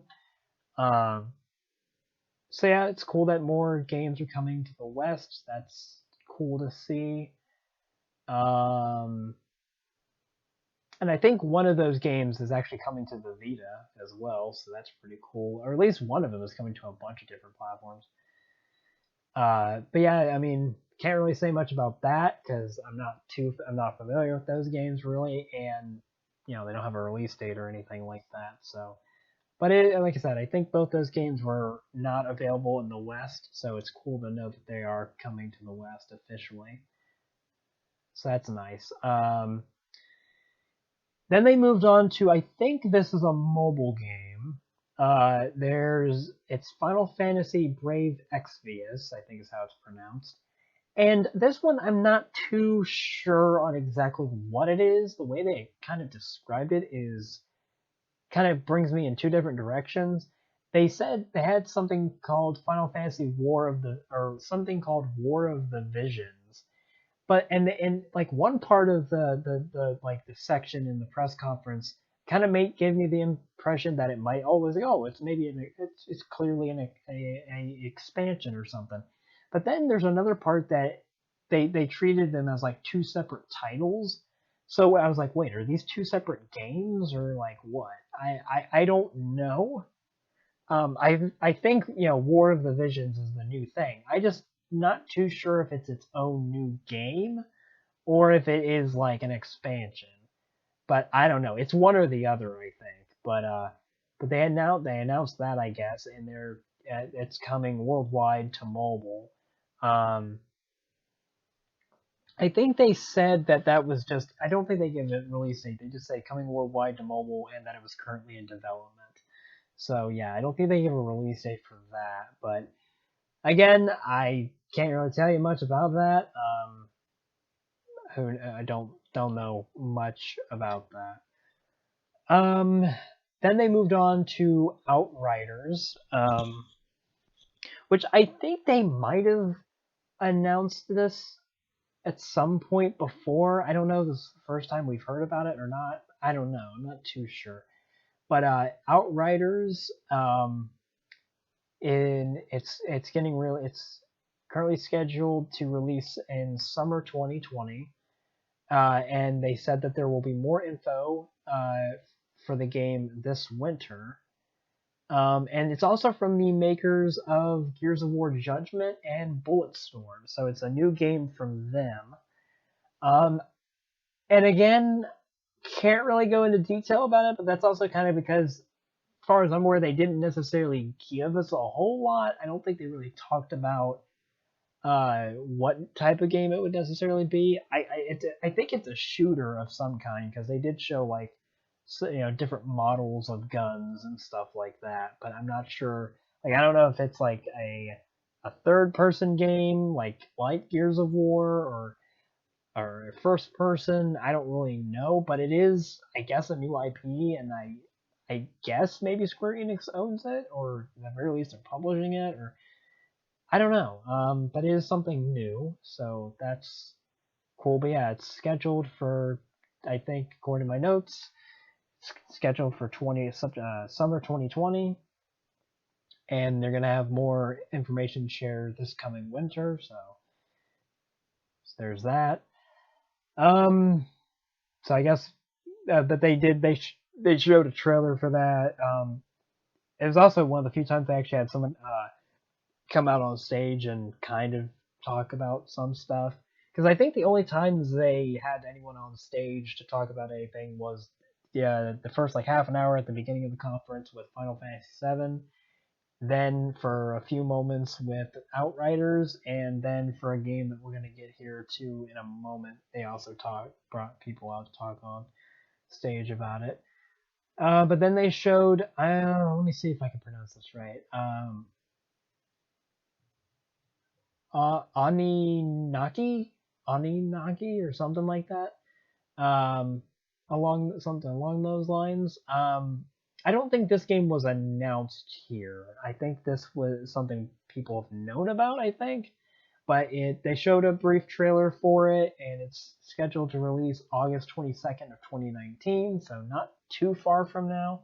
So I'd probably have to imagine they probably announced it before, but they're just kind of showing something more from it. Um, so yeah, and so yeah, I can't really say too much about that because I'm not too familiar with it. I think the logo or the name kind of looked familiar, but you know I don't know. It can only go off of so much, but then something I think a decent amount of people, I guess, I think might have been waiting for, because I think this is one of the few Final Fantasy games I don't think they've remastered or done anything to, or really anyway, not to the extent of the other ones. But Final Fantasy, I believe this is Final Fantasy 9, or no, maybe Final Fantasy 8. I don't know. I typed on my notes. I typed it in with Roman numerals, and I think it's the number 8. Yeah, I think so. But they're remastering. I think they're remastering Final Fantasy 8. Um, and So yeah, and I believe it's. I don't know if they stated what platforms, but I think it's all platforms. I don't know about the Nintendo Switch, but I think it's like PS4 and stuff. But they said that that's coming sometime in 2019. So yeah, it's getting the remaster of a Final Fantasy game that I don't think has been recently remastered or or ported or anything. Um, but yeah, so if you're looking forward to that or wanting that, congratulations. Again, I can't really say anything because I've never played one of those games before, so. But I guess we'll move on to the last big thing, and something that I could probably relatively talk about, and also something I took out of all the things for Square Enix. I took down the most bullet points, but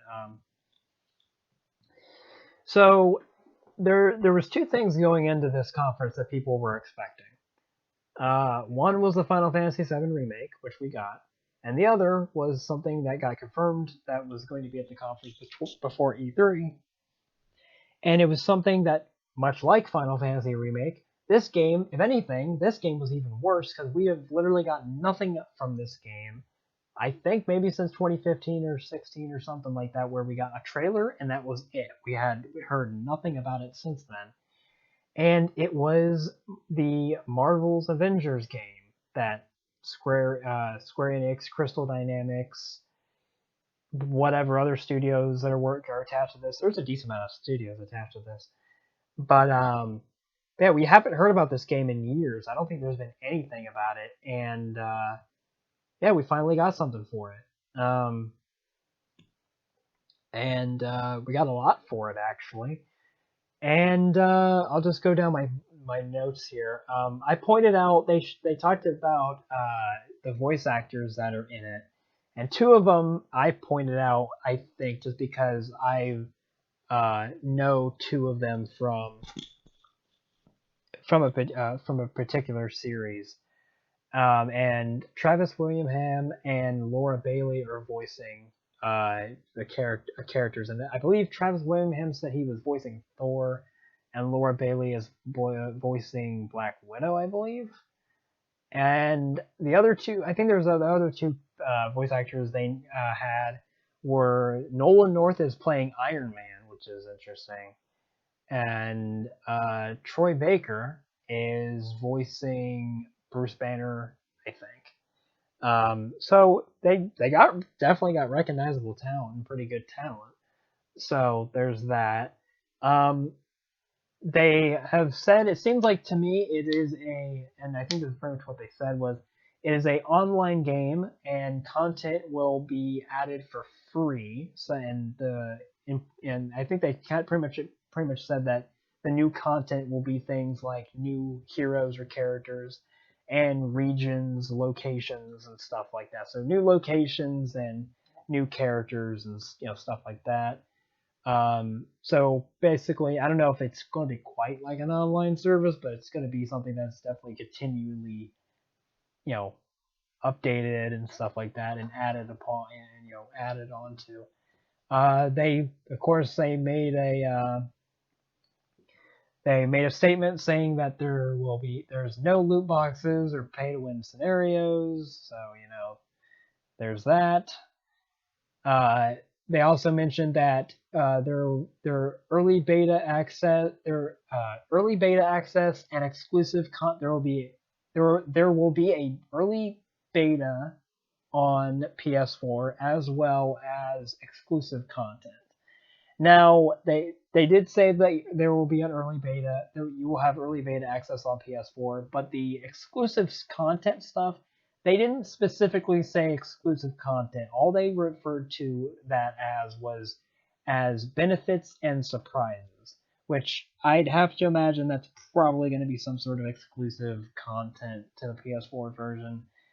Don't really know what that could be, but there's something going on there. The game is also. I just threw this in here. The game is also coming to Google Stadia, so we'll see how that plan works out. I believe it's pretty much coming to everything. I think it's PS4, Xbox One, Stadia. I don't think it's coming to Nintendo Switch. Uh, it might be. It might be coming to PC or Steam or something. I don't know. I don't remember about that though. And they even gave us a release date. It's scheduled for May 15th of 2020. So, yeah, they gave us a good amount of that too. But yeah, they showed us I think they really showed us like one or two trailers really. And I think the game looks cool and the story I think is kind of interesting. But with I know one thing that people are kind of weirded out by is they clearly did not get the likeness of the all the Marvel characters from the MCU because the characters in the game look nothing like they do in the MCU, and I think people are kind of you know weirded out by that. But I think that's just the fact that we've we've grown so used to seeing these characters as the actors in the MCU films. But at the same time, I mean, yeah, maybe they can improve the character models here and there, which they might. But we'll see what happens. It was a little weird for me too. I think just seeing these different designs, or at least like different, obviously, clearly different. You know, clearly these characters didn't keep the likeness of the actors from the films, but so it was a little kind of weird, but yeah, I don't think it's that big of a deal. I know that there's some kind of back and forth or whatever. I haven't looked into this, but apparently some have gotten there was gameplay and stuff that you could they didn't show gameplay of it either. But there was a few shots in the initial trailer that looked like they might have been able to be that looked like they could have been gameplay of some kind, but like there was obviously no HUD or anything. But the I think there was playable demos at the event and stuff, or there was some sort of there might have been like a behind the scenes presentation or something. But I think some people aren't have said that they're not all that impressed with what they with like the gameplay itself and everything. And I don't know. There's different opinions going around, but I don't know. But I mean, the game, as far as I'm concerned, as it stands right now, looks cool. But yeah. So I guess we'll have to see how that ultimately pans out because it's been a while since we had anything from this game. So we did end up getting that. But yeah, other than that, that was Square Enix's entire conference, and like I said, there was a decent amount too. It was rather interesting. One thing I want to point out though that I was kind of somewhat hopefully kind of hoping to see some stuff from that was not present in this conference at all, which is kind of causing me to kind of raise some questions.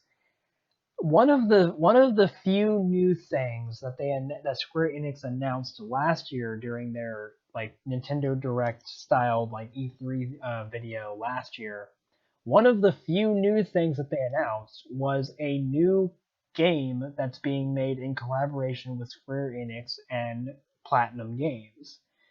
Because the first one that the time they did that, they made Nier Automata. I've played Nier Automata within this past year or so. I really freaking loved the game. I really liked it. So another collaboration between Square Enix and Platinum Games. I'm all down for that. But like I said, it was one of the game itself is called Babylon's Fall. Babylon's Fall was announced pretty much like over a year ago at E3 of last year. And I'm not kidding when I say this. I'm not exaggerating when I say this. Between the time that it was announced at E3 of 2019 or E3 of 2018, which is more like a little which is kind of around this time uh, of year, between June of E3 of last year and up till now, and well, still to now, we have heard absolutely nothing new about this game since they announced it. There's nothing new at all. Like I tried googling it on I tried googling it to see if there was anything at all about this game, and no, I couldn't freaking find anything. I couldn't find anything new. The only statements that I could find about the game was stuff that was made like the day it was announced as well. And on top of that, the game is scheduled for a 2019 release. Because on top of that, if you go to like Platinum Games website and look at their list of games, Babylon's Fall is on there, and has a 2019 date attached. It just says 2019. It's not specific, but it's like, so I was assuming, okay, maybe they just have been very quiet on this game and they've been working on it. So maybe there's a chance that we'll see something new at this year's E3 because Square Enix is going to be there, and maybe we'll see something like maybe we'll see a trailer or something. Maybe nothing crazy new, like nothing ridiculous, but something new. Um, and we haven't heard anything from them, so and Square Enix is here at E3 again this year, so maybe we'll get something.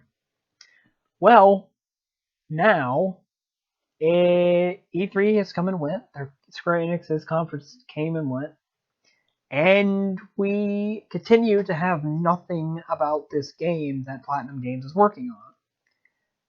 I don't know why. Like I'm wondering like what is going on with this game? Are they just being like is it having development problems, or like is it still going okay, or are they just being fairly quiet about this game? Because if they're being fairly quiet about it, okay, fair enough. But it's like, could you give us something? Like, you could at least talk about it for like 5 seconds. And the thing is, I at the very least, I want to know what type of game it is, because like I want to know like if it's another like hack and slash type of another platinum game that's kind of like a hack and slash with like RPG elements like Nier Automata was, I would love to get the game. But I don't know. It's just we haven't heard anything in in over a year at this point, a little over a year, and it doesn't seem like we're getting any more information anytime soon, considering they didn't even acknowledge it at this year's E3, uh, their E3 conference this year at all. So it's just like I really wonder what's happening with that game. And granted, I know Platinum Games does have focus in some other in other areas because there's like two other games that they're working on because like they're still working on Bayonetta 3, I believe, and they're working on the new Nintendo Switch game that's coming out before too long, Astral Chain. Um, and so they're working on those games, so I can kind of understand that. But like, what about Babylon's Fall? Like, like that would have to be still in development, right? And like that out of all three of those games, maybe with the exception of Bayonetta, you would think that the most focus would go into something like Babylon's Fall because I'm assuming if Square Enix is involved, it's probably on the same scale as something like Nier Automata. So it's like you'd think that that's where a lot of focus would go,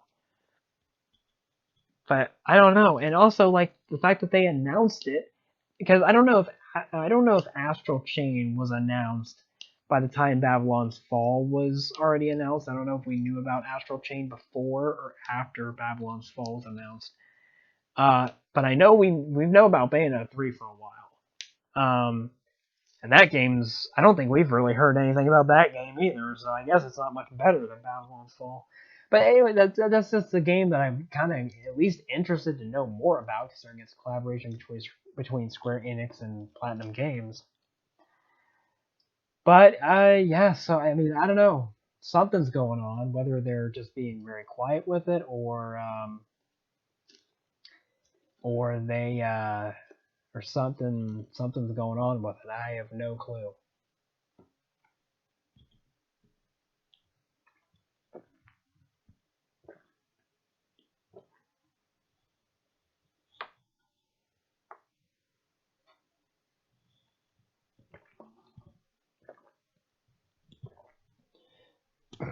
All right. Sorry about that. I was drinking the last of the water that I had in this water bottle. All right. Anyway, let's see. Let's put up here. Anyway, okay. So we're almost done. We are on the last part of my notes here with Nintendo. But overall, though, I guess to finish up on Square Enix. I thought they had a pretty good show, and I wouldn't say I'm a big Square Enix guy, but like the first real Square Enix game I played was Nier Automata, so But I mean, I'd say they had a pretty good show. I mean, I think they did a good job of having things presented. The Final Fantasy VII remake, coming from someone who has never played Final Fantasy, let alone Final Fantasy VII, did look pretty cool. The Avengers game looked cool. So stuff like that, but that and they just had a good amount of stuff to show, and their show was longer than their video, than their like, their presentation last year, and they had more stuff. But yeah, but anyway, so I guess just to quickly uh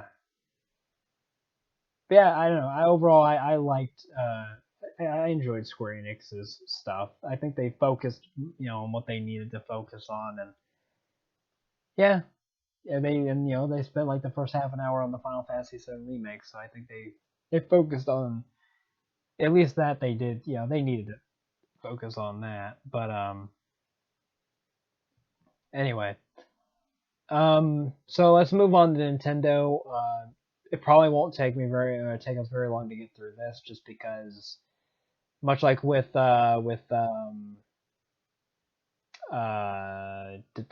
Square Enix and Ubisoft, I don't think I'm gonna have a whole lot to say on these.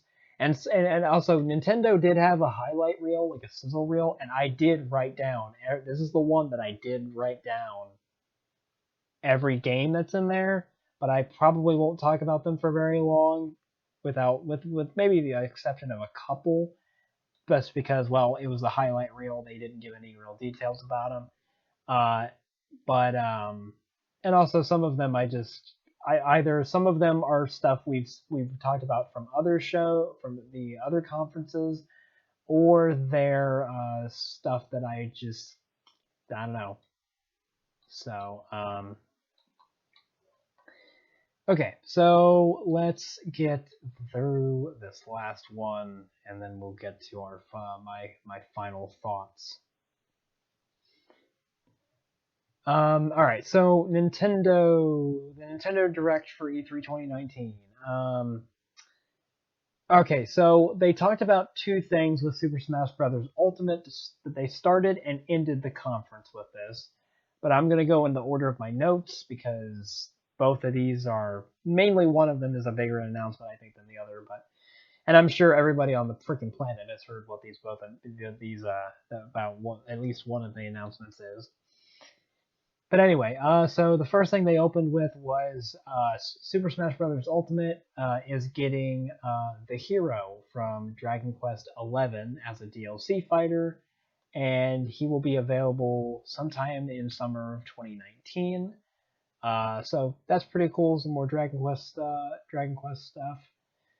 And then to tie into that, they went and showed the brief little video or trailer for Dragon Quest 11 Definitive Edition, like I said earlier, and that's coming out. Actually, let me see if I want to see if okay, interesting. I just went back to the Square Enix on my notes. They actually gave a specific release date during the Nintendo Direct for the Dragon Quest 11 Switch version. Uh, During Square Enix's conference, they just said fall 2019, I think. During Nintendo's Nintendo Direct, they said September 27, 2019, which makes sense. So okay,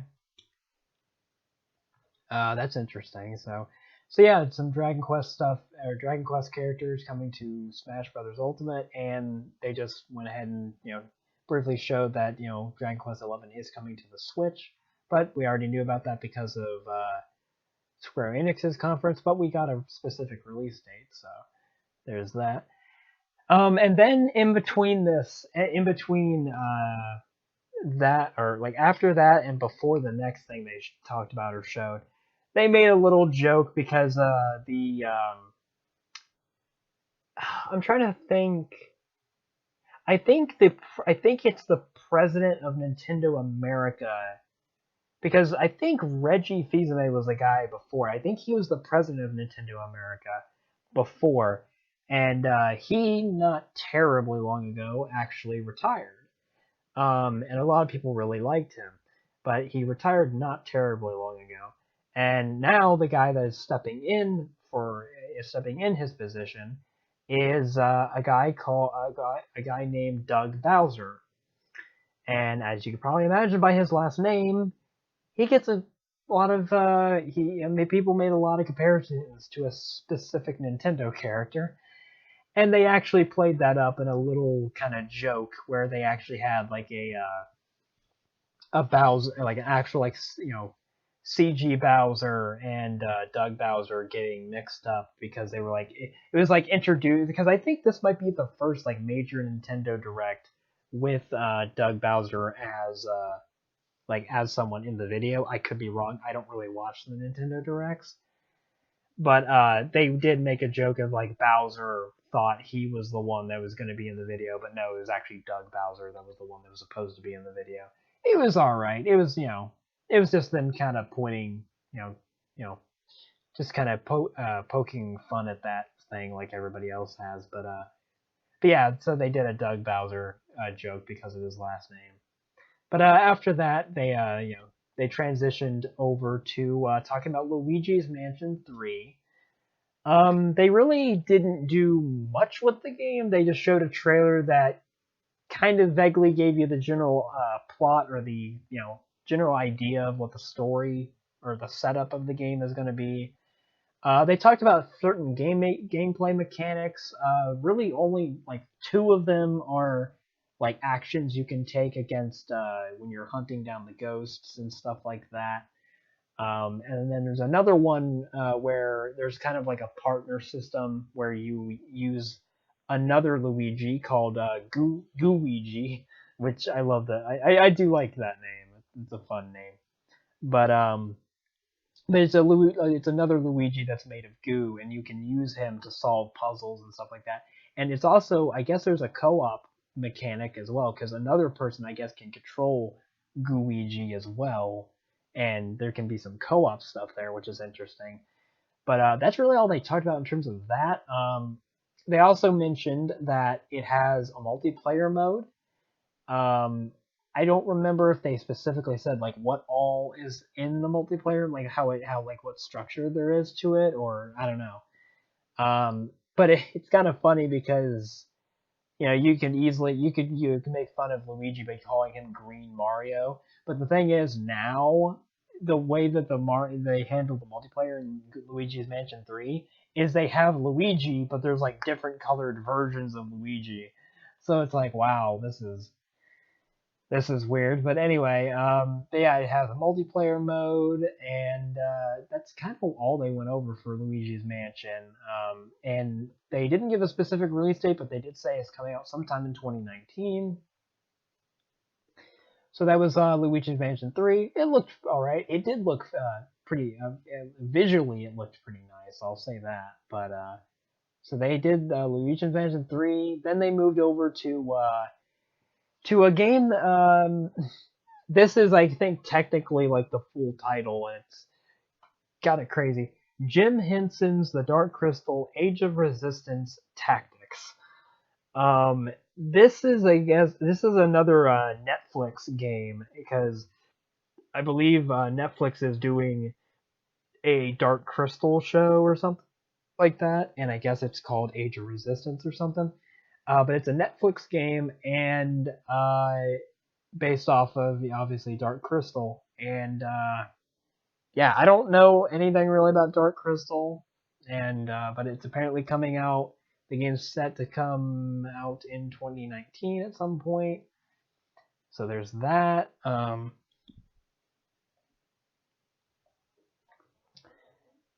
So I mean, yeah, I don't think I can really say much about that. Then after that, they showed a little bit, not much, but a decent little bit of footage from the Legend of Zelda: Link's Awakening, the remake for Link's Awakening, and yeah, they didn't show much, or at least not anything I really picked anything out of. And kind of like I said with Square Enix, where I hadn't played like any of the Final Fantasy games or anything.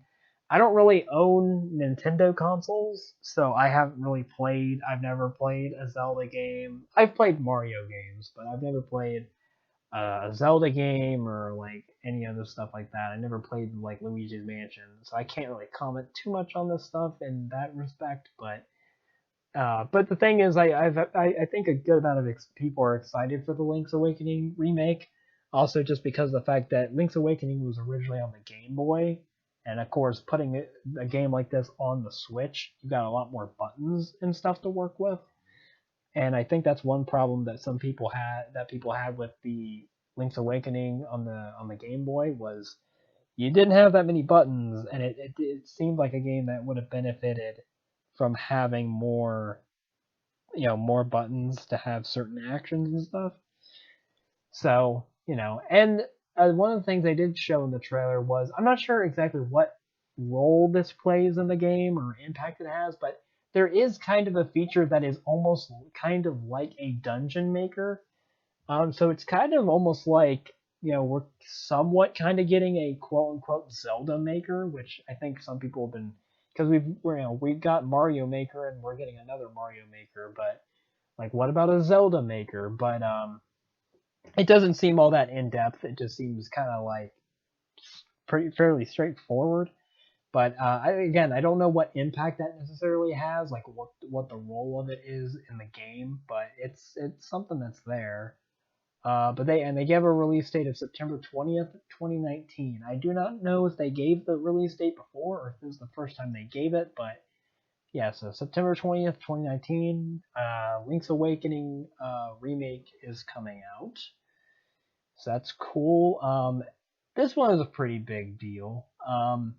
There's a game called Trials of Mana, which I believe is a game that's already been out, but it's not. It's never been available here in the West before, and it's getting globally released for the first time sometime in early 2020. And something else they're also doing is they're doing the collection of Mana, which is all three original games in the Mana series um, in one collection for the first time outside of Japan. And it's available right now on the Nintendo eShop. Now, I'm not sure because the three games that they listed here as three games in the all three original games in the Mana series. There's the three games that they showed was Final Fantasy Adventure, which I guess is part of the Mana series. There's Secret of Mana, and then there's Trials of Mana, which is the new one that they're showing. Now, I do not know. I don't know if because Trials of Mana, like I said, is one thing they announced, and then they announced that Trials of Mana is included in the collection of Mana. Now, I don't know if you just want Trials of Mana, you can buy that one and just have that one, or if you want the collection, you get all three. Or I don't know if the version of Trials of Mana that is in the collection is different than the version that you can buy separately. I don't know. I've heard of I've heard of Secret of Mana, but I've heard of the game before. I don't know much of it or anything like that. So, but yeah, we'll see what happens with that before too long. Um, but yeah, I think a lot of people are excited about that, and it's cool to always have those announcements that are like, oh, it's available now. That's a it's always cool to have those. Um, so yeah, the all three, the I guess trilogy or well, all three original games in the Mana series, being outside of Japan for the first time is a pretty big deal. So, like I said before, it's always good to see that stuff come over to the West. And then there's this, which was rumored for a while now, but it wasn't like really confirmed or anything up until this point. The Witcher 3 Wild Hunt Complete Edition is coming to the Nintendo Switch sometime by the end of the year, so sometime in 2019. Um, yeah, so a big game like that is coming to the Switch, and from what I've heard, it definitely is going to get a graphical decrease. Um, but I mean, the big thing for people with that, much like a lot of other Switch games, is going to be able to play a game like that on wherever you go. Um, so yeah, but I haven't played The Witcher 3 either.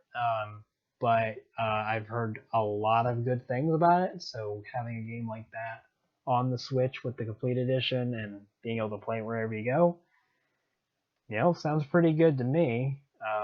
So yeah, we'll have to see. We'll have to see how that all turns out. See how that version of the game actually performs and everything, and how it handles on the Switch. But yeah, we probably won't have to wait much longer because it's supposed to come out sometime by the end of the year. So. Then they moved on to Fire Emblem Three Houses, which I believe is the new Fire Emblem game, and it's coming out July 26, 2019. I don't think I can really say anything about this other than other than I have heard of Fire Emblem, I know like freaking nothing about it. But yeah, like I think they're meant. I don't know if they're all like this, but I think they're supposed to be like strategy RPGs or tactics or something like that. I could be totally wrong on that, but I think they might be something like that. But yeah, I have no clue. But yeah, Fire Emblem Three Houses is coming out July 26, 2019. So new Fire Emblem game.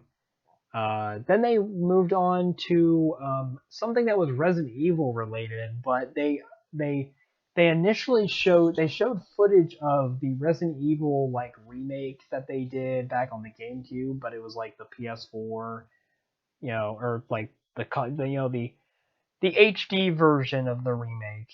And I suppose that version is also that game is also available on Switch. But they announced Resident Evil 5 and 6 are getting released on the Nintendo Switch as well, which is kind of odd because, like I said, they showed original like Resident Evil remake HD footage, uh, and then they immediately cut to Final or Resident Evil 5 and 6, and it's like, oh, okay. But yeah, so Resident Evil 5 and 6 are coming to Switch fall 2019. So now you have access on the Switch, at least. You have access to I just wanted to say Final Fantasy for some reason. You have access to Resident Evil 5, Resident Evil 4, 5, and 6, and in a way Resident Evil 1. But I don't think you have access to Resident Evil 2 or 3. Anyway, but yeah, there's a decent amount of Resident Evil games on the Switch now, and there's about to be 2 more. Um, fall of this year. So the next announcement was something that I wouldn't say completely came out of nowhere because we've known it's been in development or that they were going to be making it or they've hinted at it at least. But No More Heroes 3 actually got officially announced and revealed to some degree. I haven't played any of these games, but I've definitely heard of these games. And it's set to come out sometime in 2020. And I remember hearing that the last game that they made, which was kind of like I don't know if it's a spin-off, but it is kind of like a spin-off, I think. It's not like a main game or anything. Hints that there was a third game being made. And yeah, sure enough, here we are. And it kind of looks like they have a somewhat different art style and stuff for the games. But yeah, excuse me. Um, but yeah, they're releasing No More Hero. They're doing No More Heroes 3. Um, I'm not sure if it's going to be exclusive to the Switch. Now that I think about it might be. I don't know. Because the original was made. It was like made as a Wii title. It didn't end up being an exclusive Wii title, but yeah, No More Heroes 3 might be a Nintendo Switch exclusive. But yeah, so that's cool that finally got revealed.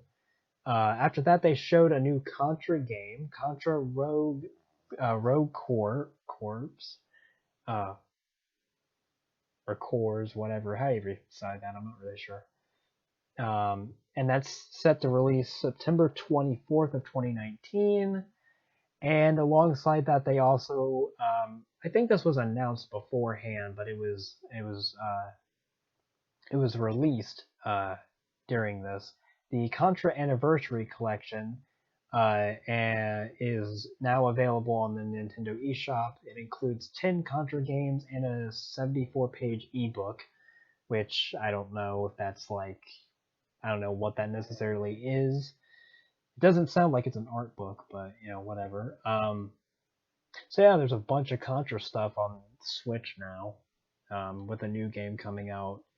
by the end of the year. So that's cool. But I think we already knew about Contra, the Contra collection, because they did the anniversary collection for Castlevania not long ago. So and now they're doing one for Contra.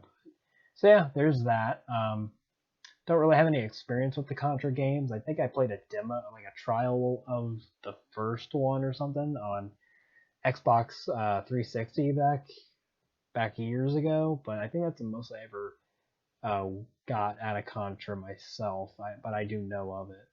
And then there showed a game, uh, Daemon X Machina or Demon, however you want to pronounce it.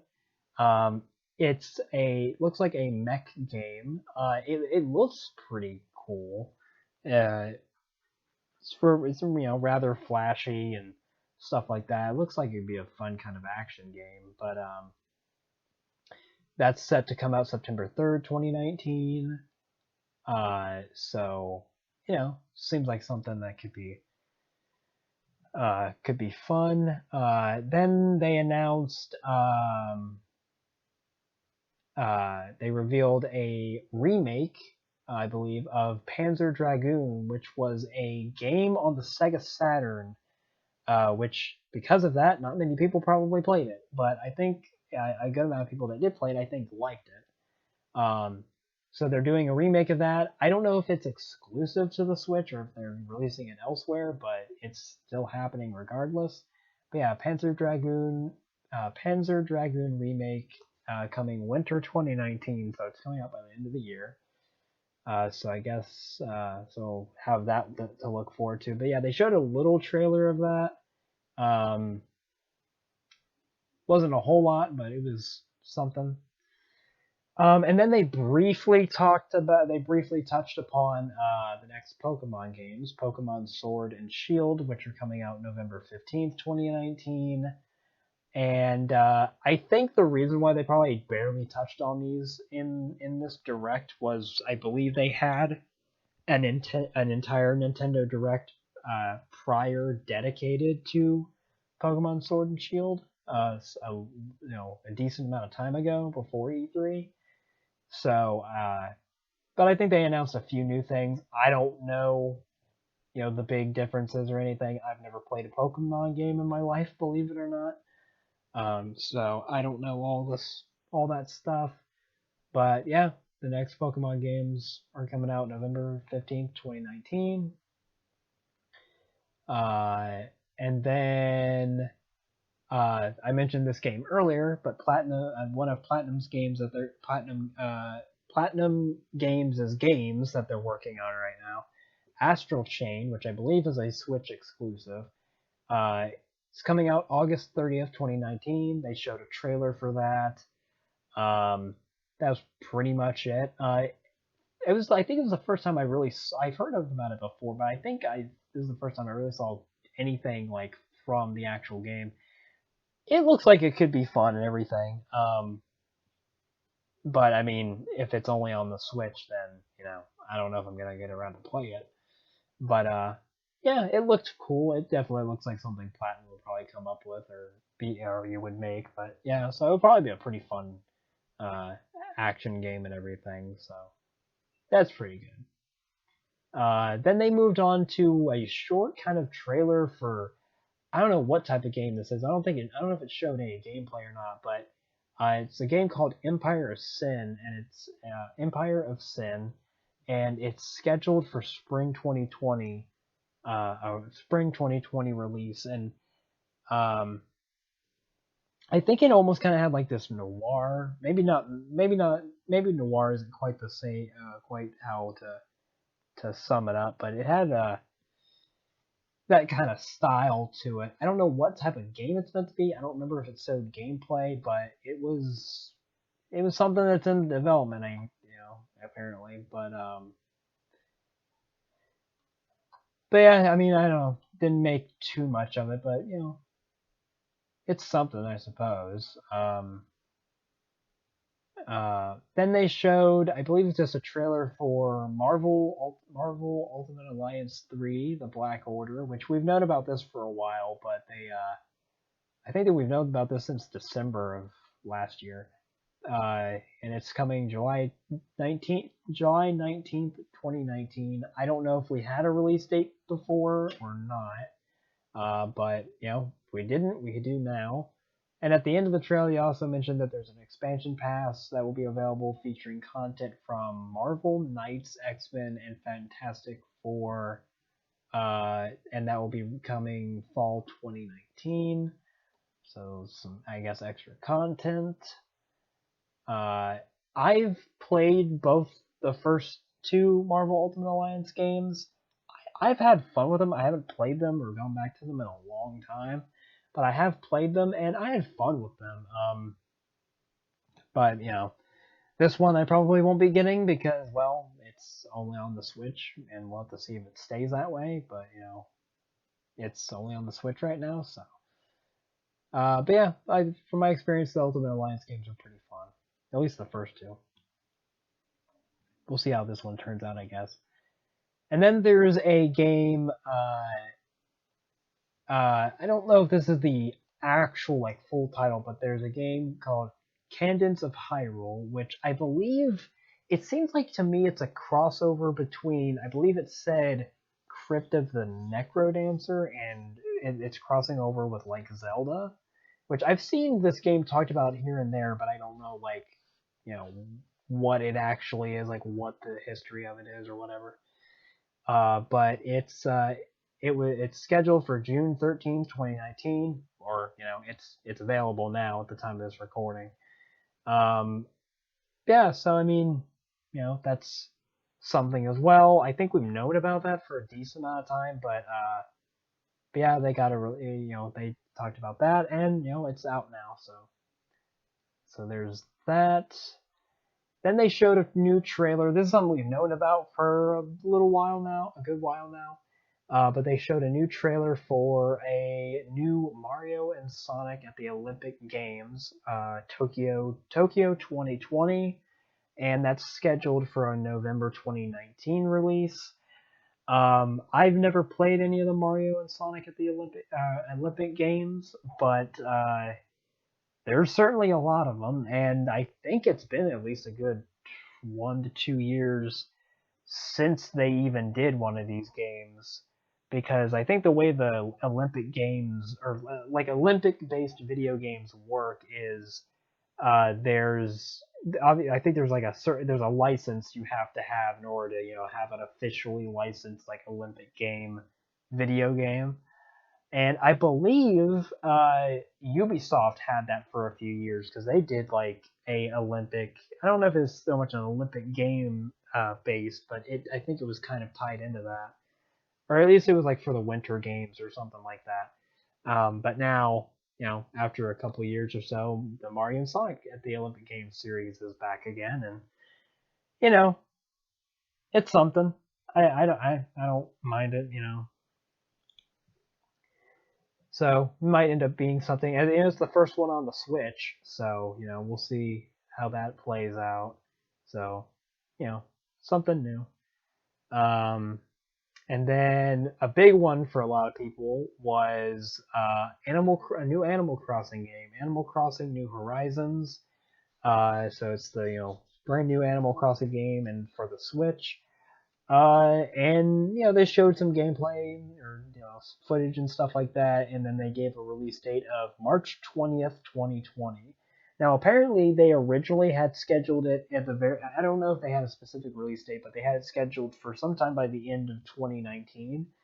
But they actually delayed it a couple months, at least, and pushed it to March 2020, and to just have more time for it to develop and stuff like that. So that's cool. Okay, so we're getting pretty close to the end here because really the only things left here is all the stuff that was in. There's two more announcements at the end, and all the stuff. Well, all the stuff we have left now is the highlight reel that they did, and there's two more announcements at the end, and then that's it. So I guess just to go through the highlight real quick, just because, well, not all of them. Some, like I said before, Some of them are games that are from like third-party studios that were already covered in the other conferences, so it's just kind of repeating some of the same games. So no point in going over it again. Some of them are games that I don't have much input on because I either haven't played them or whatever, and some of them I might, but also it's a highlight reel, so let's just go through it fairly quick. Um, so the highlight reel there, the sizzle reel that they showed, Spyro Reignited Trilogy is coming to the Nintendo Switch on September 3rd, 2019. It's also coming to PC, but of course they didn't talk about that here, but yeah, I have the Spyro Reignited Trilogy. I played it. I 100%ed all three of the games, stuff like that. It's pretty good. I enjoyed it. It's a fun time, so it's cool that that's coming to the Switch and as well as PC. Um, so that was probably one of the major announcements in the highlight. It was just kind of thrown in there, but it's also something people expected anyway. So then after that, there's Hollow Knight Silksong, which is just labeled as coming soon.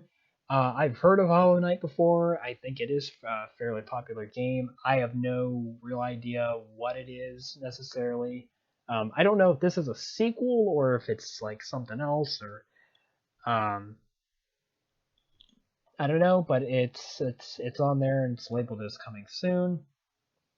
Neo Kuni Rather the White Witch is coming to the Switch September 20th, 2019. I have heard of that. Don't really know anything about the game itself, but yeah, so that's coming to the Switch, which is cool. Minecraft Dungeons, we talked about that already. That's coming spring 2020, like we said before. That's coming to the Switch. That would be probably a pretty fun game to have on Switch. The Elder Scrolls Blades, again, mentioned this during the Bethesda stuff, coming fall 2019. Already talked about them before. There's a game called My Friend Pedro, which is something that actually did get shown off at Devolver Digital's conference, or their video pre-recorded thing, and that's from Devolver Digital, of course. That's coming June 20th, 2019. So they showed, brief bit of that. Doom Eternal is coming to the Switch. It just says coming soon, so it may not be day and day with the other versions, maybe. I don't know. We'll see what happens with that. Either that or they just didn't have the release date. But I mean, like the release date for Doom Eternal was released a couple days before Nintendo had their direct. So it's kind of interesting that that wasn't on there. But like I said, maybe they're not planning on releasing Doom Eternal on the Switch day and day with the PS4, Xbox One and stuff. But anyway, so then there was a game called The Sinking City, which is scheduled for release in fall 2019. I think it's meant to be kind of a horror game or something. I don't know much about it. I think they showed there's one of the games that they showed gameplay of later at their during their Treehouse live streams. Um, but anyway, so there was that. There's Wolfenstein the Youngblood, which we talked about before. It's coming July 26, 2019. That's coming to the Switch. Dead by Daylight is getting released on the Switch September 24, 2019. So that's pretty cool. Alien Isolation is coming to the Switch sometime in 2019, which is interesting because that game's been out for a while and like nothing alien related as far as video games, or at least that we've heard of officially so far, hasn't really happened. I think the last thing that happened was there was a mobile game that did get released, and surprise, surprise, people got pissed off over it, or just didn't like it in general. But they did hint that there's like other projects, but maybe this was one of them. But I don't know, but yeah, that might be interesting to see on Switch. I don't know if that game would be all that scary on Switch, or at least if you're playing it handheld mode. But yeah, Alien Isolation is getting a Switch port sometime in 2019. Final Fantasy Crystal Chronicles Remastered Edition. Again, we talked about this during the Square Enix conference. It's coming this winter. don't really have much to say about it. Dragon Quest Builders 2 coming July 12th, 2019. Again, we already talked about it. Um, Stranger Things, the game, another Netflix game that was announced, I think, back in December, I think. That's scheduled for July 4th, 2019. So there's that. Just Dance 2020, coming November 5th, 2019. So it's on Switch as well. We talked about it already.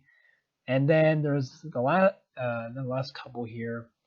There's a game called Katten, I think is how you pronounce it, and that's scheduled for release on June 20th, 2019.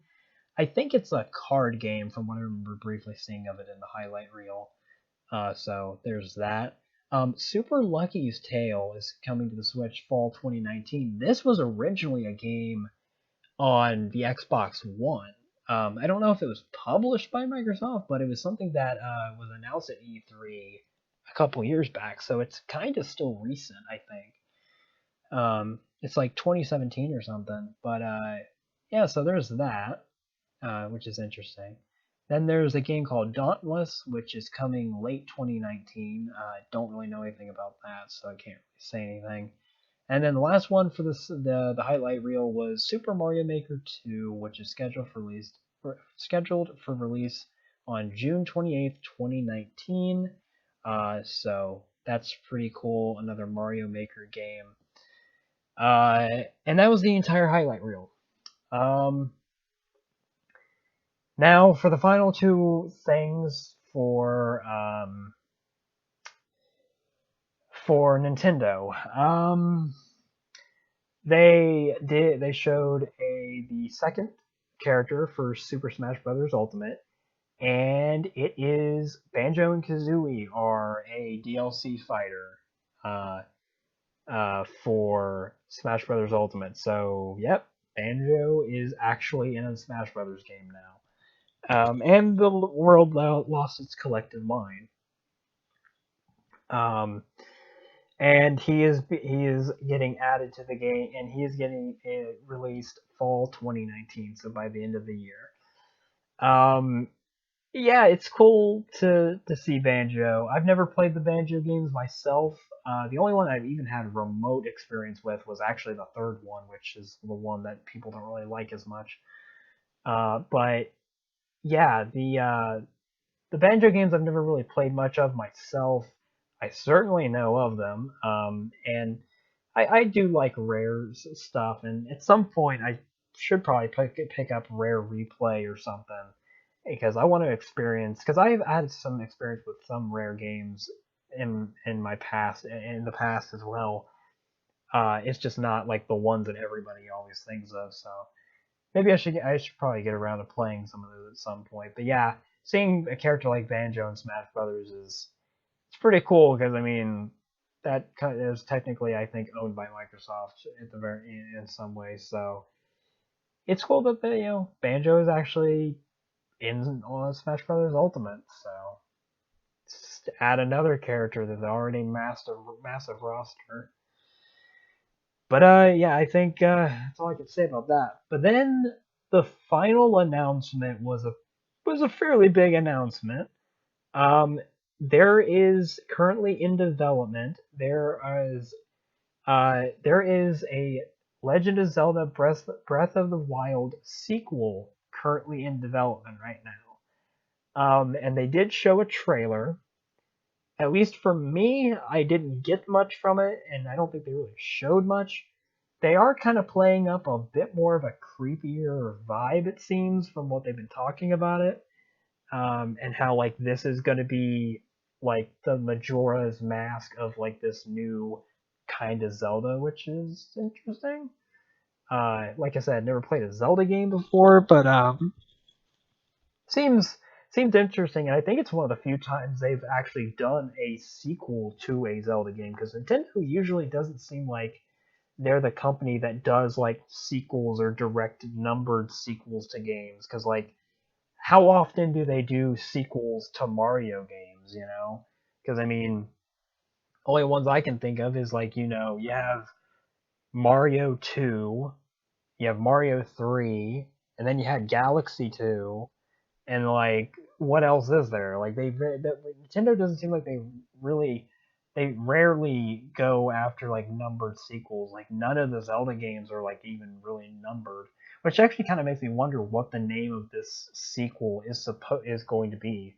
Is it going to be Breath of the Wild 2, or is it going to have like another subtitle? Or yeah, I don't know. It'll be interesting to see. But I mean, a lot of people I think like Breath of the Wild, so we'll have to see how much they do with this game, and let's see how long it takes them to release it. It might be like a late 2020 release or something like that, maybe. But yeah, it's interesting that they're actually doing a sequel because I don't think that's ever really happened before. I don't think that's happened since like the NES days with the Legend of Zelda 2 or something back on the NES. So yeah, it'll be interesting to see what they do with that because again, it's actually being acknowledged as a sequel. But yeah, yeah. So all in all, that was Nintendo, um, and that in turn was also everything in my notes for E3 2019. And you know what? I'll say it right now. Um, we did end up taking a long time to do this, which I mean, I knew it was going to take a long time, but I didn't think it was going to take quite this long. But that's okay. Um, but I guess just to finalize things, because yeah, um, because I don't want to rush this or anything, But also I've been sit I've been sitting here for hours. um, but yeah, the I guess I'll just say, or like E3 as a whole this year, I suppose. Um, I think we're just at a this year's E3 was fine. There's nothing that really blew me away or anything like that, or nothing major for me personally. And yeah, it just seems like the companies were kind of I don't know if it's so much that they're light on announcements or anything, but it's just I think it's kind of clear at this point in time that we are getting. I think it's kind of obvious at this point. It also kind of goes without saying that we're getting to the point where games that are being developed for more not so much in the case of someone a company like Nintendo, but more so like Sony, Microsoft. Developers and companies are getting to the point now where they're they're gonna start kind of winding down development and stuff for games that are for winding down development for games that are going to be released on the PS4 and the Xbox One, just because they're wanting to focus all of their all of their efforts on the next generation systems. And that makes sense. That's kind of how it always has been. Um, and but we're going to be kind of stuck in a place where there's going to be less games coming out for this generation because developers want to focus a lot of their effort into next generation. But the thing is, next generation is still like a year and a half away from now. So, and we obviously don't have those consoles right now. And so it's just in a weird spot where developers are moving a lot of their focus into next generation, and we're just kind of stuck here having to deal with what we're going to be getting for our current systems for like the next year and a half until the new systems come out. Uh, so I think that's kind of what happened with this E3 and why it might be kind of lackluster for people. But yeah, I think, but I think for sure E3 of next year is going to be very interesting because that's going to essentially be like the first E3 of the next generation.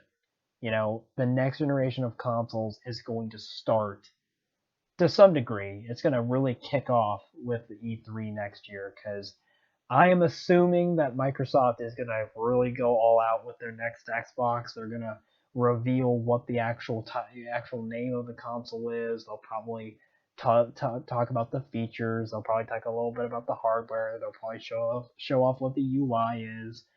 That's probably when we'll get a probably a brief look at some of the titles that Microsoft's newly acquired studios are making, because I'm sure at least some of those studios might have some sort of trailer or something to show us by uh, basically a year from now. Um, and same thing goes for Sony, because I mean Sony completely skipped out on this year, and granted they were assuming that they have a PlayStation experience at the end of the year. They do have that if they have it this year, but they certainly have E3 next year where they can really just go all out with their next gen system and again show like talk about features, what certain parts, certain hardware, again the features, and the show us what the UI looks like and all that stuff, and show us what the same thing, and show us what the console itself looks like. Same with Microsoft. Show us what the controller looks like. All the stuff basically they did with the PS4 leading up to its release, and all the stuff that they did with the PS4 back at E3 2013. They chose the system. Another thing, the price point. How much are these consoles going to cost? That's another thing.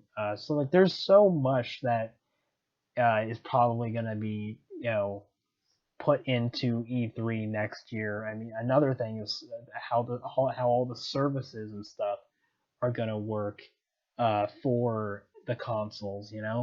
They'll probably say how PlayStation Plus is going to be integrated uh, into uh, into the PlayStation 5, and we've revamped PlayStation Network, and all that stuff. And same thing with Microsoft. Like that's the type of stuff I think we can kind of expect next year at E3. Maybe even somewhat sooner in Sony's case, because if Sony has a PlayStation experience at the end of this year by like December, they might actually show, because they've already told us a decent amount of details and very similar to the details that Microsoft has shown us. So it's Sony's move next in terms of next generation, I think. But yeah, I think this E3 is just kind of like, yeah, this is probably this is probably going to end up being like the last E3 before this is like going to be the calm before the storm, because this E3 was just kind of there, but I'm assuming next year E3 2020 is going to be, it's going to be crazy, because I'm assuming Sony is going to be there. Microsoft, I'm sure, is going to be there. And it's going to be interesting to see what the third party companies do next year. Like what does Ubisoft do? What does Bethesda do? What does EA do? What does Square Enix come back next year, or do they skip next year? Like, I don't know. It's just like with all the next gen stuff going around, like how do companies, how are they gonna go about all of that? But yeah, E3 next year. This is I think this year's E3 2019 is basically the last E3 of this generation, just because E3 next year is all going to be about PS5 and Xbox Scarlet. I think that's going to be the main thing. I'm sure they'll probably still have some stuff maybe relating to like PS4 and Xbox One, but it's going to be really all on pushing the next gen systems. Because especially at that point, it will be like 6 months, 5, 6 months until they come out. But anyway, this E3 overall, I don't know. I think it was fine. If I had to do the whole pick a winner of E3, I mean, I don't know. A lot of people have felt that Nintendo pretty much won, and I mean, I'm looking through the stuff that they showed right now. I mean, I mean, uh,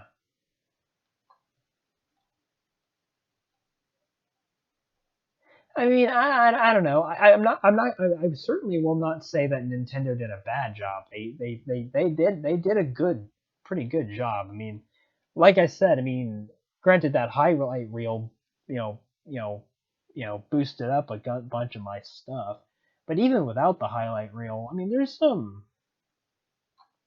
a good amount of stuff in here. Yeah, like even without, I'm looking at it right now through my notes. Even without the highlight reel, with all that stuff, I'd say that Nintendo probably has as much stuff that I listed on my notes as maybe Square Enix, actually. Yeah, they might even have a little bit more than that. So yeah, I mean, Nintendo definitely had a bunch of stuff. So I mean, they did a good job. Um, but yeah, I mean, I'm trying to think what the order of the companies when after because after I got done watching Square Enix's, I was trying to think of like what order of the companies I would put. I would say, excluding Nintendo at least for the moment, I would probably say number four was Ubisoft, just because I don't really have much interest in some of the stuff that they do. Um, or it's not, I don't really have my eye on them necessarily. Um, and they didn't have all that much. And some of the stuff, like, they didn't have a lot of major stuff either. Like they didn't have an Assassin's Creed.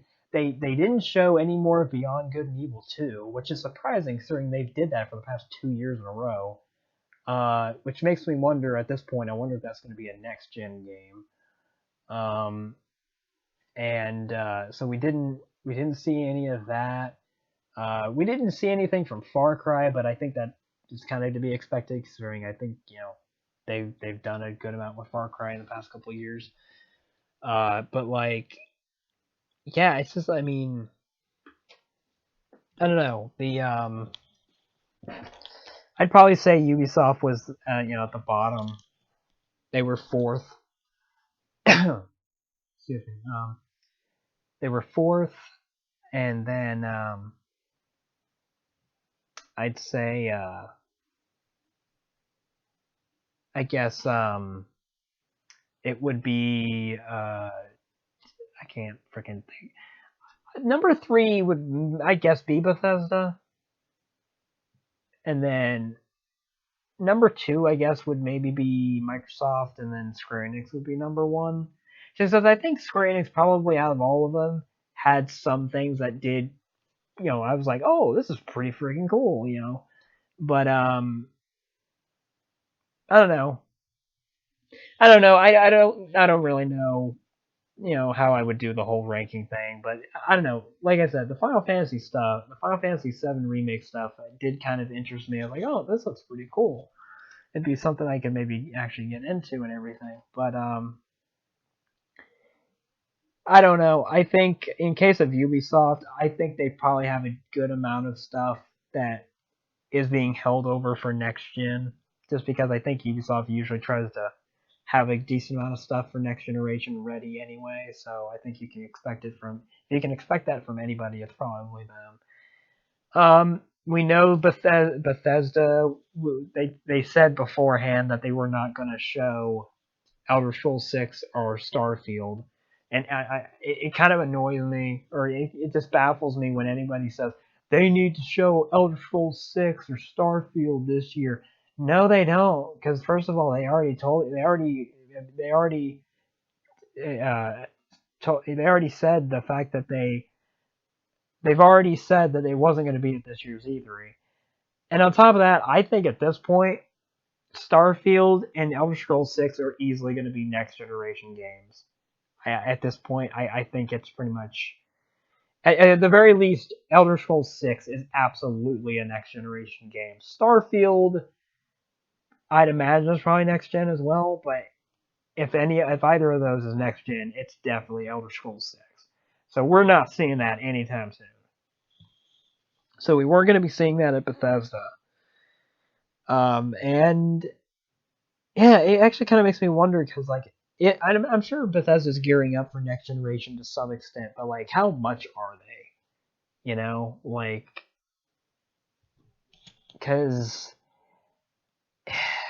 yeah, I don't know. It'll be interesting to see what they do for next gen. Um, uh, Square Enix, I think, actually, you know what? If you look at it from the fact that like I'd say Square Enix did a pretty good job because like with Ubisoft, I think is the biggest one, the biggest I guess you could say culprit or whatever. You could probably accuse Ubisoft of this the most. Is there's probably some stuff that Ubisoft is working on. It's just not going to be for this current generation of consoles, like I've said. However, with a company like Bethesda, the only two things, like I said, we pretty much can guarantee are going to be next generation games are Starfield and Elder Scrolls 6. Everything else they showed, and it's like, all right, yeah, that's going to be this generation. It didn't feel like they were necessarily holding back on stuff. They may not have had a crap ton of stuff to show, but it didn't feel like their show ultimately kind of was like they were holding back. Ubisoft, they probably could have shown a decent bit more if they were including their next gen titles that they might be working on. Like if they had included an Assassin's Creed or something like that, that might have done something. But Square Enix also did a pretty good job because it didn't feel like they were holding back either, and all of the friggin' stuff that they talked about was like, yeah, it's this generation, and stuff like that. So, um, but yeah, it's just I don't know if I'm really gonna bother with a ranking thing, but I did like Square Enix's stuff, even if a lot of it was like Final Fantasy stuff that I don't know much about, if anything. But like I said, Final Fantasy VII Remake interested me to some degree. And the Avengers game looks cool as it stands right now. And like I said before, unfortunately we didn't get any Babylon's Fall, like any further details on that. So who knows what that game is supposed to be. Hopefully it's going well in the development. But the I thought Bethesda's was fine overall. I didn't get pissy or anything about it, but Microsoft's it was fine. I think they did. I'm sure they obviously did what they wanted to do, and they acknowledged that they acknowledged their next gen stuff briefly, and I don't know. I don't know if there's really much more I can speak to other than that. I think it's just the fact that like next year's E3 is going to be super freaking interesting because E3 2020 is probably going to be I don't know if it'll be it'll probably be at least be the most interesting E3 we've had since the beginning of the PS4 and Xbox One generation. So basically, since E3 2013, I think E3 2020 is going to be the most interesting E3 as far as consoles and stuff go ever since 2013. Um, but yeah, I think it probably if anything if the next 3 or so years or like 3-4 years of E3 are anything like the first 3-4 years of E3 we've had for this current generation of consoles, then I think we're pretty much set for having pretty good E3s for the next 3-4 years. Because I mean, again, E3 2020 is going to be interesting and exciting just because of the fact that it's next generation consoles. And the first E3 after the consoles are out might be kind of because they might still be working on some of their bigger titles at that point. But at the very least, at that point, we'll probably get like trailers and stuff for that stuff and announcements. But like, yeah, I don't know. Overall, this year's E3, nothing super eventful for me. It did kind of just come and go. But I think that will definitely change next year. I'd have to imagine. So yeah, overall, that was, I guess, pretty much my E3 discussion overall. I don't think there's anything else afterwards I want to bring up, but I don't think I need to bring up anything because I've been talking for probably at least 6 some odd hours at this point almost, and I need to get to sleep at some point, or whatever. But so yeah, I think that basically sums up my overall. That was just everything at E3. That's I know after all of that and just me saying, oh, so it was just okay. But yeah, I mean, this E3 was just kind of something that happened, and I think this is, if anything, this is, like I said, kind of a calm before the storm, because next year's I'd have to imagine is going to be pretty. I don't know if it'll be like absolutely crazy, but it will be definitely be interesting because it's new consoles, so. But anyway, I'm somewhat repeating myself at this point. But yeah, so that was my E3 discussion, I guess. For it was almost kind of like an overview, but discussion for that was this is my discussion for E3 2019, and yeah, so I guess I'll probably end up doing this next year. If anything, next year might be a bit more straightforward to do something like this, just because there might not be quite the amount of focus on games next year as there is on just the consoles themselves. So it might be kind of I don't know if it'll be more interesting to talk about, but it will certainly have more straightforward and topics as opposed to just a bunch of freaking bullet points that I put on notes. But at the very least, I don't know if I'll do like a full on discussion like this next year for E3 with next gen systems, but at the very least, I'll probably do some sort of discussion just talking about next generation systems a little bit. I don't know if I'll be like taking notes or anything, but I don't know. We'll see. That's like a year from now, so we'll see what happens. But yeah, yeah. As far as what happens next, as far as like uh, you know, what I'm gonna be doing after this, after this E3 discussion, I don't know. We'll see what happens. What I'll do next, I'll probably do something else at some point. But again, just I'll get around to doing another video after this E3 discussion at some point. Like I said, I've had some ideas of videos that I want to do, but I need to put those ideas into place first before I'm comfortable with trying to go for them. But that's sometime in the future, and you know. But yeah, so this was again the E3 2019 discussion. Uh, it's fairly long-winded. This didn't. I wasn't expecting it to take quite this long. If anything, this took about as long as the I think the 2016 discussion I did with my friend Feared Genocide, and this one was just freaking me.